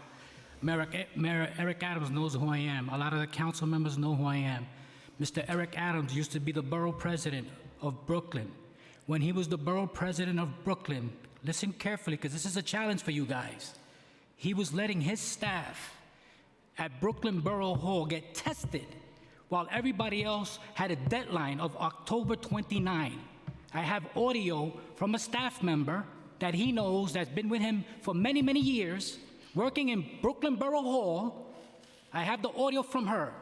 She worked at Brooklyn Borough Hall, and now she's working at City Hall. And she says she doesn't want to get vaccinated. She said her mother got fired because she refused to get vaccinated, and she had a union. So I have the audio here. You could ignore it, but I have a fellow driver. We got other people here recording it. I reached out to council member from District 48 months ago.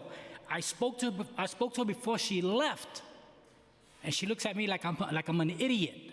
I myself, I'm not vaccinated. I'm against mandates. I'm against mandates. And this mayor is doing that at Brooklyn Borough Hall. You don't think he's doing it here at City Hall? I have the audio. If you guys don't want to do nothing, if you think I'm some kind of quack, fine, no problem. I'm working with a reporter with the New York Post who's doing a story on it. You can ignore it or do whatever you please. It's all out there now. It's all up to you now. Thank you. Thank you very much. And I say that we want to hear the next panel in person. Thank you very much. If you hear your name called, please come to the table now. Audrey Denise, Rachel Meniscalo, Mayumi Ijima, Bernadette Mejia, Rashad Taylor, and Monica N.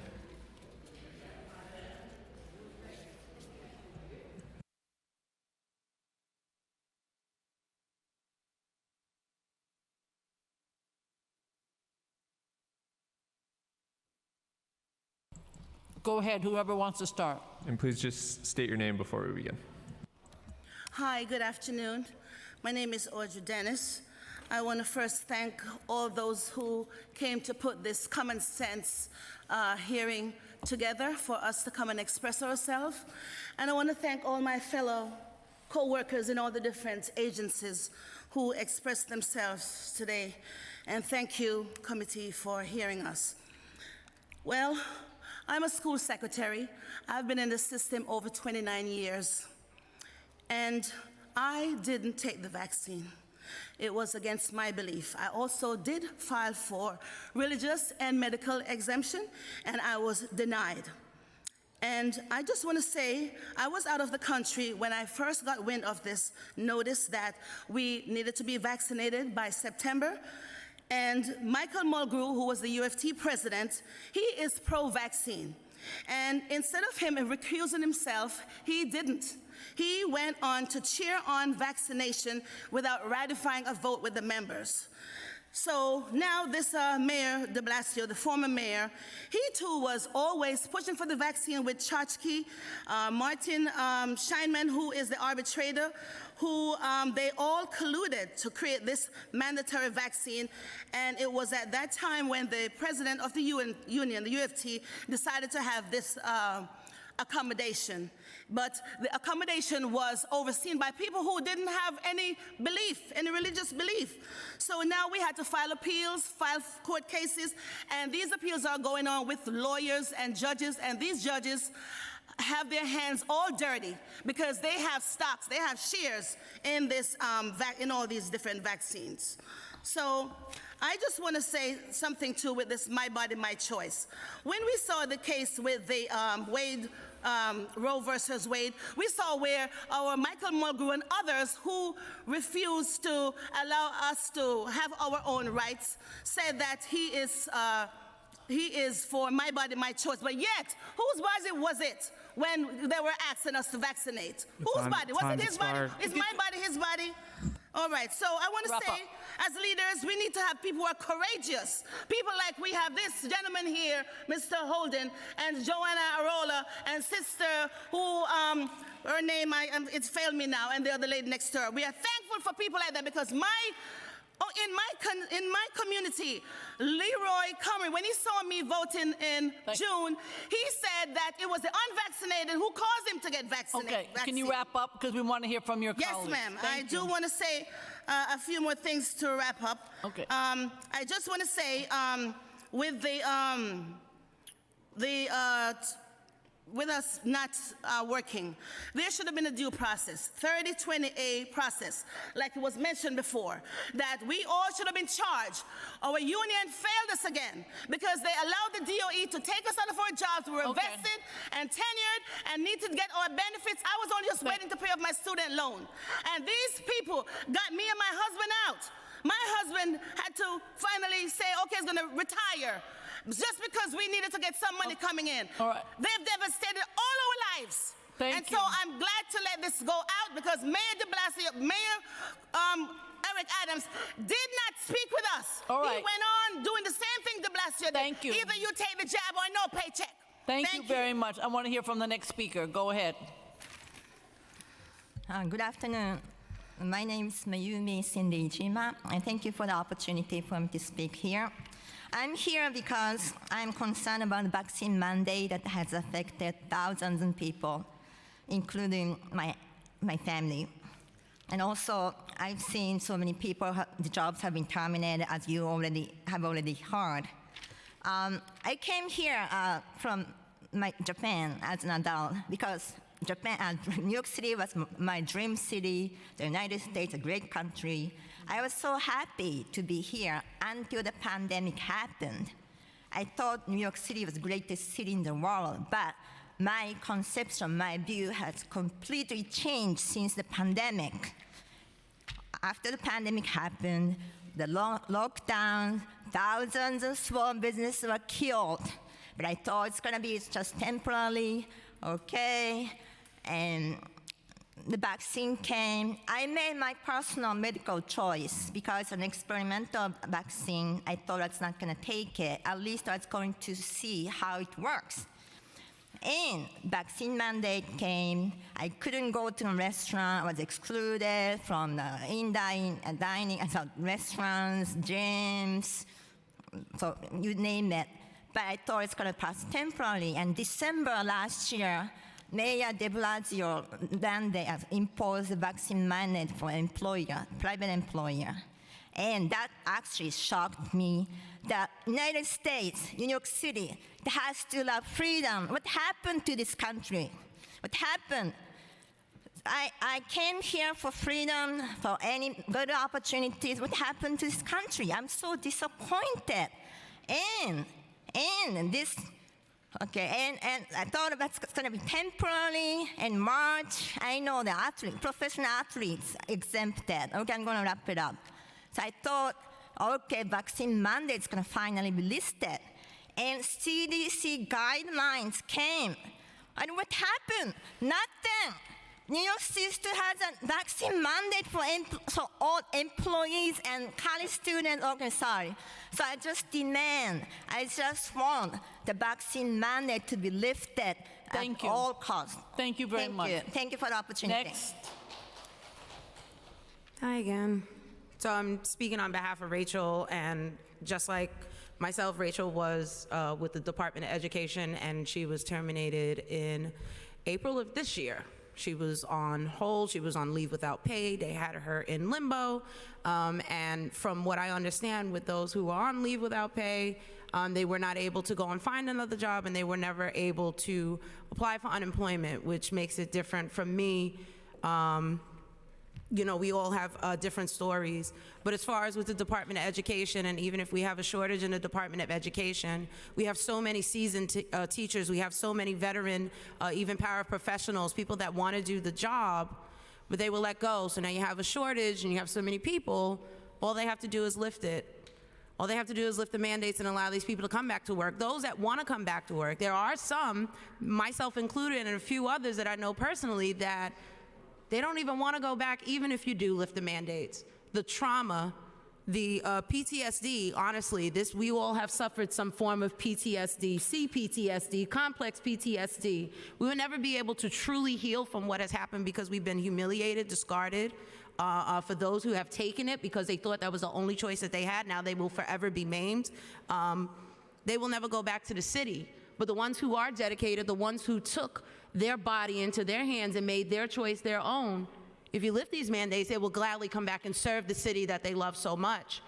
But then there has to be the incentive, and what will happen as far as an apology, back pay. There has to be some kind of incentive or something that says, you know what, we did you wrong and we are responsible and we're going to take accountability for it. Give them back pay and give them whatever it is that they desire. I don't care if it's unlimited PTO. Whatever they deserve, because the city, New York City, is nothing without the people. You guys don't have your seats unless we vote. Thank you very much. Next, sir. My name is Rashad Taylor. I was a firefighter in the Bronx, 6 years. I worked at Ladder 61, and I was born and raised in the Bronx. I'm here because I feel it in my soul that there is something I need to confront and take care of. I ask for you to truly open your ears to listen and open your heart to feel. I believe we are living in fear, and that fear has many disguises. I fooled myself into thinking I wasn't, and that I was being strong, but I was living in fear. I was placed on leave without pay in October, right after having a newborn daughter. And it's been terrible, honestly. But I was put on leave without pay for 5 months, and I was terminated in February. I never thought I would have to look for another job again. I loved my job. I was told and I believed that it was the best job in the world. I had tremendous respect for it, but it slowly diminished when they started persecuting their members and disposed of them like a number for standing up for themselves. The mayor, city, and the fire department arbitrarily made decisions for what's convenient for them at the expense of others' livelihoods. That has no scientific basis at all. I was slapped in the face with a rehiring letter in June. I don't care if I go back or not because it's bigger than any job. I don't care about what you choose to label yourself with or identify as. We are all humans first. Before I'm a firefighter, I am a human first. Pretty much all labels and categories are divisive constructs. We are not separate. We are all one. Stand for what's objectively right. Policies and mandates are not laws, if you guys didn't know. There is only one law, and that is natural law, and that comes from our Creator, God. Anything that conflicts with that is null and void. Rights can never be bought, sold, given, or taken away. We are all inherently sovereign beings, and we have been forced this illusion that are contrary to those facts about our rights. I just have one more point. Has this ever been about health? Really think about all the events that has transpired and the stories we are led to believe that has caused fear, chaos, division in a lot of aspects of our lives. For what? It isn't justifiable. My health is no one's responsibility but my own. Everyone's health is their responsibility, and I owe nothing to them but honorable due regard based on objective facts, because there's no scientific facts about any of this. I'll leave this by asking everyone to embody truth, love, light, justice, freedom, and peace. And I appreciate you guys. Thank you. Shh. Thank you very much. Go ahead. Appreciate it. Go ahead. Hi, I'm Monica. And I just wanted to say I didn't lose my job due to the mandates like so many people here. I lost my job because it shut down due to lockdowns, but I'm seeing the effects every day of what these mandates have been doing to everybody. And it's actually been hard for me to find a new job because of these mandates, and it's been over a year. I refuse to get vaccinated because it is my body, my choice, and I don't need any other reason than that. All you have to do is look around to other states to know that these mandates are not about like being necessary to keep us safe, and they're the reason that everybody is jobless in New York and fleeing New York to go to places like freedom-loving Florida, who doesn't have mandates. I heard some of you asking for solutions to the large number of unemployment in New York City, and the solution is simple. Remove the mandates, period, for all companies, not just city jobs, but for the whole city. And how about using the funds that were wasted on advertising for these vaccines and ads for people to comply with masking, et cetera, on job trainings instead? Use the funds for lowering crime in the city, like hiring more NYPD and removing their mandates as well, so that people actually want to stop leaving and stop being scared to be here. And maybe use some of that money also to help businesses stay open and or reopen the ones that couldn't survive the pandemic. New York City is suffering, and it will only get worse if something isn't done now. Use your voices, I'm imploring you, not just as our public servants, but also as fellow New Yorkers, to fix what has been done to all of us. Thank you very much. Go ahead.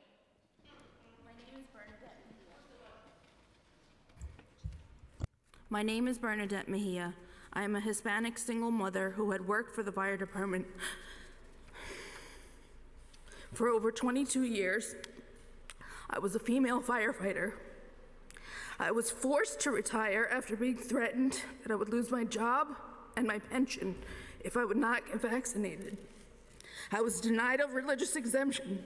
My right to privacy of medical information was violated by the fire department, and I was outcast and alienated from the coworkers I had worked with for so many years because of my right to medical choice were being violated.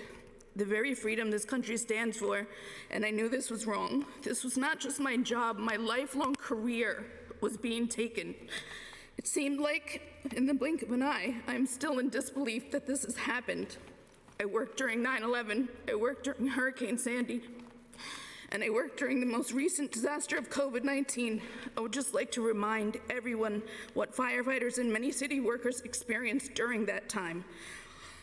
While working throughout the pandemic tirelessly every other day at risk to my health and safety, and the risk of contaminating family members without the appropriate protective equipment, because even the fire department of the city of New York did not have adequate resources for protection of its workers, while being exposed to coworkers who had tested positive for COVID-19 and were told by the fire department to report to duty, and while personally exposed at home with my fiance who tested positive, had an active cough and fever, and I was still told to report to work for duty at the risk of countless further contaminations, all while being told I was essential. I was an essential worker. I was essential until my civil rights were violated, my right to choose, my body, my choice. I was essential until the vaccine mandate. I ask you now, with all of the new data concerning vaccine and its efficacy, new treatment availability, the information of transmission, as well as no differentiation between vaccinated and unvaccinated, why are the leaders of this city still imposing a vaccine mandate? My future stability was taken from me. The future of a stable pension to provide for my family is now gone.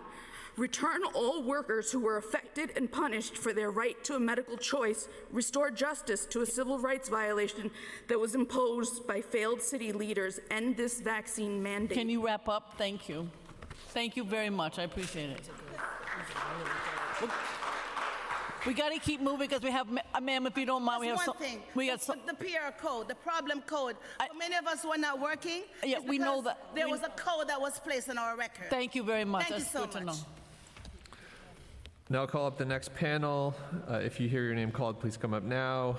Imoya Monroke, Gabriel Dalte, Daniel Hullover, Tim Heaton, Mandel Bailey, Akila Norris. We'll call up a few more names. Paul Schwelt, Thomas Olson, Sophie Medina, Robert Bainome, and Catherine Diab. So is there anybody in the audience who signed up who has not spoken, who've signed up? Well, they can hear me. Oh, they're coming down. Okay. Thank you. If there's anybody whose name has been called, please feel free to join us at the table. And if there's anybody who's been signed up but hasn't been called, please join us.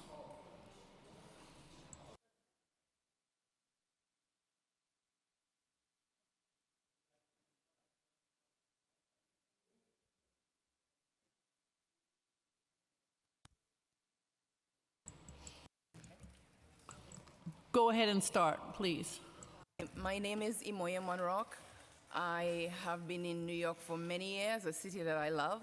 I've worked as an actor, and I'm being discriminated against since the mandates. There are many actors who work background work, or who work principal work, or who work in theater. I'm also going to speak on behalf of artists that the city claims are essential part of the city. They're the ones who entertain, whether comedy or whatever, to get people to survive this pandemic mentally, whether they were watching TV or otherwise. We're not able to work, those who are unvaccinated.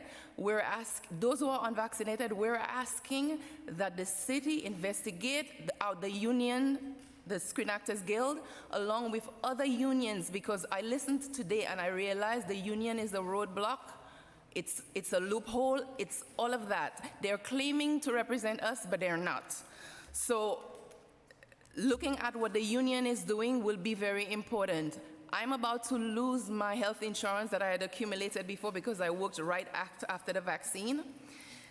Mayor Eric Adams teased us and gave us hope by saying that entertainers and sports people would get exemptions. Who got the exemptions? The people with the fat bank accounts. Many of us do not have that, and we have had to turn to the city, and it's an expense on the city to pay rent, to give food stamps and all of these things, which also puts a strain on having workers. I have friends who work in the system who've lost their jobs as well.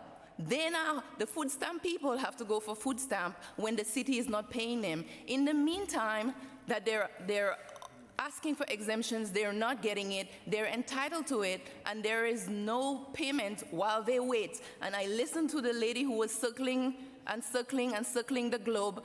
She has a job and she should lose that job. So that's what I want to say. My body is my choice for abortion. My body is my choice for sex reassignment if I choose, and the city will pay for it, but my body is not my choice for what I don't want to put in it and participate in an experiment, the great experiment that is happening, that is a clinical trial. I did not sign up for it, and I need to be compensated for it. I'm losing pension, I'm losing insurance, I'm losing income, and the city cannot adequately provide what I need to survive. Thank God I do not have a kid. I really feel it for these other people. Thank you very much. I want to hear from the next speaker. Go ahead. Thank you. Hi, my name is Danny Holkauer. I worked for the New York City Department of Sanitation. I was terminated for refusing to take the vaccine. I think the hardest part of this is the fact that we could have actually ended all this. My department could have done it, but our union said to us the mandates weren't going to happen, and then it went from the union, they went from it's not going to happen, they can't do that to you, to, oh, just take it, just take it. It was disgusting the way that they handled it, and it was disgusting the way the city handled it, because we don't even work around the public. You see us working, you don't come running up to us. I mean, it's not like we're interacting with people all day long, and there weren't even that many of us that the union would have had to fight for. But they just didn't bother. And the worst of this is the fact that I begged my guys. I said, listen, fight this now. Whether or not you're going to take it, whatever you believe in it, fight for it now. End this. Do not let them do this to you. Why? Because they're going to step up next and take something else from you. And just yesterday morning, the MLC voted to slash 12-126 of the city admin code, which is the city subsidizing the health care for both retirees and current workers. So everybody is pretty much affected by this. And then what's going to happen is they're going to force you onto a single payer, for-profit health service that is not going to benefit anybody but them. And this is going to go before the city council soon, and nobody knows about this. I talk to my guys, nobody knows. We went to our union meeting yesterday to confront Harry, and these guys, and there's no shop stewards there. No, I had information to give to these shop stewards. Nobody's there. Nobody knows what's happening. These guys are living in a tunnel vision. I'm just going to retire and I'm out of here. Well, good luck with that, because the minute you try to go down to Florida and your healthcare service is gone, you're not going to have any options. You're going to be coming up to New York every time. You can still get GHI in Florida. There's still places to go. It's not going to work if the city has a specific plan just for everybody that's going to be for their benefit only. Thank you very much. Go ahead. Next. Hi, my name is Gabriel Dalmau. I work for the Department of Sanitation for about 5 years. I remember feeling proud when I first got the job. I'm a welder. Welding on garbage trucks is not glamorous at all. A lot of the city jobs that we take and that we do are not glamorous, but we show up every day, even during a pandemic. Nurses, firefighters, teachers, EMTs, police, you name it. We were there. We were good enough then. We should be good enough now. In April of 2020, my mother, Cynthia, God bless her soul, she passed away. I took my 4 days bereavement and I went back to work. I went back to work every single day during the pandemic. When my mother passed away, took my 4 days, I went back to work. It's not because I'm an outstanding employee or anything like that. It's because it's my job. That's what I chose to do. And I said I'd rather be at work, keeping my mind busy and doing something, at least for the city, in my own little small way to help out, rather than be at home going crazy. We're not where we were before. These things don't make sense. The mandates don't make sense. Well, people are hurting out there. People are losing their jobs, their homes. All the people that we called on when we're in trouble, police, firefighters, EMT, nurses, school teachers, all those people, they were good enough then, but they're not good enough now. How does that make any sense? All I gotta say is that end the mandates.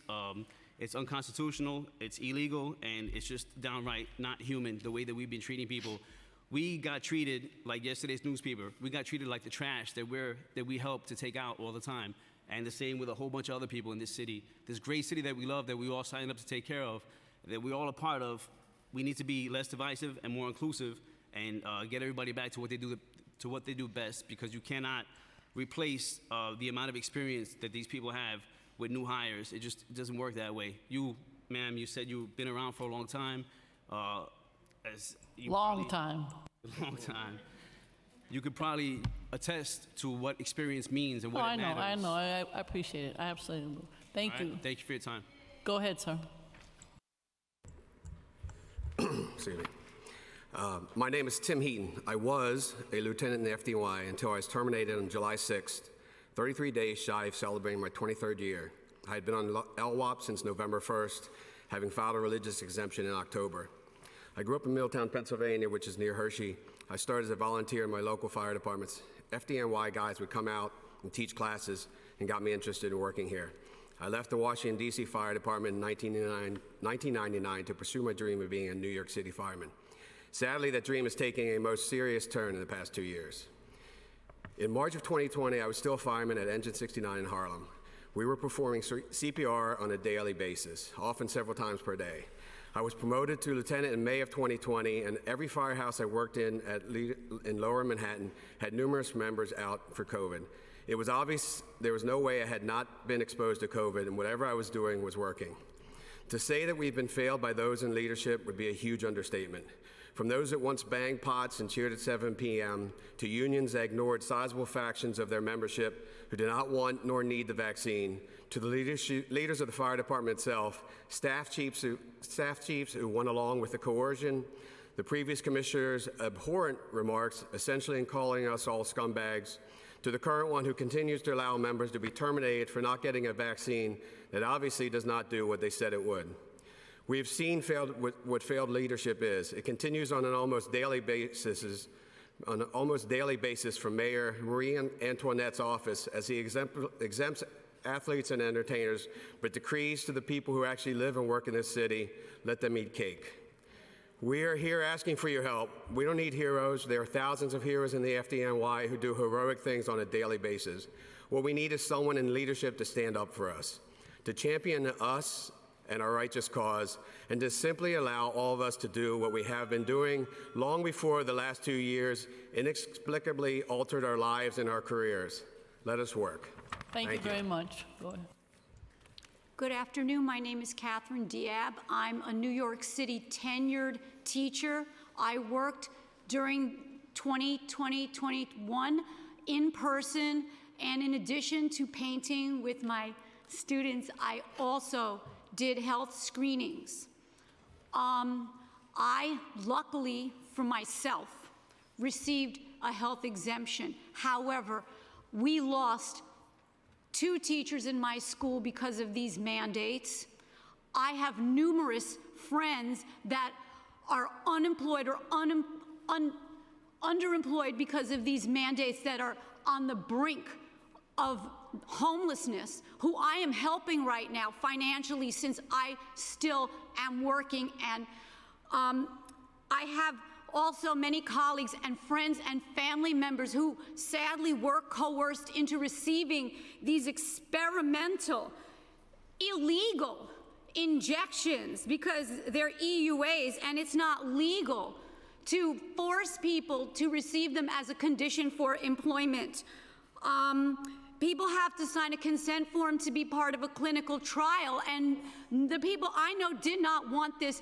They felt that they had to have it to maintain their employment. I'm very well versed and I do my research, but I don't have to, because I know people, friends, neighbors, family members who've had side effects ranging from vertigo to headaches that kept them in bed for a week. I've seen people staggering down the street, and because it's that kind of neighborhood, I've asked them what's wrong, and they said, I just got my 2nd dose of Pfizer, and I have vertigo. I've seen 2 people in that condition. So I've seen, you know, many side effects, and the common denominator is that they've received these shots. And okay, I'm going to stop in 1 minute. I cannot be silent anymore. Thank you. Thank you very much. And now we'd like to hear from the last panel, if you don't mind, the people right behind you. Thank you so much. Can I just add one thing? I also applied for a religious exemption, and I work with a partner at DSNY. He's working right now, and I'm not. Okay, thank you. How about the twins?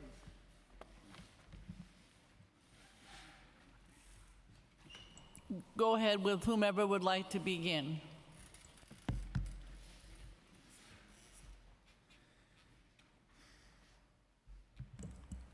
Good afternoon. My name is Sophie Medina. I was born and raised here and have lived here my entire life except for my time in the Marines. This is my family. Tommy and I are firefighters on forced leave without pay because we didn't take a shot that proved to be useless at best and harmful at worst. 5 firefighters are suddenly dead after the vaccine mandates, and many others are quietly suffering with adverse reactions, and they're afraid to speak out publicly. We both worked throughout the worst of the pandemic. We worked without proper protective equipment, and we both acquired natural immunity. We went from essential to expendable, and no one seems to care, which is ironic if you remember the banging of the pots and pans at 7 p.m. every night. My face was used many times by the FDNY to recruit and promote diversity by the FDNY. I was here in these chambers. I remember your face when I was testifying about the terrible treatment of certain women on this job. But since these mandates and the FDNY's problems to recruit and retain women like myself, since the mandates, we have been shunned from our place of work and from society in New York City.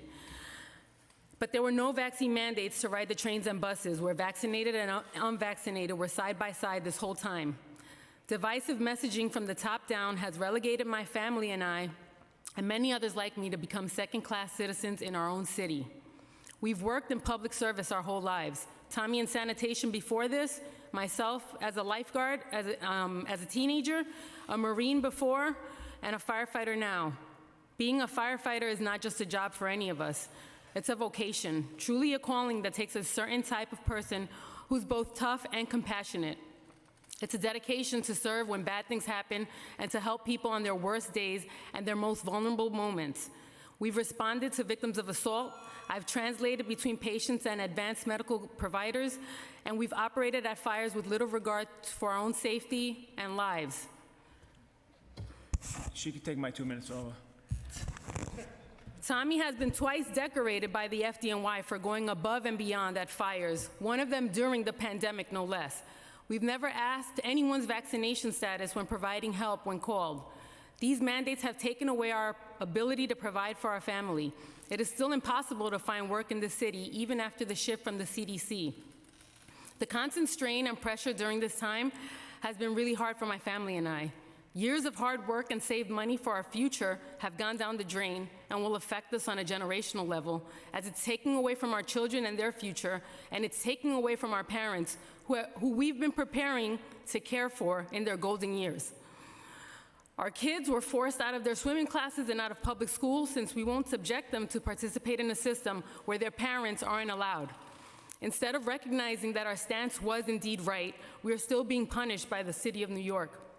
Our religious exemptions were denied, and our medical exemptions are being sat on by the very people who are supposed to be preserving and fighting for our rights. There's no state of emergency, and the city is bleeding out money trying to recruit while many of us are out in the cold wanting to work, and the city is losing valuable years of expertise.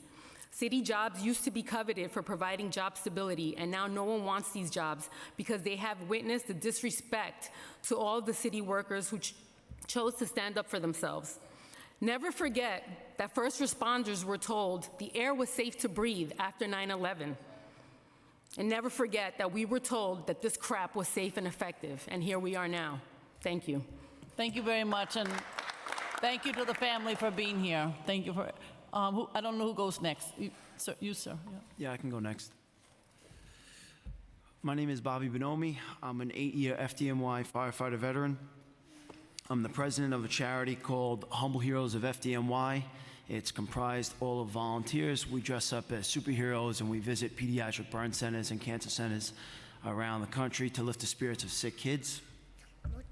I'm the most recent winner of the Patrick J. Murphy Award, an award that goes to the top firefighter or police officer that's done the most for the community on and off the clock. I'm currently on leave without pay for 8 months. I've fallen uncomfortably into debt despite receiving financial aid from friends and family. I'm engaged, but we've canceled all wedding plans until we can get back on our feet financially. And given the new CDC guidelines, I just want to get back to work. I just ask that we get put back to work. Thank you for your time and consideration with this matter. It's Thank you greatly very much. appreciated. Thank you. Go ahead, sir. Good afternoon. My name is Tom Lapola. I've been a member of the fire department for the past 38 years, achieving the rank of battalion chief. But unfortunately, my career came to an abrupt end last year when the former mayor arbitrarily decided to implement a mandate that all New York City employees receive an experimental gene therapy, as I was forced to retire. No need for me to explain why I did not take this experimental shot. Suffice it to say, I'm a believer in informed consent. I'm here today to give my unequivocal support to the brave men and women of the fire department, the NYPD, the sanitation workers, teachers, and any other municipal employee who may have lost their jobs because of this unjust mandate, or who still remain on leave without pay. I've also recognized the potential harm that this mandate may have already caused each agency as a result of a sudden departure of many of its members, in both leadership and the rank and file. As a leader, I realized that one of my immediate responsibilities was to identify and inspire the future leaders of the organization. Now, in this past year, I've watched many new leaders come into their own, some of whom you've already listened to today, all right? Which under normal conditions would have prompted me to encourage these members to step into the breach and fill the void left by the natural attrition process. But sadly, these potential leaders have now either been terminated or they still remain leave without pay. The void created by these terminations and the forced early retirements of many others is immeasurable, as these members took with them all their experiences and their knowledge, that it may be years before these agencies return to what we used to call normal. By continuing to keep this talented workforce out of work because they chose not to be coerced into receiving this jab does nothing to keep people safe. But it does prevent them providing the services that they've been trained to do. And that training, all at a cost. to the taxpayer. Every one of these people has been negatively impacted by this mandate, showed up for work throughout the pandemic, and at great personal risk not only to themselves but to their families as well. All they are asking for is simply to return to work so they too can provide for their families, just like the Mets, the Yankees, the Knicks, and the Nets. I don't believe that's too much to ask. And I do recognize that it may be a difficult political decision for the mayor to rescind this unnecessary mandate at this time, but hey, he was a New York City police captain, and I'm quite sure His Honor has the moral courage to put aside all politics for a moment and simply do the right thing. Thank you very much, and God bless you all. Thank you very much. Quiet, go ahead, sir. My name is Paul Schweit. I'm a firefighter for 7 years with the FDNY. There's not much I can say that can sum up every single testimony that was given here today, but I do hope that it resonates with all the council members, and I do hope that a lot of the council members come back and look at the testimony and read them, because our stories can never give you insight to what we endured this past year. I pride myself as a Marine and a firefighter to be strong at hard times and stand up when standing's hard, and even when I stand alone. But this past year, I had a son.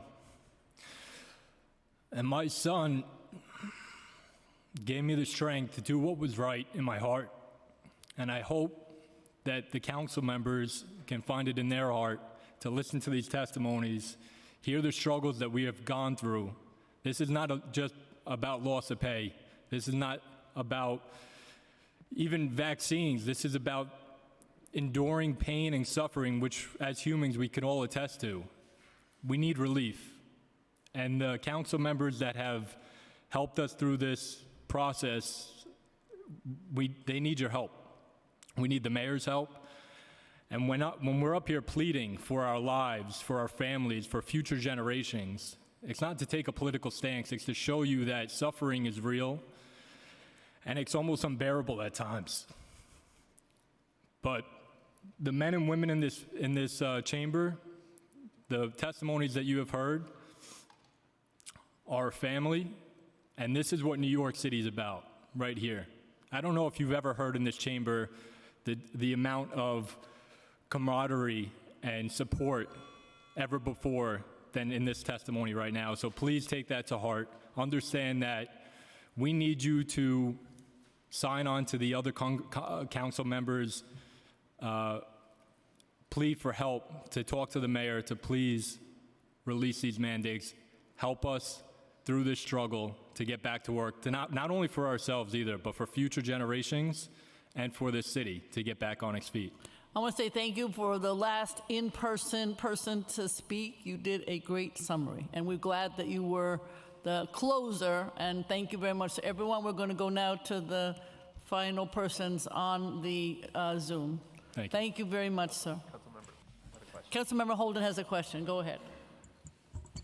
I just want to say, before, this has been probably the toughest hearing to sit through as a council member. I've been on for almost 5 years now in the council, and I really feel, especially the first responders who did their jobs, you guys are the salt of the earth, and you should not have been treated this way. And the city will make it up to you.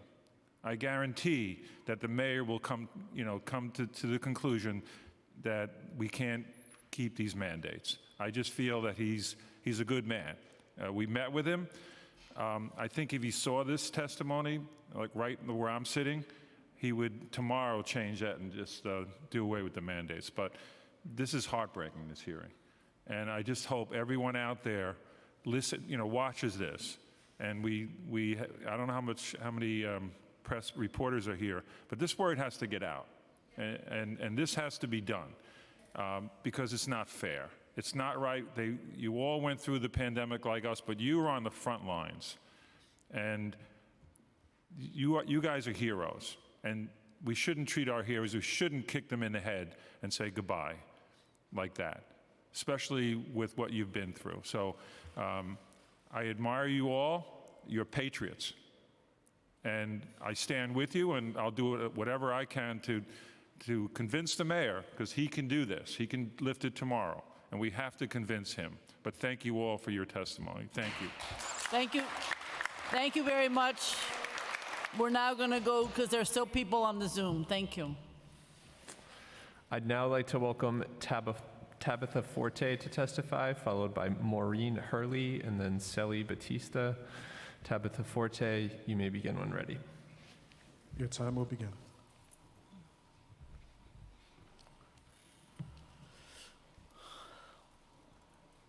Doesn't look like.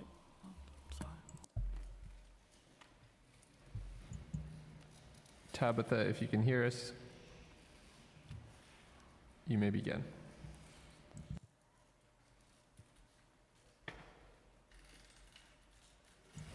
We'll move on now to Maura Healy. Time starts now.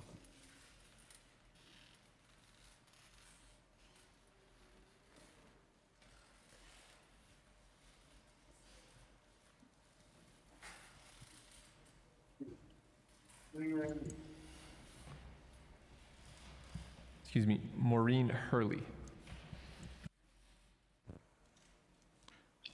Time starts now. Hi. I just have two questions, and they're for the mayor. What signs is the mayor following and the Department of Health, and why do they not recognize natural immunity? Thank you. That was it. Thank you. Celi Batista. Time starts now. Hello. Hello, everyone. Thank you for having me, and thank you, Mr. Holden, for those words that you said. Very touching. My name is Celi. I am a sergeant of police. I'm still employed with the New York City Police Department. I also have a master's degree in human resource management and have studied employment law. And this topic I know very well about because I've studied it. I'm here. It's my First Amendment right to be here with you all as an individual. So let me just fast forward. I was denied my religious exemption. I later on was able to find a lawyer after several attempts, and I found one during that gridlock of finding an attorney. I found one 3 days before I had to submit my appeal, and I submitted it. After that, I got admitted, like a week later, I was admitted in the hospital with chest pains, was put out from work for 2.5 weeks. Okay, I had to deal with lost friendships, lost partnerships. So you could just imagine the amount of stress for the past 10 to 12 months, right? It's basically illegal pain and suffering, okay? You've seen all the testimonies. It's all illegal pain and suffering. So July, I won and I was approved, but thousands have been denied. So one would assume, I'm a Roman Catholic, one would assume that at a legal standpoint, at this point, at a legal standpoint, everyone else should be similarly situated. If I was approved, everyone else should be similarly situated. But that's not the case. So I'm gonna say something, you know. My lawyer did ask me, she goes, I have a question for you. Were you working inside or were you out there working on the streets? I said, no, I actually work in New York City Transit. So it's a lot more hectic, more people to deal with on a constant basis. So she goes, oh, because I have a lot of my clients getting disapproved. Okay. Can you wrap up? I'm sorry, thank you. I just want to end with this. Religious interrogation is not up to the government, okay? Religious interrogation is not up to the government. It's not for you guys to do. You're not divine. You don't have the power that God has to judge anyone. I just want to leave that with that statement.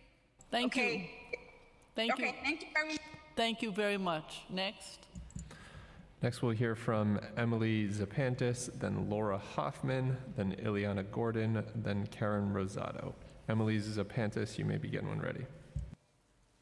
Your time will begin. Yes, hello? Can you hear me? Yes, we can hear you. Yes, hi. Good afternoon. I'd like to thank all the council members that are so valiantly sitting there listening to all of us today. Thank you. I am a former New York City school administrator and assistant principal for 17 years and an educator for 23 years in the city of New York before I was terminated.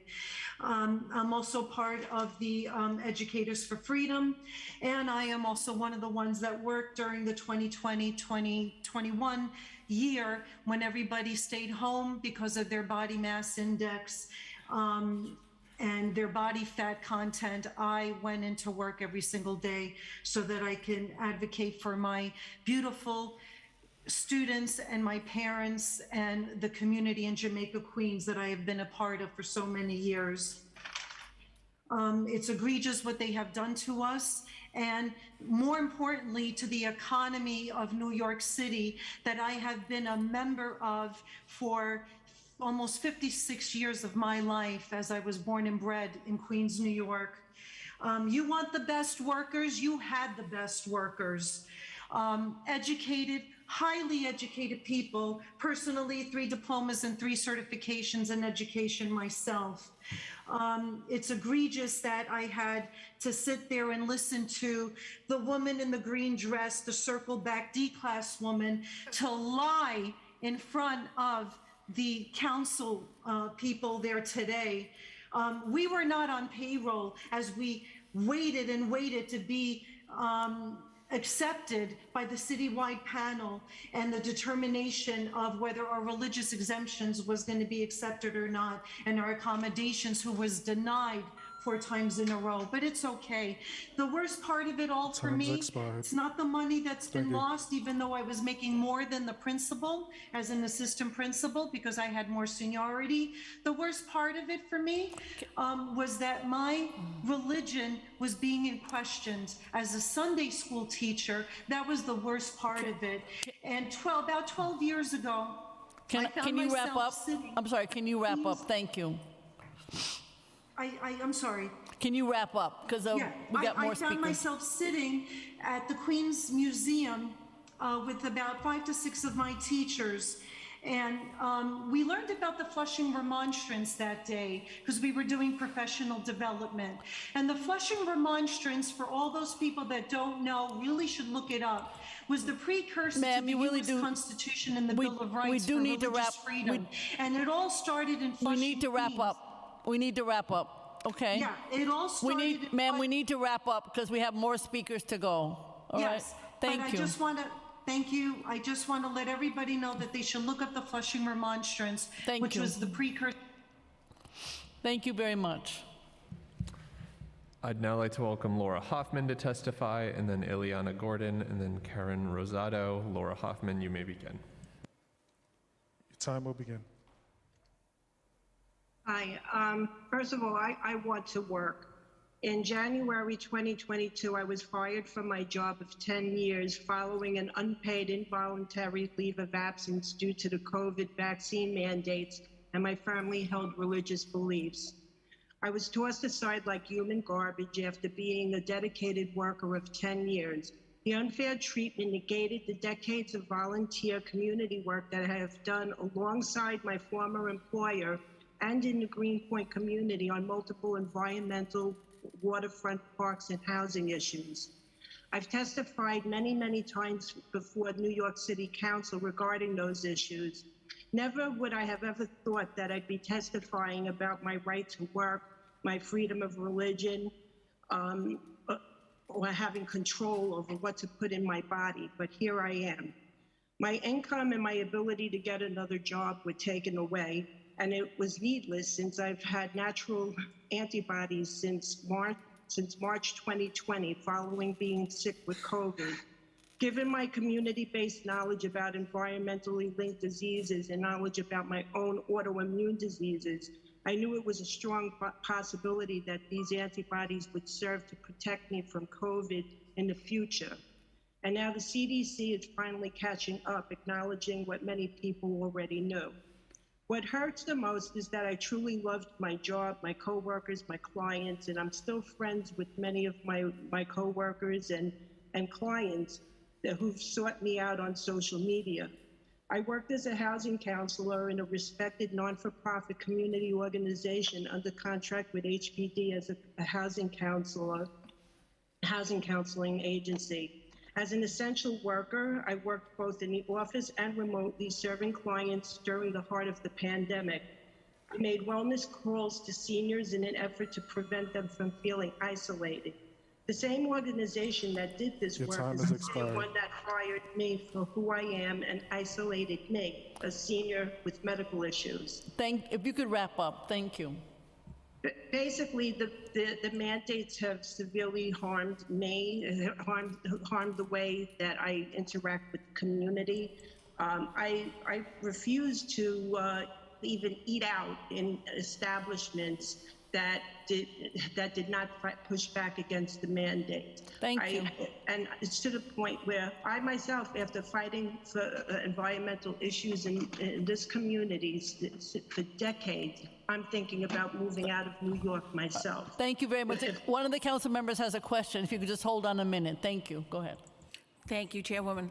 I really just want to say thank you to Chairwoman Del Rosa and to Chairwoman Gail Brewer, because they're worth a good round of applause, because before today, people who were on leave without pay, or people who did not get granted their leave or get granted their appeals, were just that, words to many people.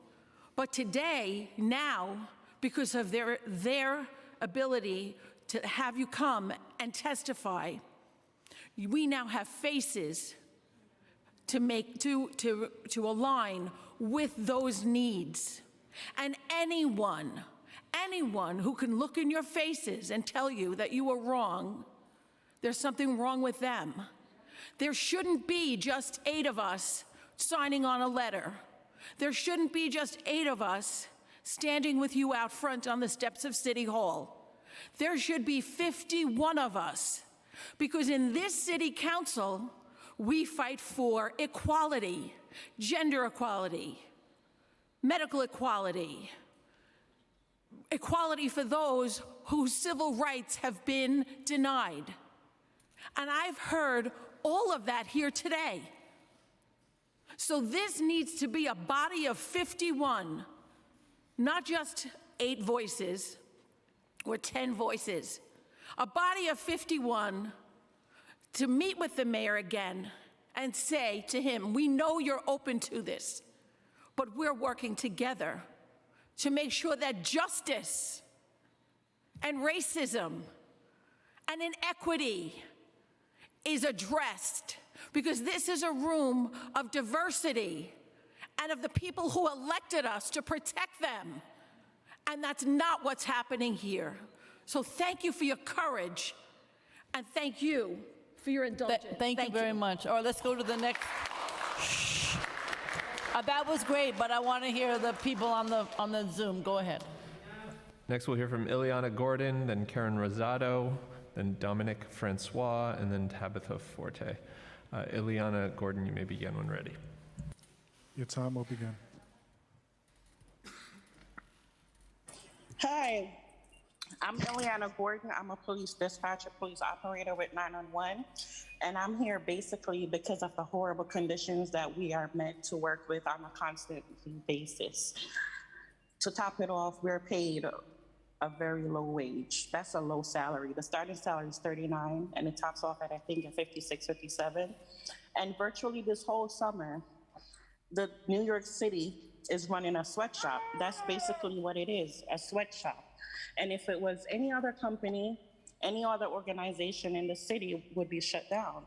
But the city council, I'm just letting you guys know that you guys are running a sweatshop, right? Who wants to, you guys are there contemplating what else can be done. I mean, why people aren't working in the city.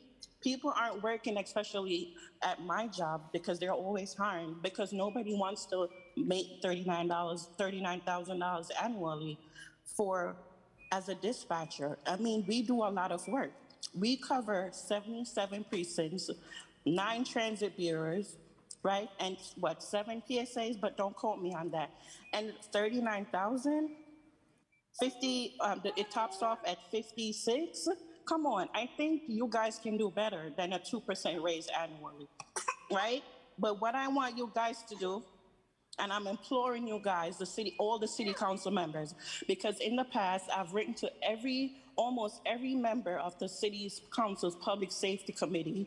I've written to the former House Speaker, Corey Johnson. I've written to this present Speaker of the House, and nothing has ever happened. Like, what is the sense of me writing to you guys if you guys aren't even responding how I want you guys to respond? Like, what is the whole purpose of this whole democracy, right? I want you guys to come and visit the center, right? On all tours, 3 tours, on all tours possible. Right? And you come and you sit there and you tell me if that's what you think we deserve. Because at this point, this isn't making any sense and it's unfair. Can you wrap up? Can you wrap up? Thank you. It's 2022 and we are the lowest paid dispatchers in the tri-state area. Thank you. Thank you very much. Thank you. A lot of operators make more money than us for all we do for the New York City Police Department. Ma'am, the thank you. largest police department in the world. Thank you very much. You guys should do better.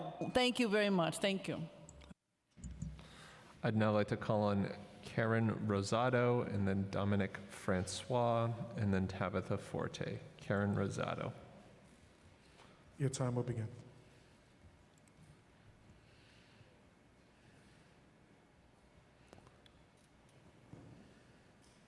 Good evening. Can you hear me? Yes. Good evening. My name is Karen Rosado. I'm a paramedic who was terminated from FDNY. I've come here today hoping that you understand the effects mandates have caused myself and many others like me. You see, I grew up in the foster care system and had a job since I was in the 5th grade. I was a kid, but I knew that I wanted more out of life, and I wanted to be in a position to help others in any capacity.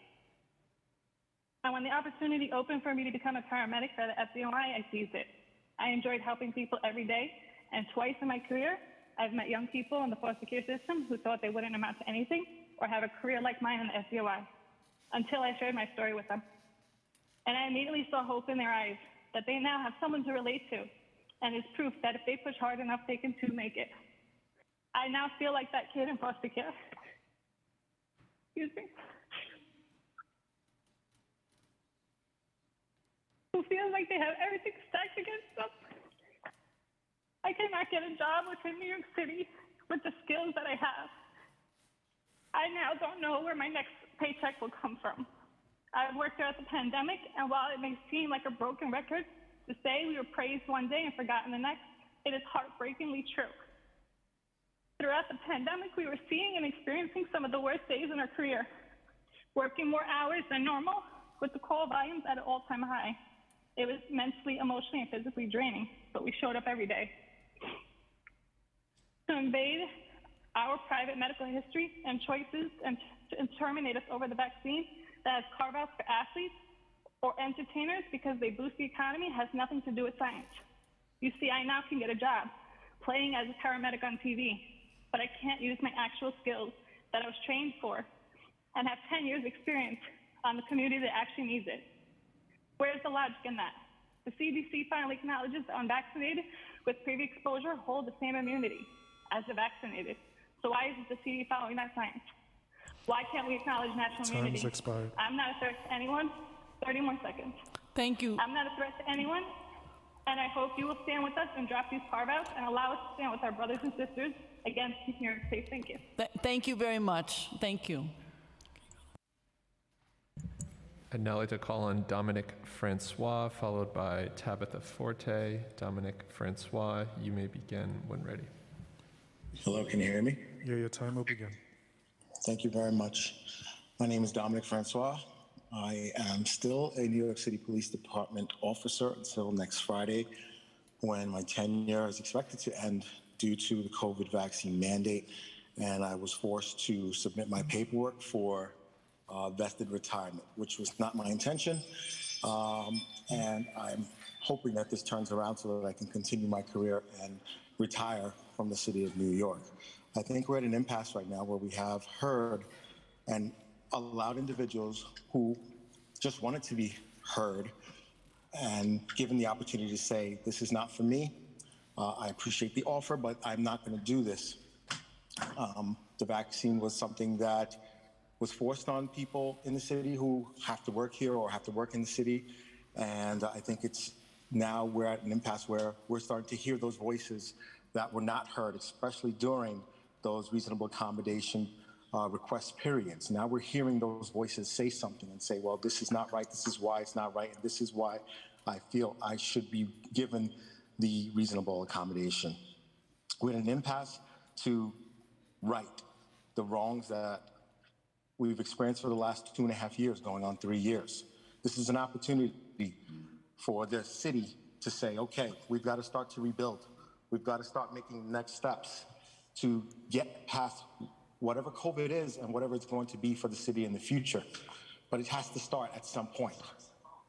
It really does have to start at some point. So people like Sally Batista, Peter Kandanoff, Michael Caine, thank you for being the face of this movement, for being the drive that inspires so many people to just keep pushing and doing what they feel is best for their families, for themselves, so they can just do what they've always done, which is provide. Thank you for this opportunity.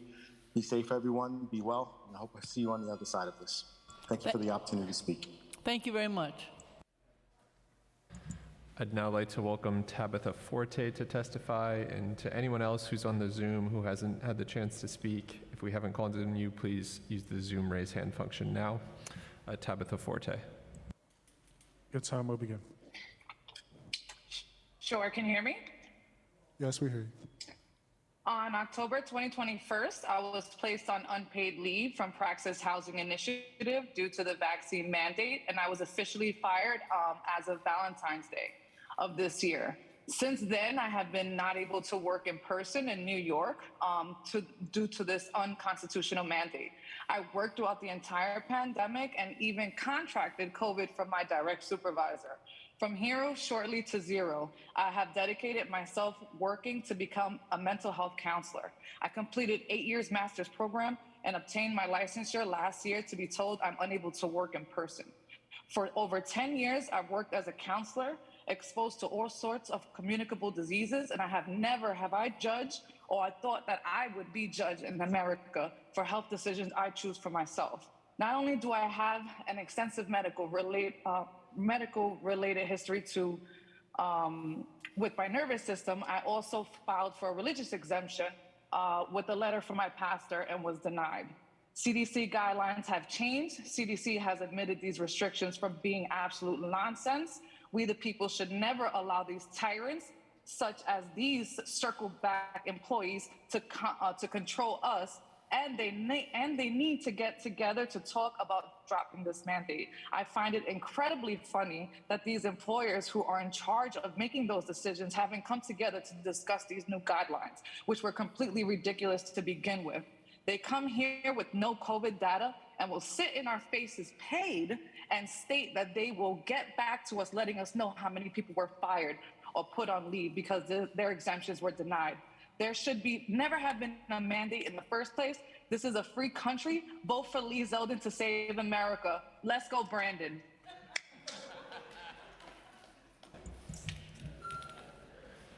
Thank you. I think we've heard from all of the Zoom registrants who are on the Zoom. I'm going to read through the remaining registrants to make sure we haven't missed anyone. So if you hear your name called and you're here and you haven't testified, please come up. Or if you're on the Zoom, please use the Zoom raise hand function.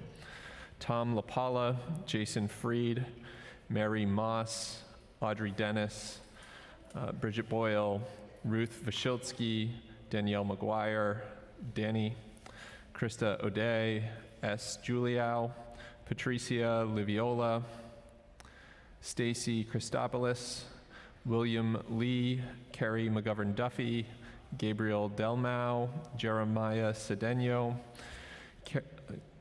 anonymous attendee, Arthur Roldan, Diana Haynes, Grace Lee, Michael Rogers, Jessica Tambor, Kira Krenichin, Edgar Alfonseca, Christine Schneider, Deanne Morgan, Ricardo Hinkle, Novem Young, and Michael Caine. So I want to thank particularly Councilmember Ayala, Councilmember Holden, Councilmember Arolia, and of course the amazing Carmen De La Rosa for staying here the whole time. And I also want to thank the amazing individuals who testified in person, of course on the Zoom. I have to say we will be constantly following up, not only on the mandate issue, but also on the issue of how is it that the city, in my opinion, is not doing more virtual. What are we doing about the pay scales? There's a long list that you heard us discuss earlier. We're very, very serious about making sure New York City has the best workforce in the world. And we look forward to working with you. I want to turn it over to my fabulous co-chair, Carmen De La Rosa. Well, just echoing the sentiments of Chair Brewer, thanking all of the colleagues and as well as all the people who came out today. As the Civil Service and Labor Chair, I know that our city is only as strong as our workforce, and so we will be following up and making sure that the issues that were brought to this table today are followed up with. Thank you for coming to testify. We know it can be nerve-wracking. You've been incredibly patient, and we appreciate your testimony today. Thank you very much. This here it is adjourned. Thank you.